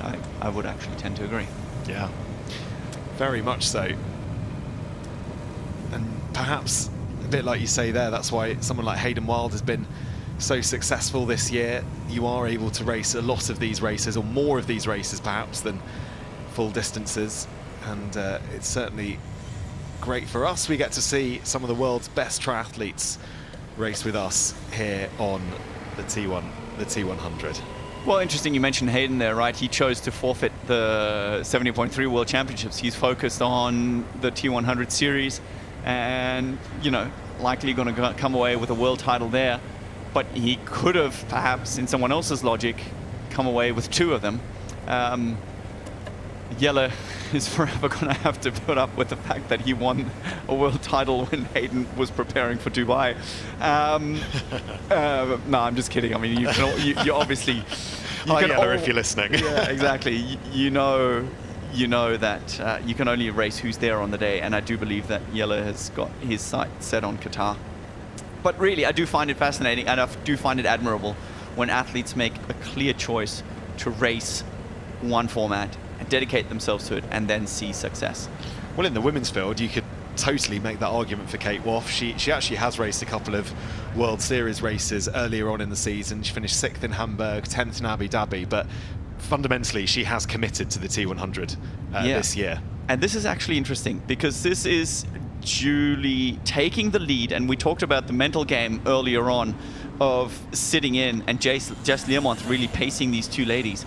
And I wonder if Julie is using this to actually make a move, because that would, to me, make sense in terms of being aggressive towards Kate. I don't know if she saw Kate sitting back. We've seen her kind of, 6-7 seconds off the lead, probably a little bit more than if you were ideally spaced, and really taking, the bull by the horns and taking charge of this race and not just waiting for Jess to chauffeur her into T2. I like that. Chauffeuring into T2 is certainly, I'm sure, what some of these athletes would want. Can't quite hear what Jess has said there. But she does love a chat to the camera. I don't think we've seen a T100 race where Jess hasn't had a chat to the camera. She's very, very good value, is Jessica Learmonth here on the T100. Obviously made exactly the sort of place where we did get to learn a lot more about her thoughts mid-race, but not at all long left of this bike leg before, chauffeur driven or not, they make their way into the second transition zone. Actually, interesting point about that second transition zone, because we've got a split T1 and T2 here in Dubai. Those athletes won't have seen T2 at all until they get into that transition zone, which is a really interesting challenge, I think, for those athletes. Just as Jessica Learmonth there going back round Julie Derron, so that is now back for the lead, and Jessica Learmonth out in front. It's interesting, right? That's the worst possible place to make a pass. Like, I mean, you are basically doing the extra distance to go around the outside, whereas you could just be a little bit more patient and on this descent easily push past. Yeah, not the tactically most astute decision, but again, that's racing as she goes off the front, and maybe, she's actually making a real charge here. Well, don't forget, across the season, the best 4 results count towards the race to Qatar. And as evidenced in this race today, every single place means extra points, which will all matter come the end of the season. We have a race on our hands.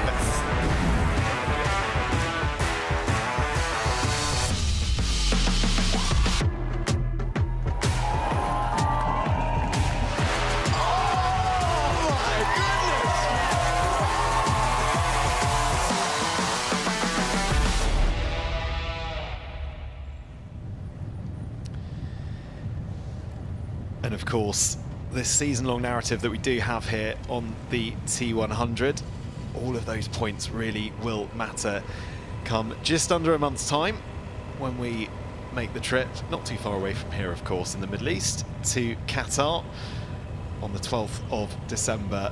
And Jan, you were saying actually, weren't you, that some of these athletes are sort of using this potentially as a bit of heat prep for ultimately when the prizes do get handed out in Qatar at the end of the year.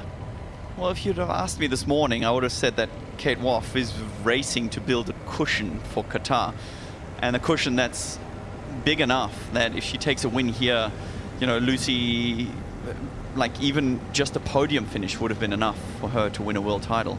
And it's gone back to, I think, that she's just purely racing for a win with a competitor some of us had already kind of ruled out.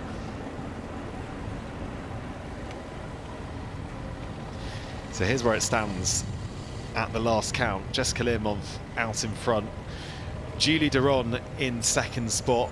It really is quite an impressive performance from her, given her comeback from injury. We're, I think, learning so far in this race that Julie Derron is very much a factor, and very much will be a factor come the run leg on this course. Kate Waugh is in third, Georgia Taylor-Brown in fourth, Sarah Perez-Sala fifth, Holly Lawrence sixth, Lisa Pertera seventh, Lizzie Rayner eighth, Meg McDonald in ninth, and Taylor Spivey in 10th. That's interesting from Taylor. I don't know if she's had an issue or perhaps she has just dropped back through the field slightly, but she was right up there coming out the swim. So we'll, of course, find out exactly what might have happened to her a little bit later on.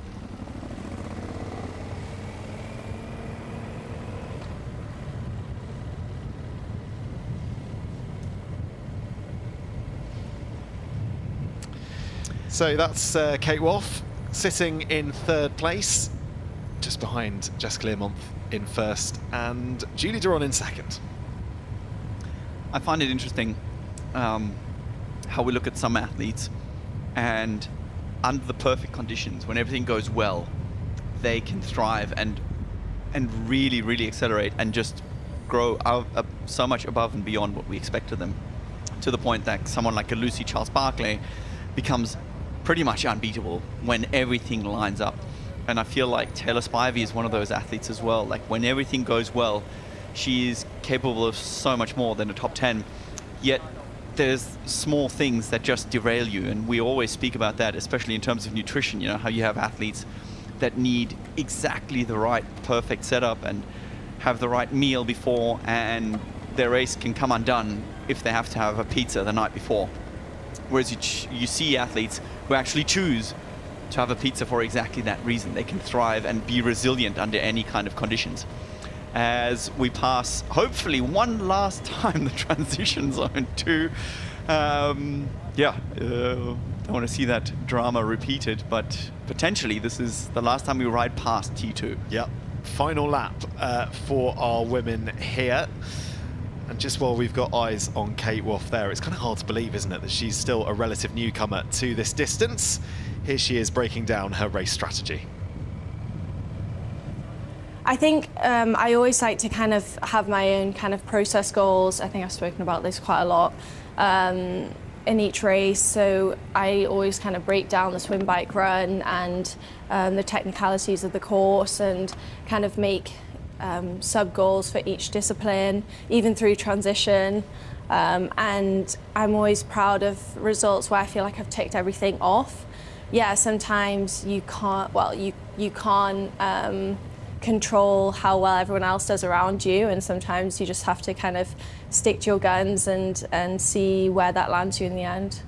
Obviously the ultimate goal would be to win the series. I'm aiming really high after having such a good series this year, but like I said, there's so many things that can play out, and grand finals always bring a bit of drama, so hopefully not for me, but you never know what can happen.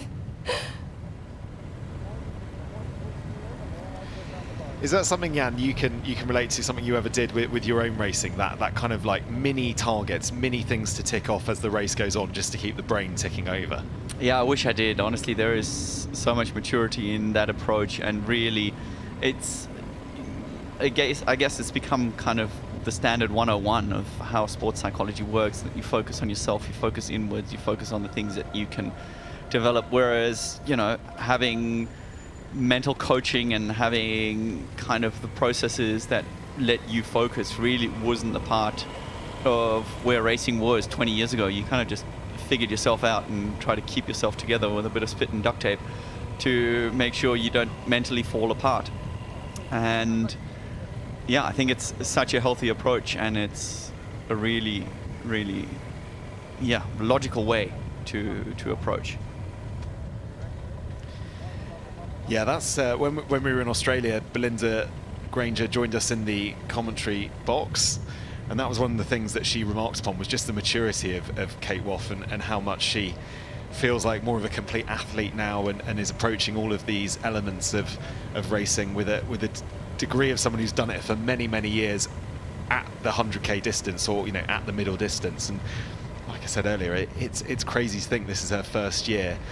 those goals that she will have changed throughout the year, she will have obviously, well, I say obviously, I would hazard a guess when she started the T100 all the way back in Singapore, winning perhaps was the ultimate objective, but perhaps, you know, it did come as a slight surprise, and she's had to readjust her goals, would you say, Jan, for the rest of the season, now given how good she is at this distance? That's, I think, so individual, right? Because in the end, I think athletes have a champion's mindset, and some of the athletes would corrupt that over time because they see they have to adjust their goals downwards. But you kind of start off with a dream of winning, I would argue. You know, if you start off your journey into sports, you think you can win, you believe it, and until you're proven wrong, it goes the other way. And then, you know, you kind of get beat down and reality strikes and you see how far and how long the journey is to get to the top. But I think deep down, that would have always been Kate's wish and dream, to win one of these races. I think probably just the time span in which she's able to do it has been cut short. It certainly has. All right, if you are sitting at home and watching this, you want to get involved, there are still plenty of opportunities to do so across next year. This is the moment we waited for. Everything you want is right here. Foot on the gas, ain't no slowing down. Aiming for greatness, no settling in. Kick down the doors, they won't let me in. Taking no else, yeah, I gotta win. Watch me kick down the doors, they won't let me in. Running the game now. Foot on the gas, can slow down. No. Yeah, I gotta win. Watch me kick down the doors, they won't let me in. Watch the game change, yeah.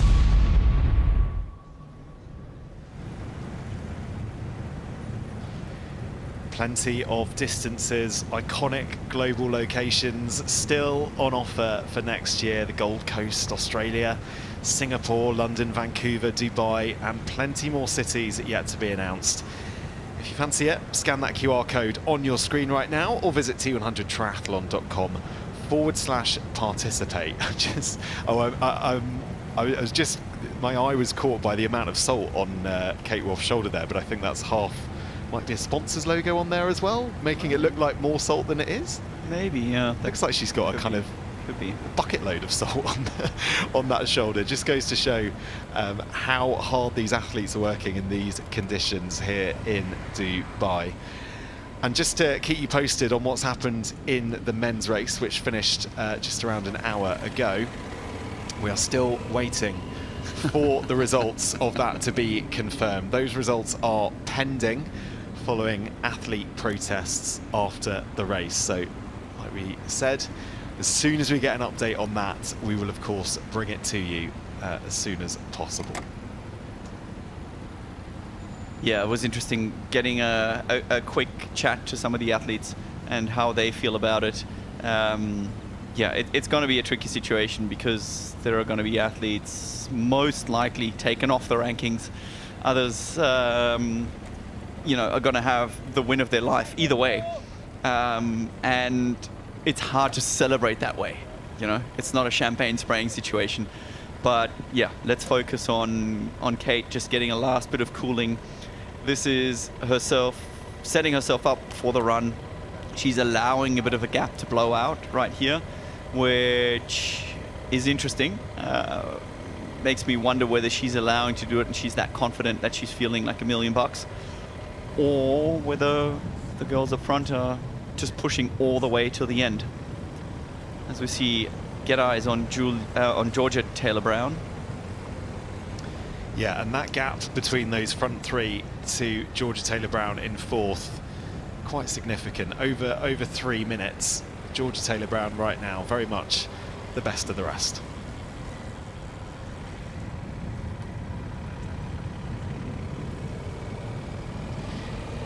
And in these conditions, as hot and as fatigued as the body might feel, attention is going to start to turn to the run.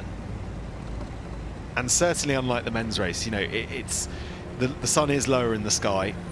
You mentioned, Jan, there was a bit of breeze that had picked up just on the course. The conditions perhaps getting slightly better for this women's race, just as the day comes to an end here in Dubai. Yeah, of course, the sun is slowly going down, and you know, for me, that was always one of my favorite times to train, was kind of around sunset. But racing is an entirely different thing. I do think, yeah, bit by bit, the breeze is picking up and actually probably increasing Jess Learmont's chance of, you know, hanging around for a good position. I mean, obviously, fingers crossed that she's healthy and strong and you know, everything holds up. But she has certainly asserted herself. I think the two front runners have her to thank for a lot of the 4-minute gap that she has put on the rest of the field. I would have said you would have been a morning person, Jan, working out. If you was to put me on the spot, you would say, what was Jan Frodeno when he was training in your professional career? I would have put you as a morning guy. And it's just because every hipster influencer now posts how they train on 5 o'clock and blah, blah, blah. And that probably is more of a dad thing than anything else. Like, I genuinely nowadays do so because, again, it's just the time before the family wakes up. It's the time that you can get a training session in for yourself or some sort of movement or anything, actually, that's your part of the day. Whereas, you know, I do wonder how Jess actually manages motherhood and being around and, you know, being the primary caregiver, which in the end mothers are, is just something I have huge amounts of respect for, because I have my wife to thank for being able to run the career and lead the career. And obviously it doesn't work without the family support, but it is, I think, tougher again for mothers. Assuming here, obviously, but that would be my take.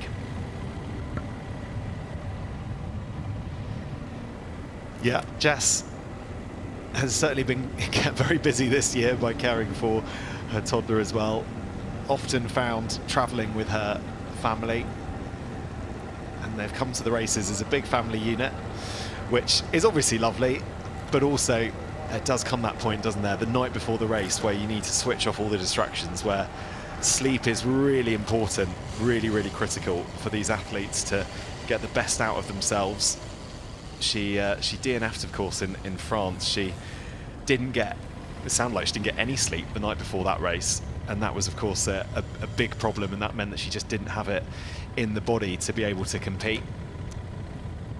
Oh, Julie getting ready early. I don't think we've seen anybody take their shoes off before the bridge or loosen the buckle. At this stage, she doesn't actually have to reach down anymore to get her feet out. You can sort of just wiggle them out. I think Kate Waugh is on the back of that. We couldn't quite see whether she was right there, but yeah, she's looking to take full advantage of this T2 and really get the most out of her. And that time gap there, 7 seconds, I mean, that's sometimes the difference between the fastest and the slowest person in T2. So a good transition zone here for Kate Waugh could really propel her up into first, second place. Perhaps a poorer transition from Julie Derron or Jessica Learmont could also propel her further up. And we saw Kate from that aerial shot. She's just on the back of that. Julie being aggressive here, up to transition. We know she's counted, right? And Jess might be relieved because she wasn't sure how many laps there are to go. But no, she's on top of her shoes as well, which is something, you know, that you see in common practice. Riding the last meters on their shoes as they head out into T2, seeing it, as you said earlier, for the first time. Yeah, so there we go. Nice smooth transitions from both Julie Derron and Jessica Learmont as the run part of this final part of this women's race gets underway here in Dubai. And we're going to start to understand just how much of an impact that bike leg has had on the legs of these athletes. Kate Waugh just arriving just behind. Look at that, Julie, no socks. That is doing it tough. I mean, it's very traditional to do that in the Olympic distance, but once you start going further than 10Ks, the risk of blisters is just tremendous, especially in these kind of conditions. Lots of sweating, lots of fluid being poured over your head, and all that salt basically goes to your feet. And you want to make sure that you don't get in blisters here, but she is taking charge. Risky but smart transition. I think actually she always does it this way. She's probably used to it. But yeah, leaving no prisoners. So there we go. The run gets underway. with Julie Derron out in front. An amazing drone shot there right from the very top. Seeing her just by that motorbike, providing us with those great images across the day. And that was quite a slow transition, I'd hazard a guess, from Kate Waugh, certainly compared to Julie Derron, because it's 17 seconds the gap after they went through the first run checkpoint. Well, you got to remember, she rode in last and she chose to put on socks.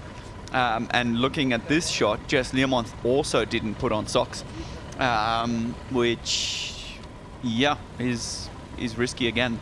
I mean, considering she's had some calf issues, you kind of wonder, other athletes I think would even choose to put on compression socks.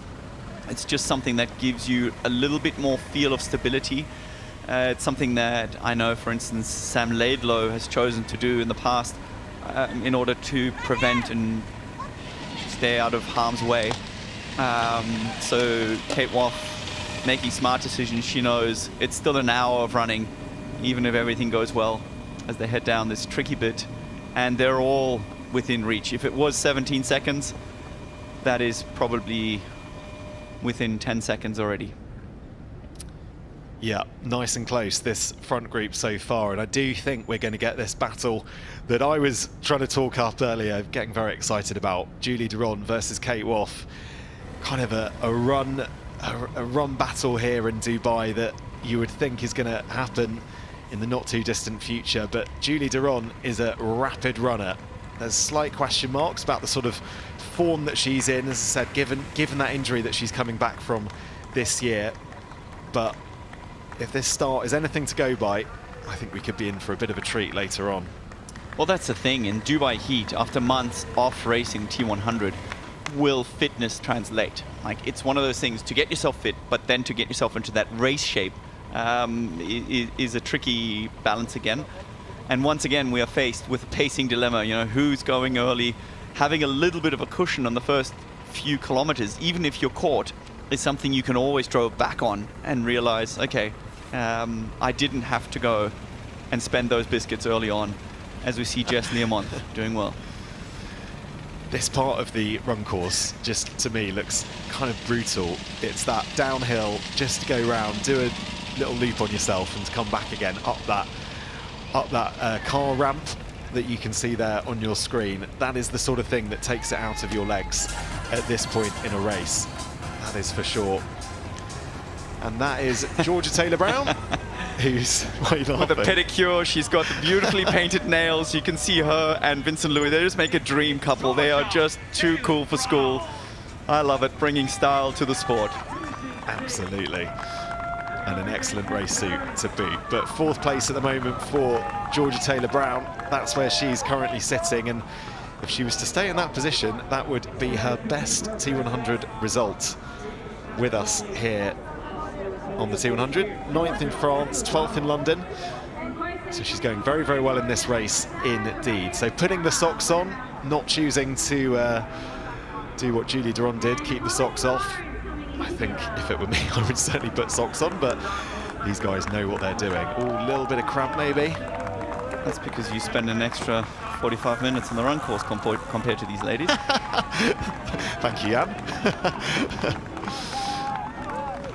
Always here to encourage. Oh, Holly Lawrence in there, which means that, yeah, she's caught up. Well, not caught up, but it's taken quite a while, choosing to sit down, which can sometimes even be the smarter option, right? Just for a minute, concentrate. As we always used to say, hurry slowly. Make sure you make no silly mistakes.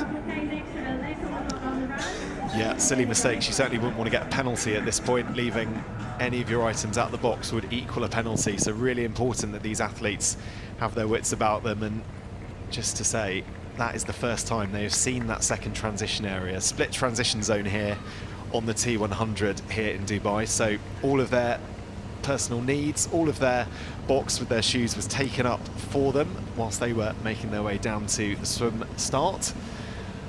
So yeah, they want to make sure they pay close attention to that. But Julie Derron right there in front, currently in first place, and Kate Waugh not far behind at all. You can just see her making her way around those concrete bollards in the background. Unfortunately for us, I think, both Julie and Kate looking like they're taking a slightly less aggressive line than Morgan Pearson took by those concrete bollards, who basically looked like every time he passed them he was going to take one out with his shoulder. Yeah, it did. He was definitely cutting a fine line and about to test the strength of the shoulder pads on his suit. But this is a genuine run battle. They actually both look really good.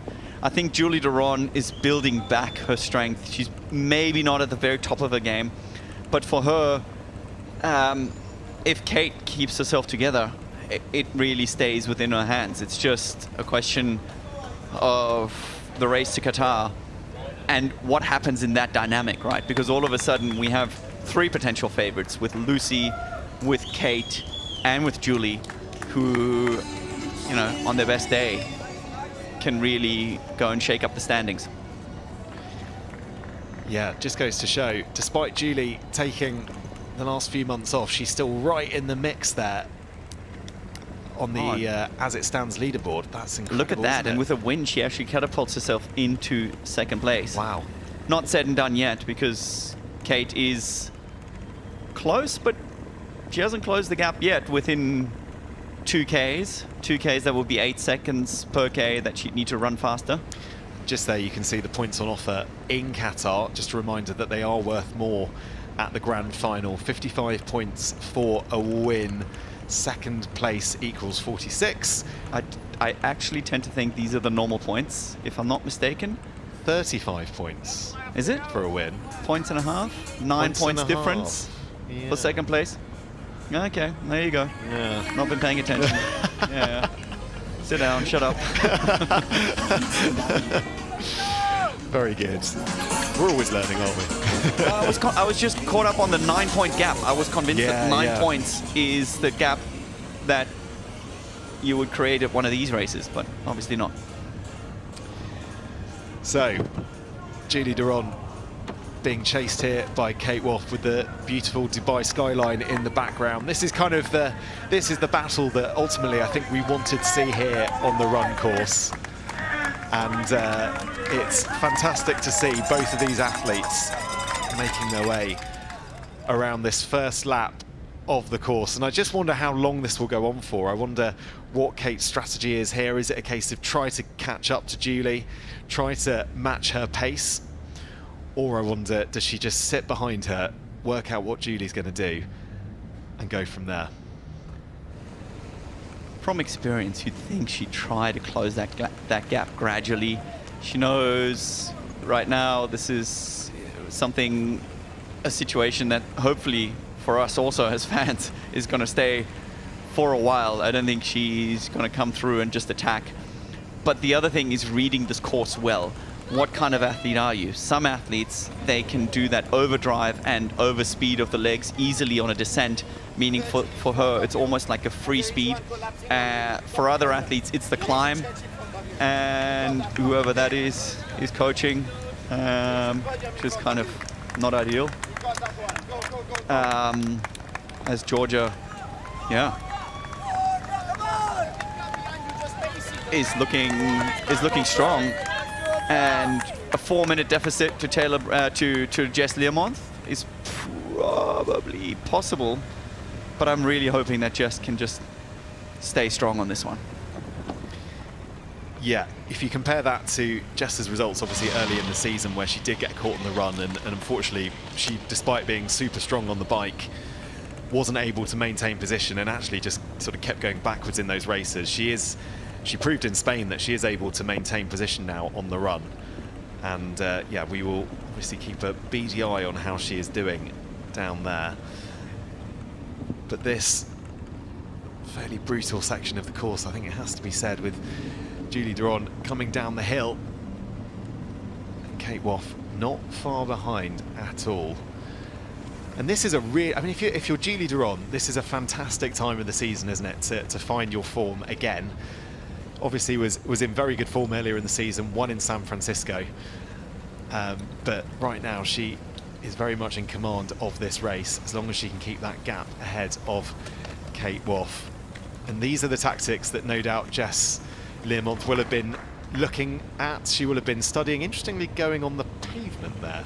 Maybe seeing that as a better surface. Yeah, we saw a few athletes do that last year as well, where the problem is it just leaves you exposed for that corner. It makes you a little bit tighter on that sharp left-hand turn where Julie is just going up and Jess will be coming around down on the other side.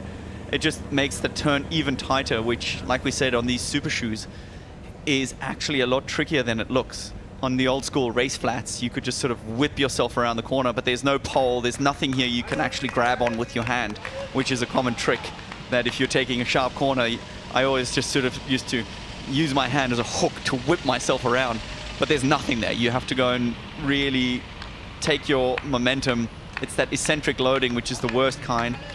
But Kate here is playing it smart. She doesn't look out of breath. She's slowly but surely working her way up there. Looks like we're in for a battle. Oh, yes, that's good. Very much looking forward to seeing how this one plays out. Ooh, on that camera angle, however, it doesn't look quite as close as it did. But still, in these conditions, it's all to play for. And sometimes you even have just a minute or a kilometer or so in between where you're not feeling like great. That could mean winning or second place here.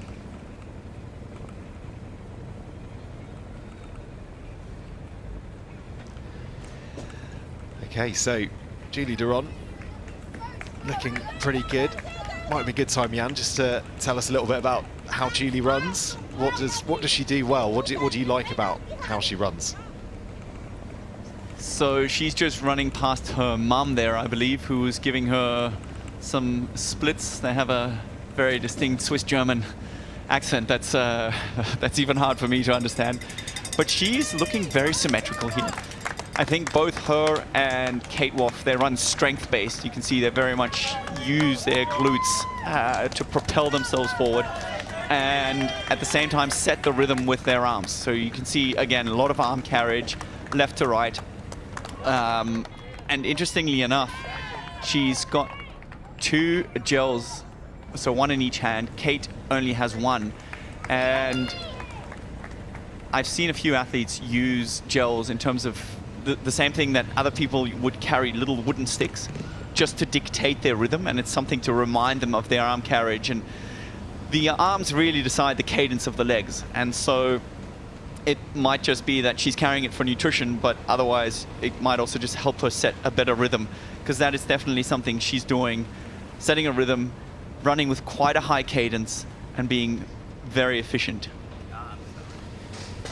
Just to prove how impressive this performance is from Julie Derron, that is Megan McDonald there. I think that is a lap. Yeah, that would definitely be a lap. Interesting you're saying that, Jan, about the gels there. I definitely hadn't noticed that, and I've definitely heard the sticks method being discussed, but yeah, using what you can on the race course as a means of, I guess, making sure it's as smooth as it can. I just wonder, has Kate dropped back a little bit there? Yeah, Kate's definitely run back, and you can see Julie is just coming into her own with each lap. She is definitely powering through. Saw some interesting pacing from her last year as well, where she just looked like she was actually really picking up the pace later on. So maybe she's just been smart, having a slightly better transition. Kate has had to pay to try and close that gap earlier rather than later. And to be honest, she also has more to fight for. If she goes and wins this race, it actually still leaves her with a chance to win out of her own strength in Qatar. And, you know, going into the race, having the prep, having the courage to go back to China and prepare and really take a different path. Also having the courage to say no to a world title, possible world title like we spoke of last week. Again, seems to be paying dividends. And yeah, she looks absolutely great. She must be super confident in the training that she's done to be running this fast and to be pushing this early on in the run leg. I would think. I honestly think it's just she's feeling good. She's feeling good and she's rolling with it. It's not that calculated. It's just go, go, go.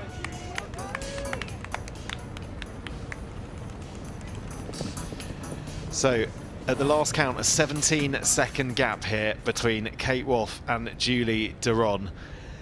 That gap getting a little bit bigger by the lap at the moment.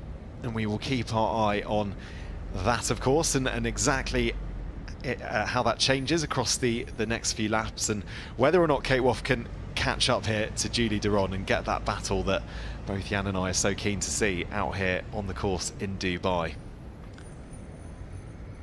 Also, speaking to the confidence, you can see Julie, well, we could see in the earlier shots. If you look right now, she's actually not wearing a watch, if I'm not mistaken.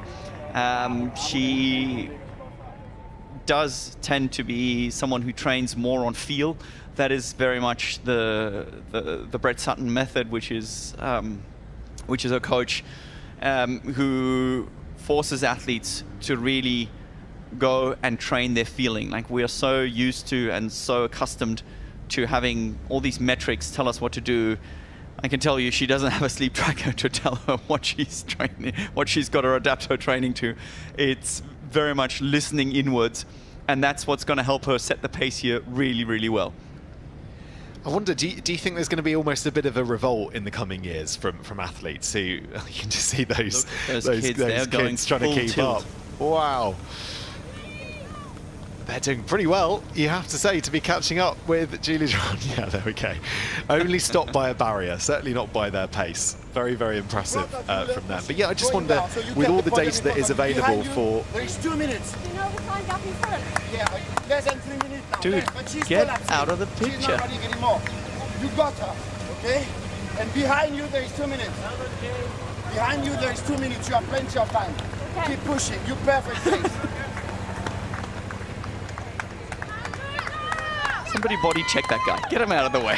Seriously, it's part of the sport. Like, yeah, you got to work it out. Thick French accent would make me think it's traceable back to Vincent. But Georgia, being Georgia, just has the energy to give a smile to a little kid standing along the course, and that is the beauty of triathlon. I think, you know, the connection to age groupers and the connection to the triathlon family is just a lot nearer than in other sports. Yeah, we should say it's a real festival of triathlon this weekend here in Dubai. Over 10,000 participants across the various races here. We've got age group T100 races, age group sprint races. We had a children's aquathon the other day, corporate duathlon as well, and the music run, which is happening later on this evening. Oh, these I think these might be different kids. They're very quick, aren't they, in this part of the world? Blimey. They are running quick, considering they've done that stretch quite a few times. Yeah. They're basically doing their 100-meter sprints as part of their training. But yeah, I should mention the music run later on, Jan, which I hear you won last year. Yeah, it's embarrassing. Pin a number on me and I can't help myself. It's, yeah. It's a fun run. It is a fun run, but it's probably not as quick as Julie Derron's run right here. She's certainly making a dominating statement this early third of the run. She comes up here. You can really see how she's almost heaving herself up with the arms, just using the cadence set. Strength-based running is definitely something that you can see she excels at. And behind her, it's clear skies for the moment. Nothing but Dubai landmarks. Yeah, it certainly is. 24 seconds the gap, which just keeps on increasing to Kate Waugh in second. And I would think there might be just half an eye on what's happening in Qatar in a month's time. That is the big race. That is the important one in terms of finding out who will be our 2025 season world champion. And Julie Derron right now looks in fantastic shape. Lucy Charles-Barclay, I'm sure, will be watching this and looking on and thinking, wow, this is potentially no longer a two-horse race, which it perhaps looked like going into Qatar at the start of today. Julie Derron is very much here and could still be a huge factor come Qatar. Yeah, obviously a motivational question as well for Lucy. You know, she's seen all the highs and also lows, even in this very season. So maintaining that sort of consistency. I did say earlier on, you know, she is the one shark in the swim pack that was missing today, to see if we could shake things up a little bit, as we saw Julie just struggling to hold on to the back of that pack and closing that gap early on the bike. And, you know, Jess Learmonth here on the screen, could have a say as well. She might be the best paid athlete going into Qatar as athletes try to form legions. So there we go. That is a good shot there of the manual lap counter, which is being shown to the athletes. I'm impressed they found a referee, because I'm pretty sure everyone else is in the athletes tent arguing, trying to figure out how it's all coming down. Just a reminder, if you've just joined us here on the T100, the men's race result is still pending following an athlete protest at that result. There was some confusion over that race. Hayden Wilde, what we thought was doing an extra lap on the course, it might yet transpire that he was in the right. All will be revealed in due course. And then, of course, Morgan Pearson, again, doing what we thought was an extra lap, but again, maybe he was in the right. So they'll be working through that, I'm sure, with the referees. The interesting thing there is just, the referees will decide the outcome. But what really strikes me is how convinced everybody was that they were right. I mean, you have this thing, and of course, in your own head, your narrative is you have to tell yourself you're right. Otherwise, you can't believe that the effort you're putting in is actually worth it. And just the conviction everybody's bringing to that argument makes me think whatever is going on in that athlete tent is not exactly calm and collected. Well, I mean, if you put yourself in their shoes, Jan, you would feel very, very hard done by. If you were convinced that you'd done the right thing, I imagine, especially after a long race in the heat like this, there would, emotions would be running pretty high, wouldn't they? I don't know. If I'm honest, I probably feel like quite a tool if I didn't manage to counter 8. It's your responsibility as an athlete. Like, you need... There is a luxury that there is a lap counter, but it's just like a fan telling you that you've got X around to go. It's up to you, and that is triathlon. It's unsupported. That's why we don't have radios. Any outside communication, you need to know what you can trust. And yeah, maybe there was some kind of whatever lap counter or anything, but it's not an official statement from the race itself. It's something that is down to human error, and the human error is trusting anyone to count your laps but yourself. It's a fair point. I'd love for you to go and tell, go into that room and tell them exactly those thoughts. What makes you think I wouldn't do that? I stand by my word. I'm happy to eat my words when I get it wrong too, but To be fair to you, you did say that. Just did overhear you say that down when you went to the finish line a bit earlier when you were chatting to Morgan Pearson. So fair enough. I stand corrected. So Julie Derron is kind of in a world of her own here. No one can really get near her, and that gap keeps on increasing. 35 seconds now, the difference between her and Kate Waugh in second spot. She does look really good here, doesn't she, Jan? I mean, she doesn't look like she's remotely suffering. She looks like she can definitely hold this pace, but in these conditions, I guess nothing is over till it's over, as we saw last year with Ashley Gentle. Well, we talked about, preparing in the heat and getting yourself ready.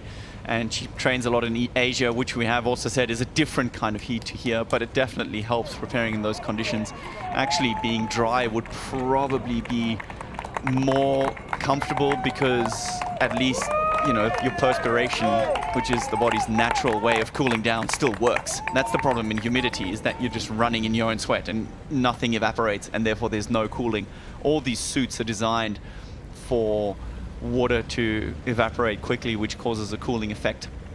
And I must say, so far, Jess is holding really, really strong for where she has been with her struggles in the heat. Early days, I do get it, but fingers crossed. She is actually, Georgia Taylor-Brown has made up some time early on, but right now that gap has been holding steady at around 3 minutes for quite a while. And yeah, if anything, I think Jess may be rewarded for her absolutely insane ride.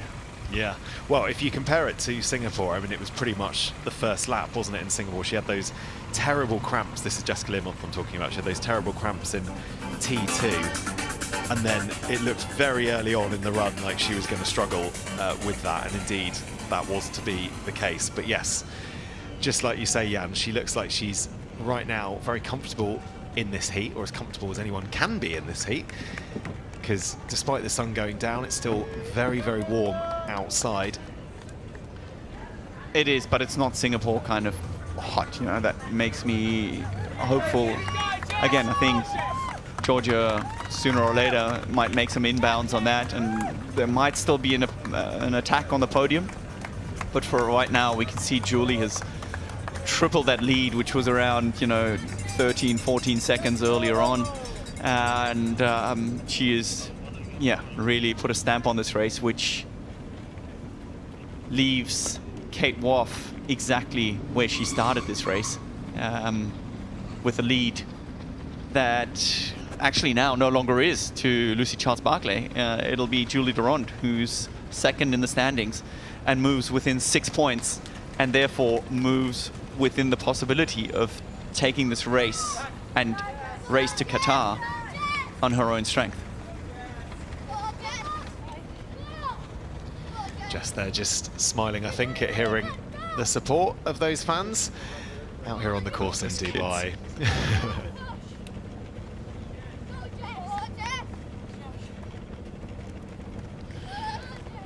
So Jan, you're supporting these kids, I guess, giving timing splits and support, and maybe less support for the French guy giving Georgia Taylor-Brown support and splits.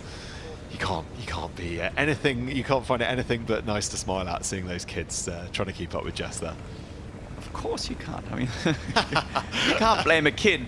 They have no intention, and they're doing it for everybody. They've done like 50 ups and downs for every single athlete that we can see.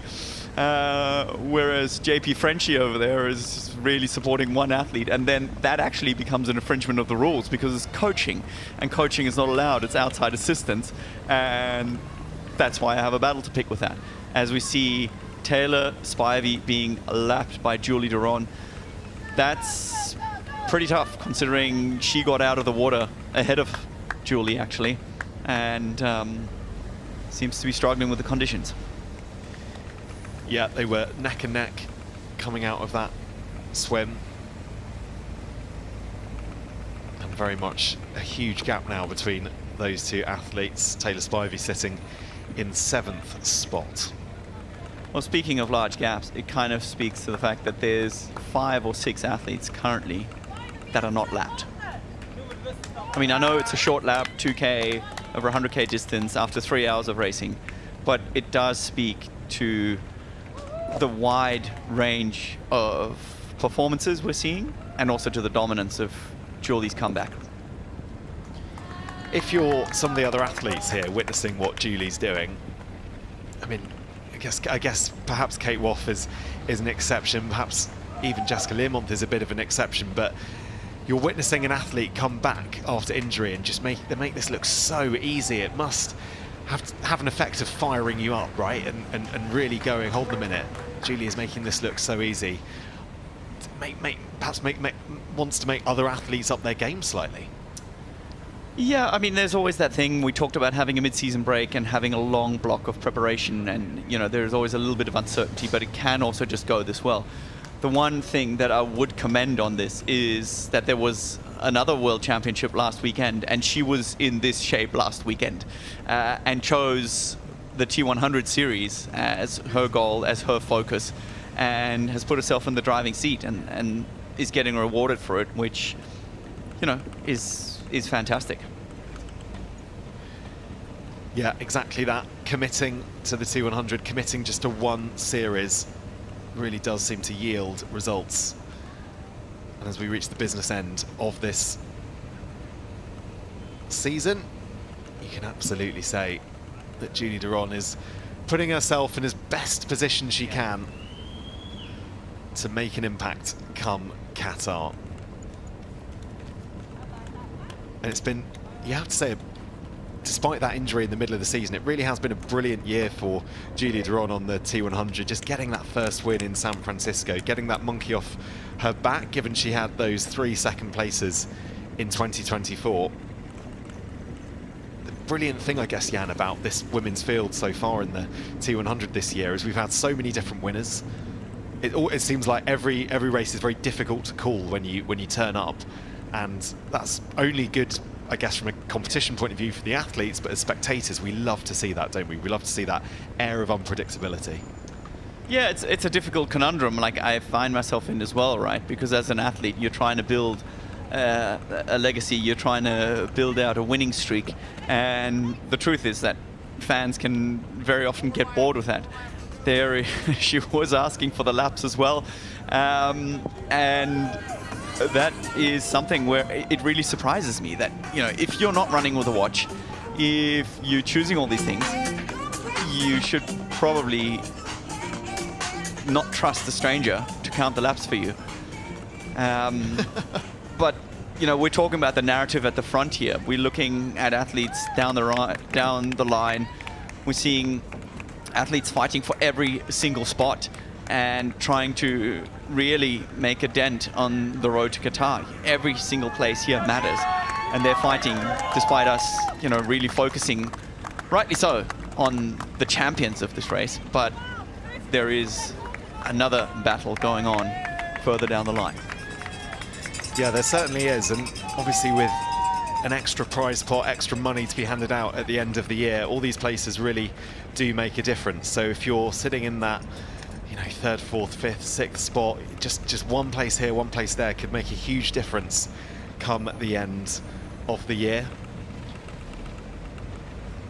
But right now, Julie Derron isn't really thinking about that. She is very much thinking about winning this race, as we are well over halfway now in this in this run leg, and the minute the gap to Kate Waugh, it just keeps on going up, and Julie Derron keeps looking more and more like the winner of this race. Well, that's the thing. As she laps the next athlete, that's Lisa Pertera, who's also got Kona in the legs, and she's, you know, had a long season, and I think come into late form really in her career, having some great success in the T100. But coming back to Julie Derron, you know, we talk of her comeback as though it's almost a bit of a surprise. Let's not forget she was the one to end the Taylor Nib streak. You know, she was the first to beat her in San Francisco and really show that caliber that she's come for as she takes one of those gels right there. That's a smart move. I would have always done exactly the same, because you've got that sweet gel you're holding in your mouth and you want to get a swig of water just after it to kind of cleanse your palate, because otherwise it feels like it's dehydrating your throat. As we get eyes on Kate Waugh and that drone shot following her along. Come on, kids, what's going on? This is the section where the kids should be. Where are you? Oh, there they are. On cue, perfect. He's lost his sister or friend, whoever it was. That's great endurance. Whoever those kids are, they deserve a little T100 bonus pack. Somebody go and find them and get them a little supporter pack, please. I'm enjoying. They're a lot more civilized than the fans we had in Wollongong, where we had half-naked grown men chasing Hayden Wilde down on the last few laps of his race. I'm pleased to say we don't have that here. Oh, the Aussies, they're known to create a vibe. Certainly do. It makes me incredibly excited to go to the Gold Coast at the start of next year, where of course we're going to open our T100 season. Still a lot of racing though to do between now and then. The grand final in Qatar just under a month's time. All right, so here we've got Jess, and that's 2 minutes and 40, roughly speaking, that she's got left as a gap. She started off with 4.5 from memory against Georgia Taylor-Brown, and we are well over halfway. So she's just got to hold on for 3 more laps. That means she can lose 50 seconds a lap and still be within charge. 50 seconds over 2.2 Ks, that's almost 22 seconds per kilometer. Oh no, actually be in the realm of 20 seconds. And she's running well still. She's running well. So unless she implodes, wouldn't that be something? Jess Learmonth, finally, first podium after such courageous racing all season long. Love it.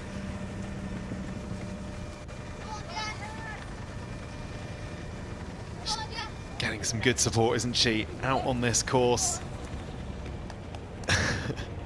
Just hear, go on, Jess in the background. Where did she podium? There he is. I think we might have multiple kids doing this around the course. We need to, like you say, we need to track them down and say thank you. They've been doing a very decent amount of work down there on that. Whoops. On that straight. So for now, Jessica Learmonth in 3rd place. It'll be interesting to see if Georgia Taylor-Brown can at least close that gap. I mean, it looks unlikely she'll be able to catch up to Jess, but you just never know. These conditions today, some of the toughest we'll see on the T100 all year. And still has time to be polite. To apologise to the volunteers there, handing out water. Absolutely. The team also making me eat my words. I did miss Spain and Vancouver. She was on the podium on both of these races, but even still, I feel like she's had a fair few setbacks, Jess Learmonth that is, and you know, a few races where things just have come apart horribly, and it's just good to see her have a strong, solid race. It also speaks to the fact that you can't, I imagine, as a professional athlete, always arrive at every race in peak condition, can you? There's always going to be a niggle. There might just be something. I mean, can you recount in your career the times when you did arrive and you can hand on heart say 100% I was on the best form going into that race? Well, there's a big difference between going in the best form and not having any injuries, right? It's up to you to try and manage that, and that's always a very fine line to try and be strong. But you know, we see Georgia building throughout the season. It's quite classic. It's almost old school nowadays. But that's only because Hayden Wilde sort of gone and taken the rule book and torn it in half. And you know, someone like Kate Waugh having such a strong season, but also being on peak form on the very first race, it just makes it difficult to build from there. Julie here, her coach choosing, I think, quite a classic approach of having a highlight at the end of the season, knowing that a season like that is long, and having a strong form is one thing, but building on top of a strong form is an entirely different kind of beast to try and master. Just looking at that time, so 1:03 at the last count there. I just wonder, it's not gone up, has it? The time is not gone up. There it is. A little finisher. Yeah, looks like he might have raced in one of our races this weekend. See, loyal, Georgia. giving support to everybody, cheering them on. That's cute. But yeah, just looking at that gap out in front, it's actually sort of stayed at 1:03, hasn't it, for the last couple of kilometres? It's not increased. So I wonder if Kate Waugh has decided perhaps to pick up the pace a touch, or perhaps Julie Derron has started to just slow down, realising that she's got quite a lot in the tank here in order to perhaps not exert herself right to the edge in a race like this. I think it's interesting if you look at the shot and you look at Georgia, you know, who on her very own right is obviously a formidable athlete, but the pace looks so much more casual than Julie. Julie is attacking the course, she's attacking every stride, and it's a little bit distorted here on the downhills, but if you're looking at her before, she almost looked to be bouncing elegantly at more of a kind of casual pace, whereas you see Julie, she's throwing everything and the kitchen sink at this. She's using her arms, she's maintaining good form, but she's aggressive. Yeah, it definitely does look like she's certainly exerting more energy, but of course we don't know that. We don't know exactly how much effort they're putting in, how close to the edge these athletes are.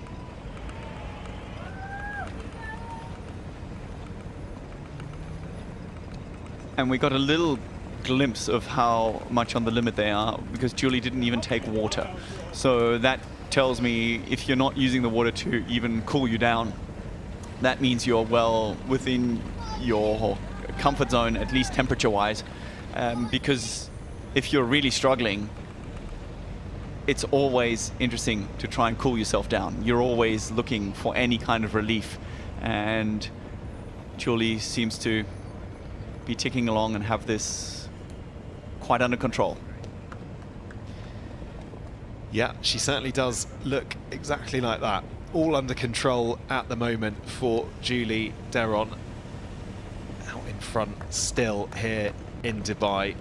Kate Waugh just behind her, a minute behind her, and Jess Clearmont in third. It was the three of them that came into T2 pretty much all together, but since then it's really been the Julie Derron show. She is the one who has been setting the pace. She is the one who has taken this race by the scruff of the neck, out in front.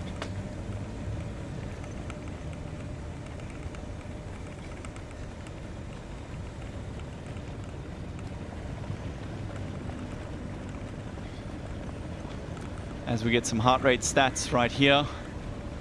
Yeah, definitely Lisa Maria being the one in the 90s of her heart rate, and everybody else seemingly a little bit more controlled.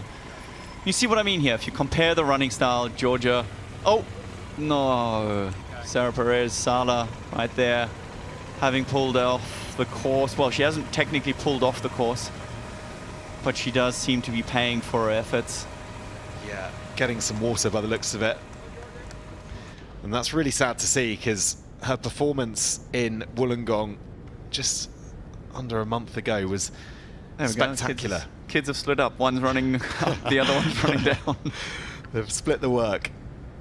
And yeah, seeing Sarah Perez Sala just down there, she would have, of course, wanted to have at least built on that performance in Wollongong. As say, third place there. She made it onto the podium, her best ever T100 results. Yeah, as we, I think, saw Georgia, if I'm not mistaken, overtake Lottie Lucas, who also actually lives on the course here. She got a last-minute wildcard, being one of the local athletes. So a few people with more local knowledge, but yeah, a good 15 minutes down at this time. Definitely acclimatized to this part of the world. Definitely. If you live here, it's an interesting place to base yourself as an athlete, because in the summer, wow, I mean, it gets very, very warm here, probably to the point where I'm not sure you'd really be able to train outside. So an interesting choice of location for her to base herself, but she's great to see her take part in this T100 race.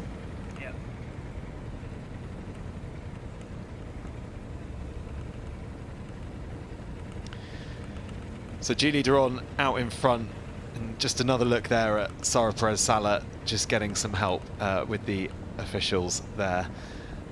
We wish her the best in her recovery from this race. These conditions really have been super tough. Would you say, Jan, this and Singapore, perhaps some of the toughest races we have on the T100 in terms of conditions? That depends much on your favors. For me, probably San Francisco would be the toughest, simply because it's cold. I loved racing in the heat, I love the humidity, I love that extra factor. And exactly the same, that we have athletes who thrive under different conditions. And that is the magic of the T100 series, where you've got completely different courses, completely different races and conditions to deal with to create, you know, a season-long narrative of finding a world champion. Yeah, all of our races this year really have been very, very different, and that's exactly like you say. It really does give the opportunity for different athletes with those different strengths, not just perhaps from a sort of heat, how much they enjoy the heat, but also from the bike strengths in particular. Such a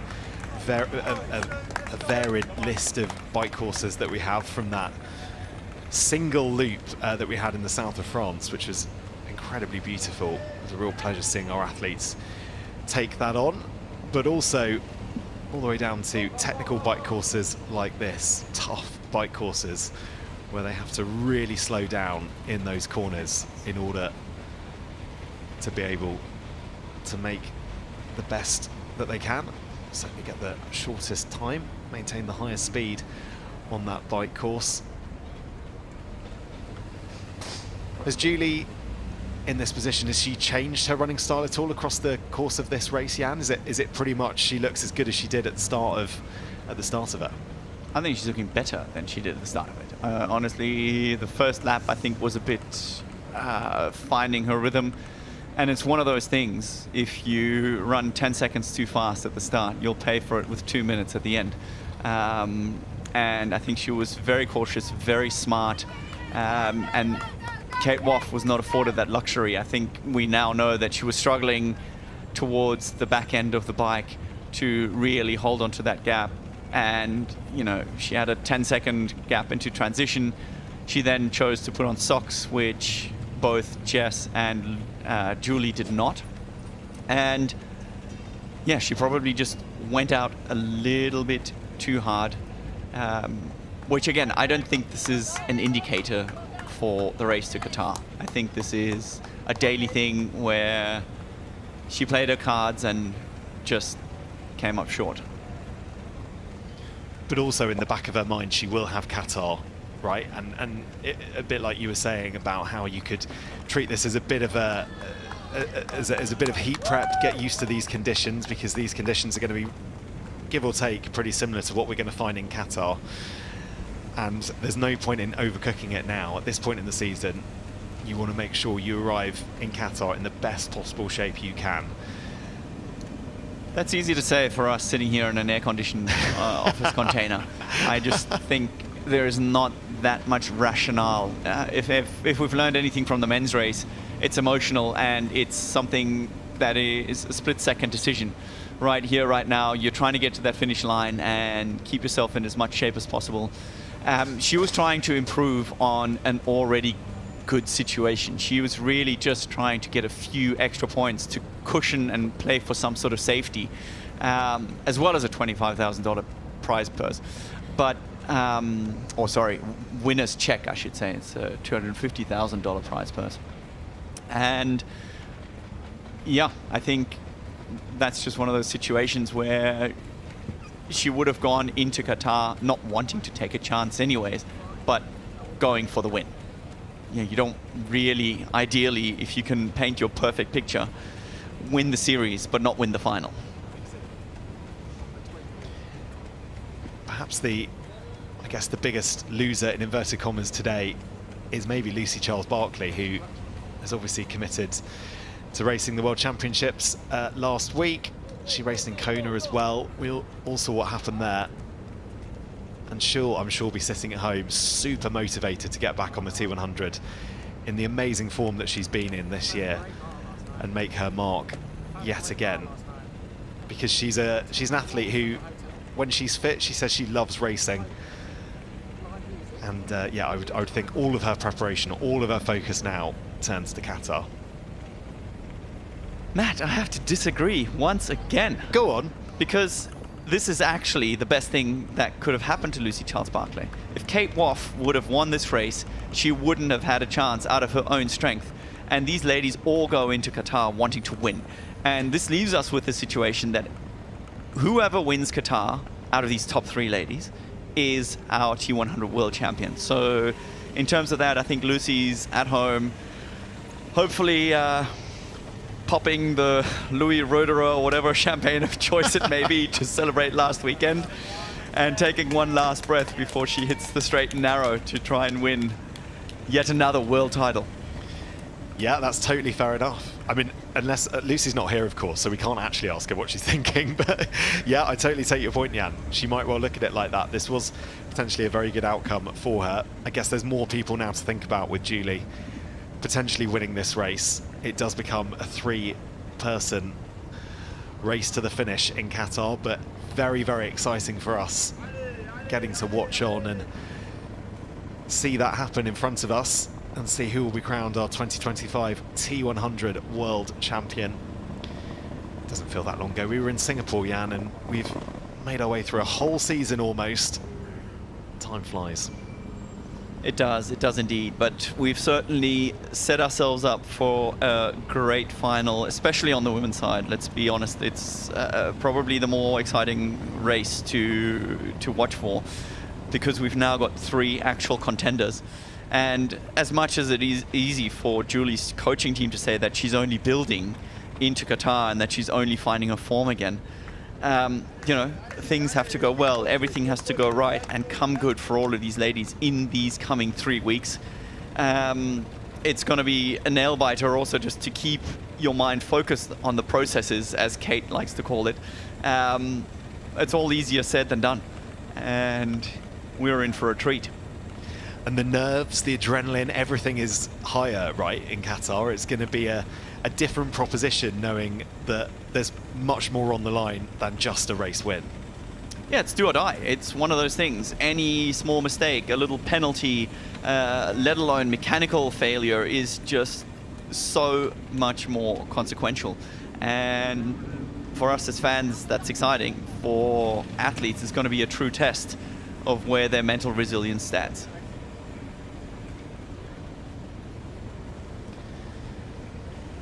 So not long to go here in this women's race here in Dubai. Has she counted though?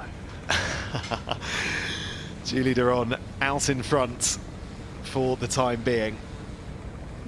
And Kate Waugh significant way behind at the moment. Over 2 minutes the gap now between her and Julie Derron at the front. Jessica Learmonth still sitting comfortably in third, being chased down by Georgia Taylor-Brown. Quick shout out to the Brits there as well. 2 to 5, or second place to fifth place, all British, which if you're on my side of the commentary box is lovely to see. I do think it's fantastic, all the Brits being beaten by Swiss.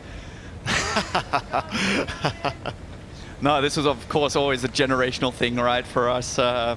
We lived through the Brownlee era, and it was, you know, something, especially if you come from Olympic distance racing, there is so much more national pride. But, you know, there are so many athletes going through the gauntlet that is the Olympic Federation of Great Britain. And it's produced some phenomenal athletes, and we can see once they're allowed to thrive in their own environment, they are able to produce some amazing results. Yeah, they certainly are. We saw Georgia Taylor-Brown. She's been spending a bit of time up in Leeds recently, making use of the incredible facilities up there, doing her heat prep along with her other half, Van Saint-Louis. Oh, that's so sad to see. Sarah Perez-Sala just walking back, looking fairly done by this intense heat.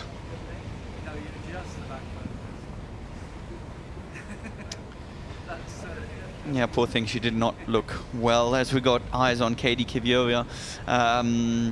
Yeah, just getting lapped. And at this stage, Julie Derron has not slowed down one bit. I mean, she still looks like she's, you know, she's close to sprinting. And yeah, she has not let up any of the intensity. Relentless, I think, is how you'd probably describe Julie Derron's performance today. And I just putting yourself in the mind of Julie Derron there, the confidence that you would have as an athlete coming back from that injury, it's amazing to me, and obviously as a non-athlete, but amazing to me that her training has allowed her to get to this point where she's so confident, so satisfied that she's put in the work, that despite being away from this series since, well, quite significantly earlier in the year, she's able to put down the sort of numbers, put down the run pace that she currently is doing here on the T100. Oh, and that was the water, didn't quite make it. It's mice down the top. And the finish line not too far away here for Julie Derron. I mean, this is, Jan, if you're a sunset exerciser, sunset trainer, this is the sort of time you'd love to be running, isn't it? Beautiful. This is, and as we might well be taking part of the music run later on, it's not coming too far away, but you know, it's yeah, it's always good to get out this time of the day, and I really have enjoyed it over my career. But you know, horses for courses. Yeah, certainly meant a slightly more sociable time for us to wake up to cover this race. So that is the lap counter that she's just been shown there. Referee. And this is the final lap for Julie Derron. There we go. This is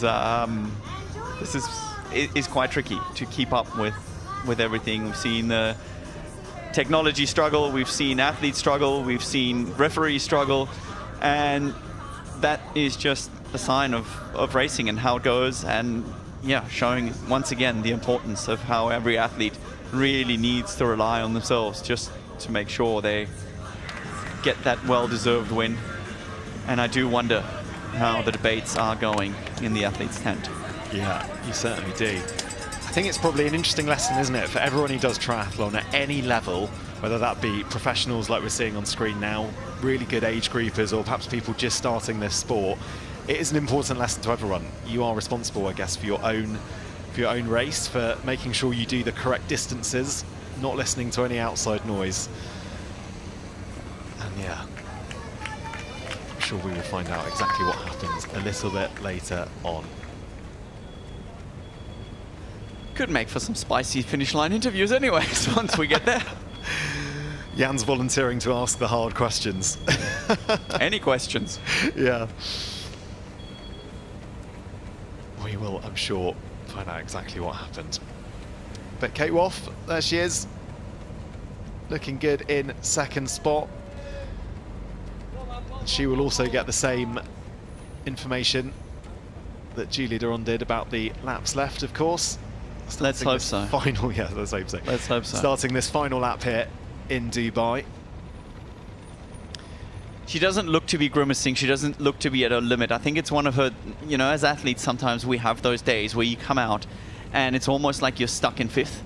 You know that there's a gear there, but you just cannot find it. And yeah, she, doesn't look anywhere near to the level of pain that Sarah Perez-Sala was showing earlier on, that level of exhaustion. But at the same time, I think she's kind of, just knowing at this point in time, well, she's getting a $16,000 check, still not bad, but the real fight to the front doesn't look as though she's got it in her right now, to me anyways. Killed.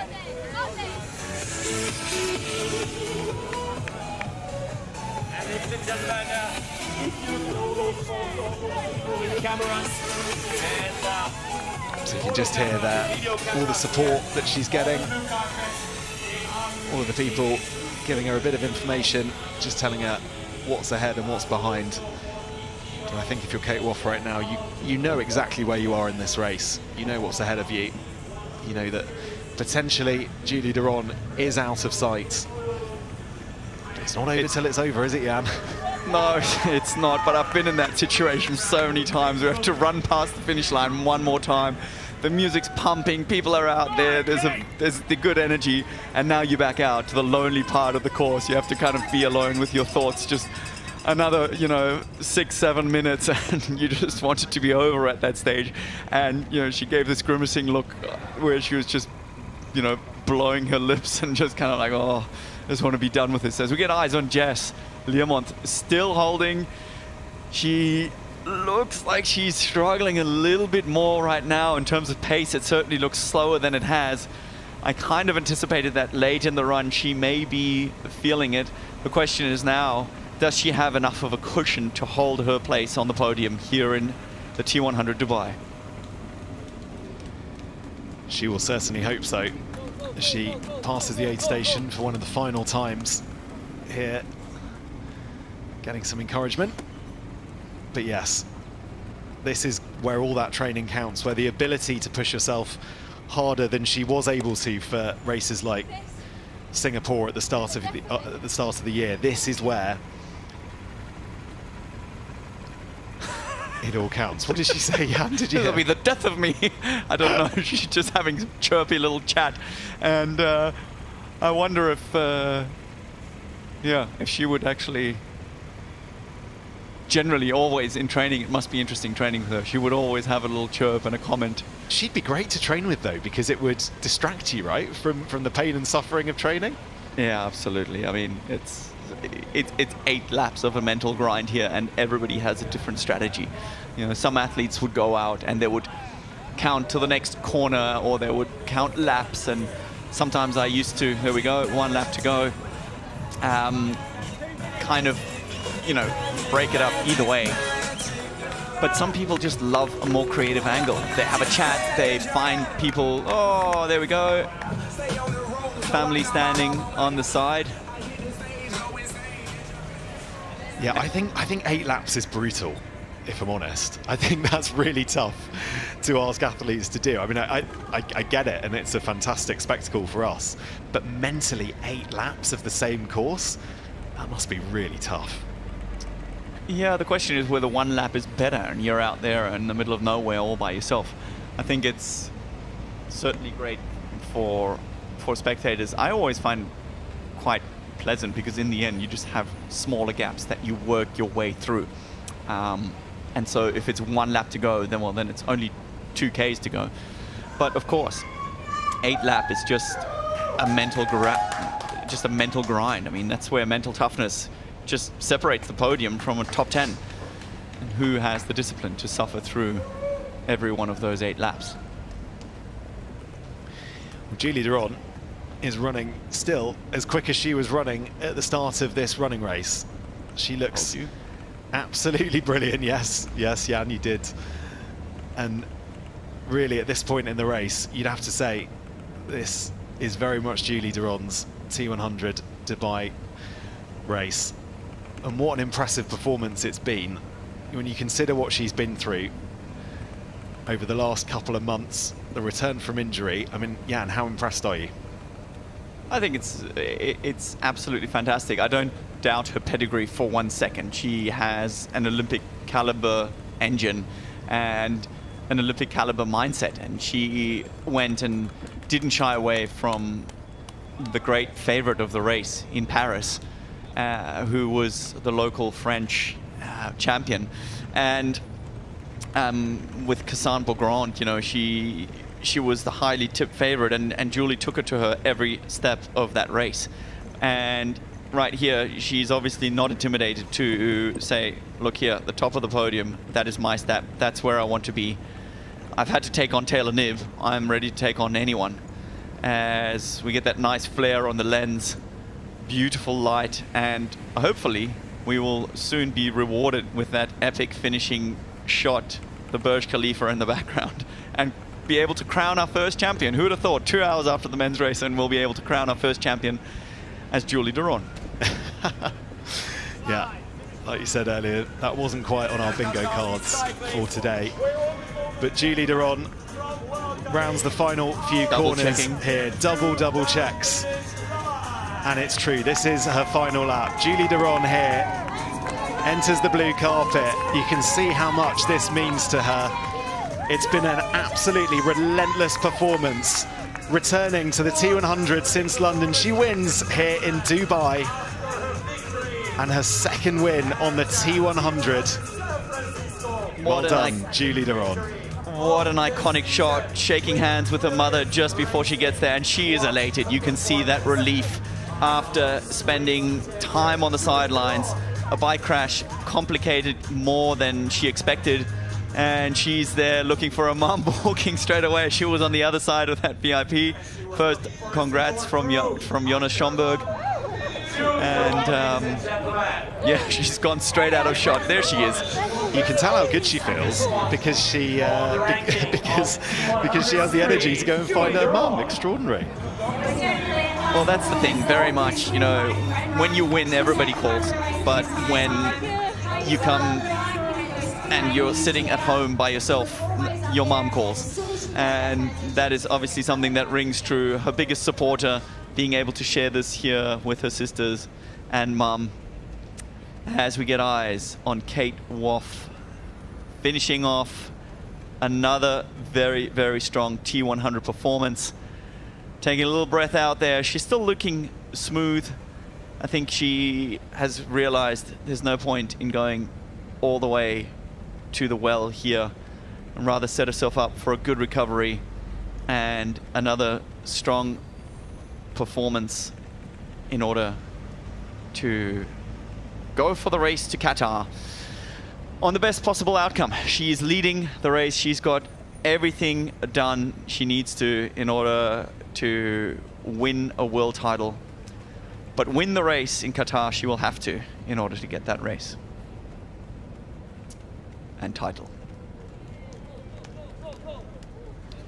Last few meters as she rounds this out, leaving out the aid station.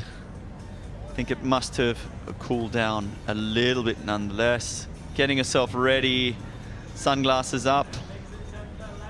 Surely we'll see the zip coming up soon, presentable for the finish line. Ever the professional. She rounds out these last corners. Beautiful Dubai sunset in the background.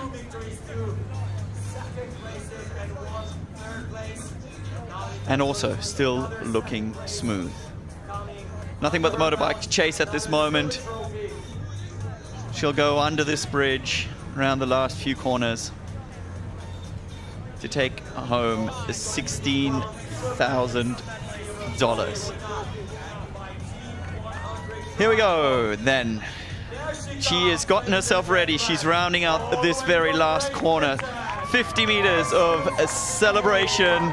It's been a strong, valiant effort. It wasn't quite good enough for Julie Derron, but she comes in here wondering where her mind is at. She is happy to be done as we get another epic shot of the Burj Khalifa in the background. Well done, Kate Waugh, second place, getting hugs from Julie Derron. First up, I wonder what's going through her mind. We've got Matt down at the finish line. We'll get voices of her sooner or later, but she doesn't look quite as fresh as Julie does. A little bit reserved, and that to me is one of those things. It's the champion's mindset. You come in, you want to win, and you know, once you've set that step, it's just hard to accept anything less and get, you know, really fired up as we see Jess rounding these last few corners, also making her way. And Kate, yeah, sitting by herself. That is the irony of coming second. All the focus, all the attention is on the champion. And that, I think, might even be the best thing that could happen to her Qatar campaign. It's something where she knows she needs to be on her A game.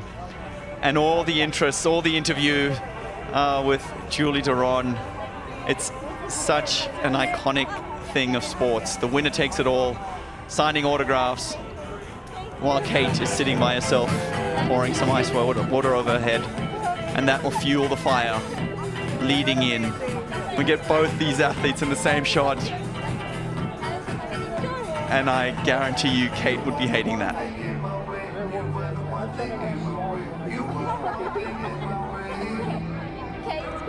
And the kids coming out and getting a few signatures. And these ladies really being role models for the next generation and age groupers all around. And that is the beauty, really, of winning in sports, is that you can take a few people up on the journey, as we see Jess Learmonth coming in podium position. I'm sure she's going to have another little chat to the camera before we finish off. Well and truly clearing out the mums category. Mum champion, and third here, the T100 Dubai. I think she'll be quite relieved to have heard that this is her chance to take a slightly early turn for the finishing straight. She has had a fantastic day. Great swim, super aggressive on the bike, and she gets rewarded with another podium position.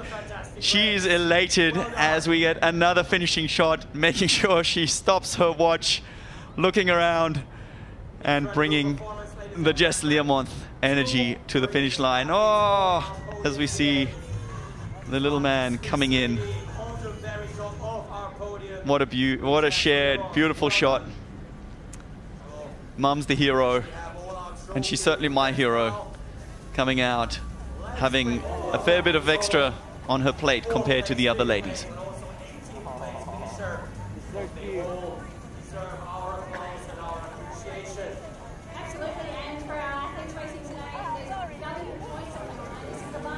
As we see more images of the finish lines and hugs and celebrations all around, athletes will start to refuel right now and take in a bit of nutrition. as we go down to Matt, who has got Julie Derron on the microphone.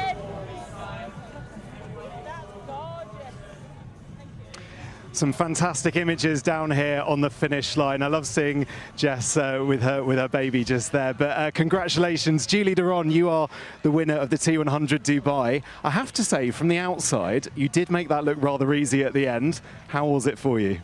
Oh, it was amazing, honestly. I can't quite believe that it's already over and that I finished. Yeah, I'm just so glad to be back and to be feeling myself again. Talk about feeling yourself again. You had the energy at the finish line to go and it looked like find your mum straight away. Most of our athletes who are coming over the finish line need to take some water to cool down. So you obviously had enough left in the tank there. Was it fair to say you weren't pushing 100% right at the end? Of course I was pushing all the way, for sure. I kept thinking about my coach. He would tell me to push all the way to the finish line. And that's what I tried to do, but you know, my mom's been one of the biggest supporters, so to find her at the finish line was really important to me and give her a hug because she's been with me since, through all the ups and downs. Yeah, certainly. So come on then, let's get into the race itself. The swim, you were right in the mix, weren't you, in that first group of the swim? Tell me how you found that process. Yeah, the swim was really difficult. It was super choppy, so I found it quite hard to stay on the feet, and I had to really go all out to stay as close as possible. I think I had a small gap, but it was manageable, and I really invested a lot at the beginning of the bike to bridge up to Hayden's chest at the front of the race. And Chess made the ride super hard, so I was just hanging on, and she kept looking back, trying to get us to work at the front. I was like, I can barely hold your wheel, so I can't really do much at the front, but I tried to also keep the pace high, and yeah, just onto the run, I just tried to find my rhythm, and yeah, as I said before, it feels so great to feel like myself again on that run. Yeah, there's the level of competition here on the T100 is just super high. I just wonder, the race to Qatar standings, you've now propelled yourself up to second, so you're right in the mix come Qatar in a month's time. That must please you immensely. Definitely, you know, for me the goal was to improve on my 12th place from Singapore, and I for sure did that, so I can stretch that from my overall ranking now. And yeah, I'm really happy to have had a great race today, and I'm getting back into training and try to be the best I can be in Qatar. Well, Julie, great to see you back on the T100. Thank you very much. We're going to let you switch out there, because next up we're going to welcome Kate Waugh. Kate, congratulations, second for you. How are conditions out there? Yeah, I'm actually pretty happy with the result today. I mean, it was a hard race. I tried to make it hard right from the start, make it an honest race, and yeah, it was. Yeah, I'm pretty happy, to be honest. Yeah, the heat wasn't too much of a factor on the run. On the bike, it felt really, really hot, and I was getting myself all confused with the laps. But yeah, no, it was a good day. Yeah. You weren't the only one across the whole of today. Tell us about the heat, and obviously with Singapore, you're winning Singapore, probably the hottest conditions we have on the T100. Did that give you a bit of confidence that you know you can perform in these conditions against a field this strong? Yeah, I think so. I think actually in the swim it was just super salty water, so that was pretty dehydrating, and then yeah, the bike was hot, so I was just trying to use every water station. I don't think I was being very smart with where I was taking my fluids on. I feel like I could have been a bit more efficient there, so I was getting a bit frustrated with myself. But yeah, and then on the run, I mean, yeah, I did what I could. Yeah, Julie has come back all guns blazing, and yeah, I couldn't go with it. I had a slower transition, and I said, okay, just build into it, but my build into it was her pulling away as well, so, you know, I can't be disappointed. I gave my everything today, and it was second, so. So where it leaves us into the race to Qatar, you're still in first spot. Julie's obviously caught up a little bit in second with Lucy in third. It's from the outside looks like a three-horse race in that competition, just under a month's time. What are you going to be doing over the next month to arrive in Qatar in the best possible shape? Yeah, I mean, first of all, I think I'm going to take a couple of days to recover from this race. That's okay. But yeah, me and my coach have discussed it a lot about how we can best prepare for Qatar, and this one was kind of just a race in between. And yeah, I hope I can bring a stronger version of myself to Qatar. I'm sure you will. Kate, congratulations, second place for you in Dubai. We're going to let you step out, and fellow Brit Jess Learmonth is going to come in. Jess, congratulations, third spot for you. You're becoming a bit of a podium specialist at the moment on the T100. I know, I'm very good at runner-up, so yeah, claiming the third again, but I'm delighted with that, so I can't complain. Julie was saying that you really set the pace on that on the bike. She said, you know, she basically has you to thank for making that gap as big as it was to the rest of the field. Tell us about that bike leg for you. How was it? Well, firstly, that's very kind of Julie. She pulled a few turns, which were very nice, and I was able to get my breath back because, honestly, going second's way easier. It's so nice. But yeah, I thought I just tried to set off pretty calm and steady because in Singapore maybe I overdid it, but I actually felt pretty strong, and yeah, just every lap I just kept getting, I felt more comfortable and able to push on, and I think after like halfway we started to go out a bit more, so I didn't really let off the foot off the gas, and my running's not great compared to the other two, so I really need that gap, so that was the plan, and then it was just all about not blowing up on the run, and I felt all right for me, so yeah. You smashed it. Not to make you jump, but there's a Jan Frodeno behind you. Very tall. Take us into your chit chat. I really want to know the little chirpings. You're the most entertaining athlete by far when you're out there. You've always got something to say. Yeah. Take us into that. We couldn't quite pick it up. Maybe because usually I'm always complaining, so I can't remember what I said now, but I mean, it's a long day out, isn't it? Yeah, so you've got to have something to talk about. So yeah, I always dread actually getting tagged in anything in T100 because I always wonder what I've said, or you know, if I'm going to get trolled. So who knows? How good does it feel to get an ice shower in the finish from your own son? That must be pretty special. I know, yeah, bless him. That seems to be our little thing. Hopefully he doesn't get used to it and thinks he can do it and just normal life. Because he's at that age where he won't understand, you know, just been in the kitchen. On the sofa at home. Yeah, just pouring it over me. But it's very much, yeah, appreciated. It's really nice to have him here, and it does wonders him sleeping the night before, because in Marbella he didn't sleep at all, so it really helps my performance. It is absolutely fascinating. Do you feel like there is a little bit more meaning that you can share it, you know, with your own next generation? I mean, that must be pretty cool. Oh, definitely, and I'm so appreciative to them because, you know, John comes and it's not really a holiday for him, and he's yeah, surrounded by everything triathlon, so it's quite nice to get a podium and make it worthwhile because, yeah, he's not really into triathlon, so well, yeah, it's quite tough. He might be into champagne though, right? It's not bad to share the champagne, so that's the bonus of the podium. That's true, yeah, so you can't complain. But, yeah. Jess, look, we missed you in Australia. It was your first T100 race that you haven't done, so it felt like, well, you tell us, why did you miss Australia, I guess, to build up to this second part of the season? And as evidenced by your race today, you've put yourself in a mighty strong position to finish the season strong. Yeah, I mean, it was very simple. I'm not doing a long haul with a 2-year-old, so fair enough. Yeah, I'm already dreading the 8-hour flight home. So after about 2 hours, he wants to get up and walk around everywhere. So yeah, it was basically that it was just too far for to go with the family. So kudos to anyone who does it, because I certainly don't enjoy it. Yeah. And what about this final month of the season? What are you hoping to do? What are you hoping to achieve ahead of Qatar? I really think I need to work on my swim. I'm just struggling getting the time in the pool, so my swim's really dipped, so I'm hoping to get that back up to speed and usual work on the run. I think my bike's all right, so I'll keep that as it is. That's an ominous sign, isn't it, for the rest of the field, if this was an off day for your swim? I'm sure you set the highest of standards, but it looked pretty good. Yeah, God, I felt awful, and we were all over. Honestly, it was so confusing. Like, Kate were going to the left, and then we were switching over. We were very inefficient, so I'm surprised we even had a gap. Did we have a gap? Yeah, you had quite a bit of a gap, and the currents, I think, played a bit of a favour. So Right. Vincent Louis, he showed us first, going wide, seemed to be favoured by the Kate currents. must have known that. But yeah, Inside knowledge. if your bike is all right at the moment, what can we see? I mean, it's perspective for the rest of the field, right? Yeah, I mean, it's a strength of mine, and it's something that with Fred I can get in quite easily, and I think that's what helps. And yeah, it shows that my swimming's reduced just because of logistics of getting pull time. So yeah, I probably work on the bike a bit harder, so it's probably down to that. Well, can we get someone in the UK to open a pool for Jess, please? We need some extra training times. Yeah. She's obviously got a lot on her plate. Jess, it's been such a pleasure watching you race. Awesome. I tip my hat to you. Oh, So thank very, you. very cool. Lovely stuff. Thank you very much, Jess. We're going to let you step out. And another Brit getting to stand here. Georgia Taylor-Brown, you finished 4th. What was that? Oh, my legs hurt.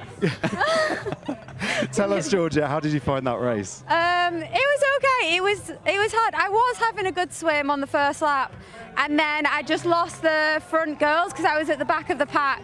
But that's my fault. I just placed badly, and then I lost the front girls, and then it was just trying to. I didn't want to go out too hard on the bike because I didn't want to get too hot. So yeah, I just had to try and pace it and then see what I had on the run, which wasn't very much. How hot was it out there for you? It didn't feel too hot. I don't know. My face is, I think, very, very red. It's actually not. But it didn't feel too hot because I think we got quite lucky because I think the boys were definitely hotter than us. And there was loads of aid stations, so it wasn't really the heat that was killing me. It's just my legs are throbbing. You know, when they're like restless because they're so sore. Yeah, I can definitely. There's some ice baths waiting for you just in case you I'm want actually to. cold now. Yeah, it is getting a little bit fresh actually with the wind. Yeah. How do you feel about building into your season? I mean, you've come better time by time by time. You feeling good for the last push to Qatar? I think so. I don't know if I'll do Qatar yet because I'm not in the. Of course, yeah. I've only done 3 races as well, so I'm not sure. Wildcard, please, we need a wild card here. So we'll see, but no, I'm still learning. It's like a completely different sport. This long distance stuff, not long, but it's like a completely different sport. So I'm still learning, and yeah, I do feel like I'm getting a little bit closer every time. So I'll keep pushing. I'm not going to say I'm fully enjoying it, because it does get a little bit boring. But maybe that's because I'm not in the front group. So maybe if I can get to the front, it'll be a bit more exciting. I love the honesty. Yeah, I get a bit bored around 50 minutes in on the bike. That's very honest of you. Georgia, before you go, we have to talk about your race suit. Another cracking race suit. Tell us a bit about it. I spend a lot of time on Pinterest, and I just save a lot of things, and I saved a lot of like birthday cakes. And then I was scrolling through, I was like, I think I want to make a suit that looks like a birthday cake. So I made a suit that looked like a birthday cake. There's no other reason behind it. If I can make whatever I want, then that's what I wanted. So yeah, I enjoy doing it. It's fun making little doodles and different ideas. So yeah. Georgia, congratulations. 4th spot for you here in Dubai. We're going to let you step out, go and enjoy your recovery, and maybe the ice bath. Yeah. TBC. Lovely stuff. All right. I'm sorry, it's so loud down here. I wasn't able to hear quite what we're doing next. As I understand it, we're going to go down to and there we go, an as it stands series leaderboard. That is where we are in the race to Qatar. Kate Waugh on 128 points, Julie Derron on 122. She has really propelled herself up the rankings today here in Dubai. Lucy Charles-Barkley sits in 3rd. You'd have to say potentially a 3-horse race as we get into Qatar. Ashley Gentle in 4th, and Jessica Learmonth makes the top 5 after her 3rd place here, 96 points for her.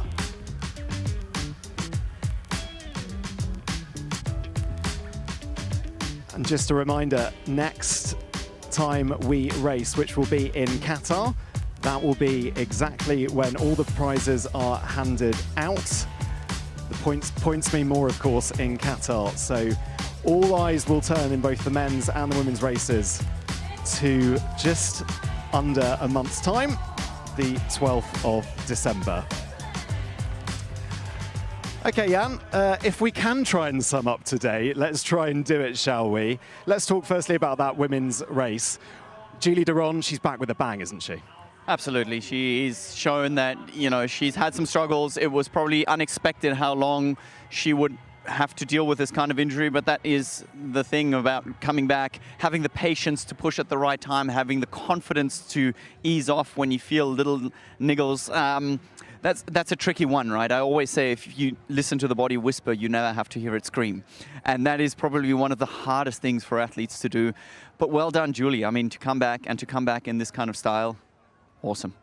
Kate Walsh said she was really happy with that result. It's now very much, would you agree, a 3-horse race? We're licking our lips, aren't we, at the battle that we're going to see in Qatar? And it's a 3-horse race where the winner does take it all. That is the awesome thing. We're going to see the champion. Whoever grabs that tape is going to be our world champion. Couldn't ask for more as triathlon fans. We certainly couldn't. And just a reminder as well, in the men's race, it was a pretty topsy-turvy race. We're still waiting the outcome of that. At the moment, the result is pending following athlete protests. We will, of course, keep you up to date on that on all of the T100 Triathlon social media channels. Final word to you, Jan. What are you going to remember your time in Dubai for from today's race? I don't know, but I tell you what, I'm off to VIP to grab some popcorn and find out what's happening with the referee's decision. I can't wait to hear what happened in this race. Lovely stuff. Jan, thank you so much for your company. It's been a pleasure to spend time with you here in Dubai. From all of us here, from a very warm finish line, we look forward to seeing you in Qatar on the 12th of December. Bye for now.